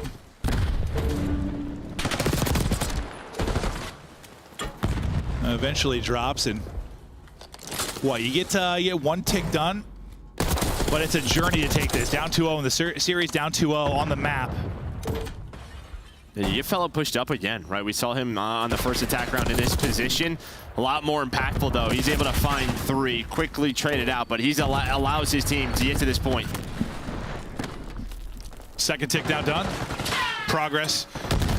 Slowly moving. Nice shots. Before dead, though. Brilliant shots by Kiz, but yeah, everybody's dead, so it's not really going to matter. And now with the 4 dead, you said because now you're in a little Thieves sandwich. You got Scrap from one side, Hydra from the other. Hopefully you're hungry, because they're hitting it. They were hungry. They were hungry. They're very hungry. They dealt with it brilliantly, actually. They actually did. Double, triple cheeseburger in front of them. Even They wolfed it round down. 1, there was a couple of times where it looked like they were in big trouble. Neither team's really been able to pin the other end when you talk about like kind of defense holding the offense. There's another opportunity. It's another Okay. 4 dead. Here we go. We're going to do it again. All right, let's go one more time. Are they still hungry? Because I don't know how big their appetite is, Joe. They might be full off of that first meal. I think they have full bellies, Joe. Yeah, I think they're full now. Yeah. Or are they? Kiz is still eating. Yeah. He's going to get the 8-point done. So, yeah. One man's just like, I'll just run up. Yeah. Winning top boy gunfights. The problem is now is they have 9 lives. Yep. 13v9. Nice win there by Lunars. Good movement. Yeah, the ARs, that's been the key to them getting out of those traps, has been sort of Lunars and Fellow at times, just winning some big ones. But this entire time, Kiz has just been playing his own game. 8 versus 8 now. He's Hold up. playing his own game. And now there's going to be multiple players on the B point, I thought, but Envoy somehow able to catch Johnny before he gets there. And that's big because it slows down this progress. It's Envoy 3. was a playmaker in the opening round, playmaker on their offense when he was covering Ghosty. I mean, he was everything in that transition. Now doing it on the defense yet again. Envoy has been huge for them, but he's playing a little bit of hide and go seek with Paco. How much HP did he have at that shell? 3. Man, he shouldn't have probably won that gunfight, huh? Well, Luder's doing the same thing, though. We have a 1 versus 2. Would this be a little 1 versus 4? We saw Scrap make the play in the last round. Can Lunars do it here? Time trickle. Envoy knows. He got crawled out. Well, Envoy is hunting. Hydra is hunting, and Hydra, the hunter, closes it out. 3-0 on the map, 3-0 on the series. If you had dinner plans, you had a date tonight, we respected your time. You can get out and enjoy it. Well, Maybe really the sun's still shining out there. It wasn't really, I still respect the time. It was Ultra. They played today, first match. It wasn't a 3-hour series, so. That's true. That's true. That helps, Joe. It does help. And then we got a couple of 3-0s off of that. Listen, not a ton to add to this one. We thought this would be a 3-0. This is about as lopsided as it comes. Thieves, despite Hydra's early eons, able to dominate it. Yeah, I mean, pretty competitive map 1. What, like 250, 190, somewhere in there? And when you're like a team who you keep adding pieces to the roster, like what's probably the one game mode this deep into the title where you're going to compete? It's probably hard. Because everyone's kind of on this same page. You know how to play. Yeah. It's tough to be at the same level as Thieves, but yeah, they're able to compete. But where's the biggest gap going to be? It's in 2, 3, 5. And that's where Thieves just look dominant. And that should have been like a 6-1 and then a 3-0. Yeah. Thieves continue to look so strong. We'll see how they can close out this particular qualifier stretch, but there's a final little look at how that one broke down. We'll not see the rewind map 5. I still want to cast some because I feel like you and I haven't had the chance. We haven't had it yet. There's been a lot of I think there's like dealership. 4 or 5 so far over the course of the matches, but yeah, we haven't cast one yet, which I kind of want to. Get me back to old school Blockbuster, dude. Maybe tomorrow. Maybe, Joe. Maybe. Hi, Desk. You can now talk. Yeah. I guess. Good job, guys. There's a 3-way tie for last place in my mind right now, and they include Skies, Kismet, and Priesta. Dang. That's really upsetting. And all of them have a ring. Hydra, the GOAT. Clint's onto something. Something about this French kid being good. So is Scrap, the New Jersey boy. Yeah, this getting it done. I mean, this is obviously an extremely tough matchup. Right? Yes. right? They've had some good maps here and there throughout this split. Early on, let some get away from them. I mean, in this series, like, you had to win that map one. You legitimately had to win that Skyline. You had to get away from you. Then you got a red card where LEG has been lights out, and then Control where they're the best Control team in the game. So LEG fighting an uphill battle. Johnny didn't have a great map, and, you know, they get smoked in this game 3. Back-to-back bad maps for Johnny. He got shut down this series. Yeah, it's not great, and it's especially not great when you let a scrap essentially 1v4 in a round 2 of Control. It's just, it's not great across the board. I will say from the side of LA Thieves, I think that SND, again, I don't know if we'll ever see them play red card again, because that's how good it was. I look on the side of LAG and, like, where they were kind of contending. I mean, you're talking about around 11 versus Boston, you're talking about around 8 versus Vancouver Surge. Like, they go kind of the distance in some of these search and destroys versus some better teams, but versus LA Thieves, I mean, just picked apart. It's absolutely they've built themselves quite the search map pool now. Like, the dealership looks good. Rewind was excellent from the one rep that we've seen, and then Hacienda red card. It's just protocol now. If they can get that down, it's going to be tough to beat. Do they even have to? I mean, I guess that would put them with a lot of control over the veto process. Yeah, it would. They don't even have to. Not with plays like this. It's your scout play of the game. Let's take a look at the 2v4. Allie, you mentioned it. It was round 2. It was magical. Can you walk me through it? Is it really even a 2v4 at this point? I mean, Hydra was playing 5th man with the nade, so I don't even know. Just an absolute masterclass from the side, I guess, technically of both Scrap and Hydra, but mainly of Scrap, dude. Like, they just do this over and over again. I mean, out talented, you allow him to free kill on the Kismet. Like, why isn't LAG for one playing together? Like, nobody has each other's trade right now. It's a really awkward situation, and you get put in this 2v2 box, and you're just solo challing. Like, it's weird. They're just stuck down low grass, right? So it's like maybe make a play a little bit earlier, but yeah, it gets very, very unfortunate timing there. Nobody's watching the steps, and Scrap wins the big 1vs, man. You give him a 1v1, he's going to win. Envoy's starting to grow out his playoff beard. I'm liking what I'm seeing from LA. A very quick day if you're a Thieves fan, and if you're a Gentle Mates fan, well, maybe you'll stay up late crying about this loss. What is going on, Al? Would Omit Brooklyn beat this LAG team right now? Probably. They just have no team chem right now. They don't seem like they're on the same page, and it's hard because it doesn't look like Fellows playing peak right now. Lunars has been pretty average across the board. Like, nobody's having takeover maps or takeover moments. I'm going to go with no team chem anyway. And true or false? I mean, they've made a ton of changes. Vegas Falcons are above Optic, who is above LAG in your power rankings. Ooh, I mean, that's a very tough one. I mean, I already said I think LAG is the worst team in the league. Right. So that I'll confirm that. Yep. I think Vegas and Optic are in a similar spot, to be honest. So you're going to sit on that fence? Yeah, I mean, it's hard to say. I mean, all right, Hydra, that's all the time I can buy you with hypothetical scenarios. We're going to have Hydra joining us here shortly in the winner's circle. And what a day it was for the LA Thieves, taking care of business against Kismet, Hydra's old teammate. Allie, what was the best part of this Thieves performance for you? I really liked how fast that control was. I was so confident in it that I didn't even leave this room. Like, usually we'll unplug, go to the green room, watch the match. I sat right here fully plugged. I was like, this is not going to take very long. Was it protocol or was it a vibe check? It was a vibe check for sure. I just feel like once you get beat like that in Search and Destroy, you're down to 2 in the series, and it's LA Thieves of all teams. I think if you're LAG, you keep making roster moves. I think you go down to challengers, you try to grab some of these players. I mean, Craze well, I guess. Yeah, I mean, well, Craze is probably going to get snagged by one of these other teams. If I'm C9, I'd entertain that. This is going to be a race. If you can go in and grab them before they do, I think it's a good decision. Hydra joins us live. The richest Frenchman to ever grace Call of Duty outside of Kataga, Broken, and well, a few other guys who do YouTube. Hydra, welcome to the show. Hi guys, how you guys doing? Very good. You were quite fun to watch. Can you walk me through the red card play, though? You were giggling to yourself. What happened? I saw a dead body on my left. I thought I had the free kill, so I just freak out and didn't finish the kill. Just freak out. I'm gonna. Oh no! Production's on top of it. Dead we body. don't have to watch you back.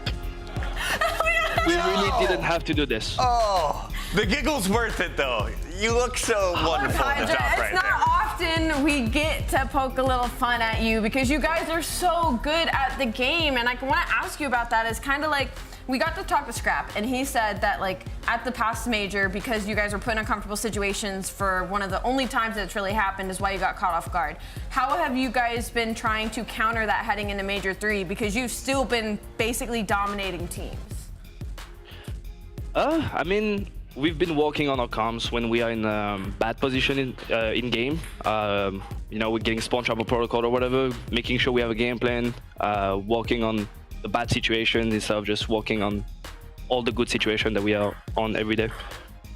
Hydra, you guys were insane in that series, and you know, it was so fast. I don't even want to ask you about it. I want to ask you about the matchup versus Toronto. I mean, on land, online, it doesn't matter. It's a tough one for you guys, and you likely will have to play them again if you make a run in a tournament.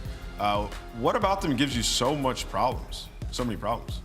I think it's just their play style. They play really different than any other team. So we just have to make sure we just go in and just play our own game, our pace, and making sure we don't change our pace because they play a little bit slower than other teams. I'm excited for that matchup once again. Hopefully. We will see you down in Florida. Congrats on the win tonight, Paco. Thank you guys. Have a good one. That is Hydra, one of the top paid players in the game, and for good reason. The man drops the numbers to warrant the spend. Let's take a look, though, at everything that happened here on our third to last day of the Major 3 qualifiers. Ow, there's just 2 days left. That's insane. I can't believe we're already about to head into major number 3. And Miami Heretics, it's their home major. They're still looking strong, but they finally got stopped in their tracks versus Toronto Ultra.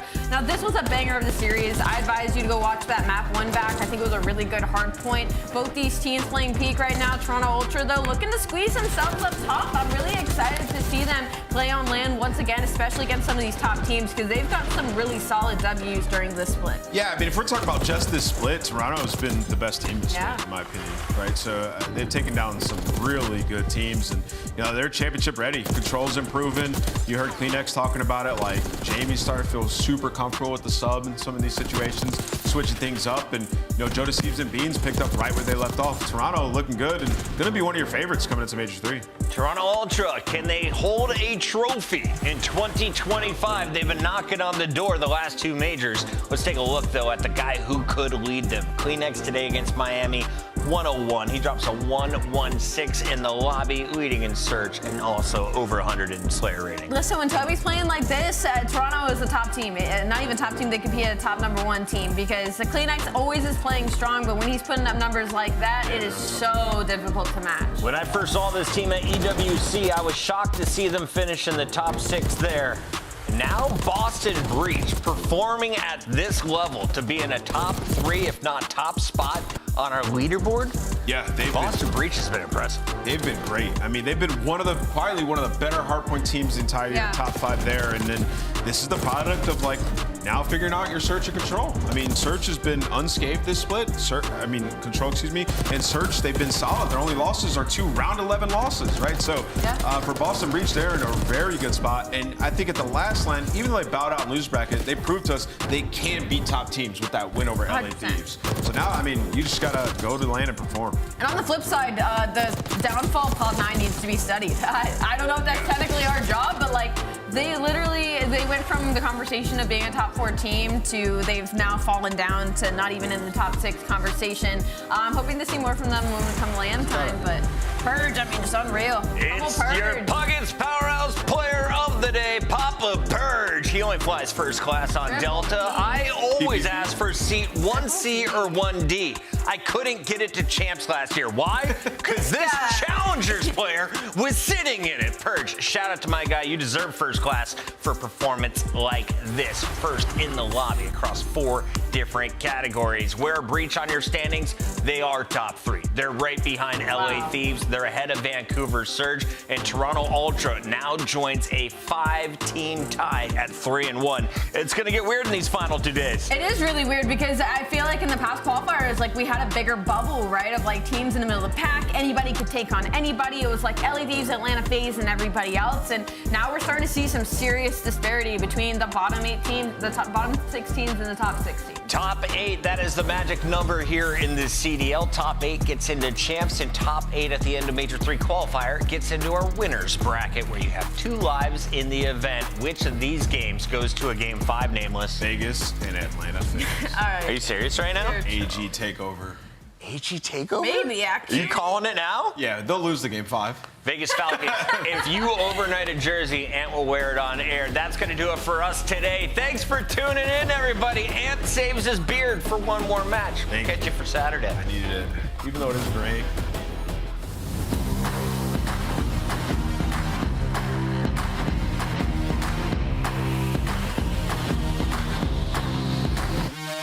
Candy paint on last week's truck, yeah, we stay popping drop so low to the street, y'all can't stop us. Detroit top, go ahead, say something. Stay on top, got to keep running. Knock, anti-hero, aftershock, 60 from zero, way out past the lines.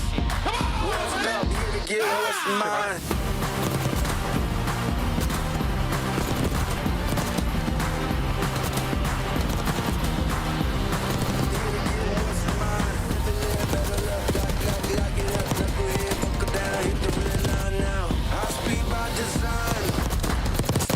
When I ride,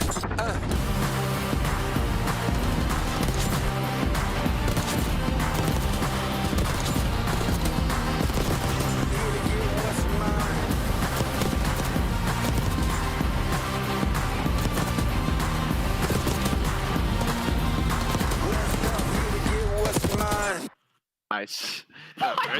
Easy outside the map. Why are you going outside of the map?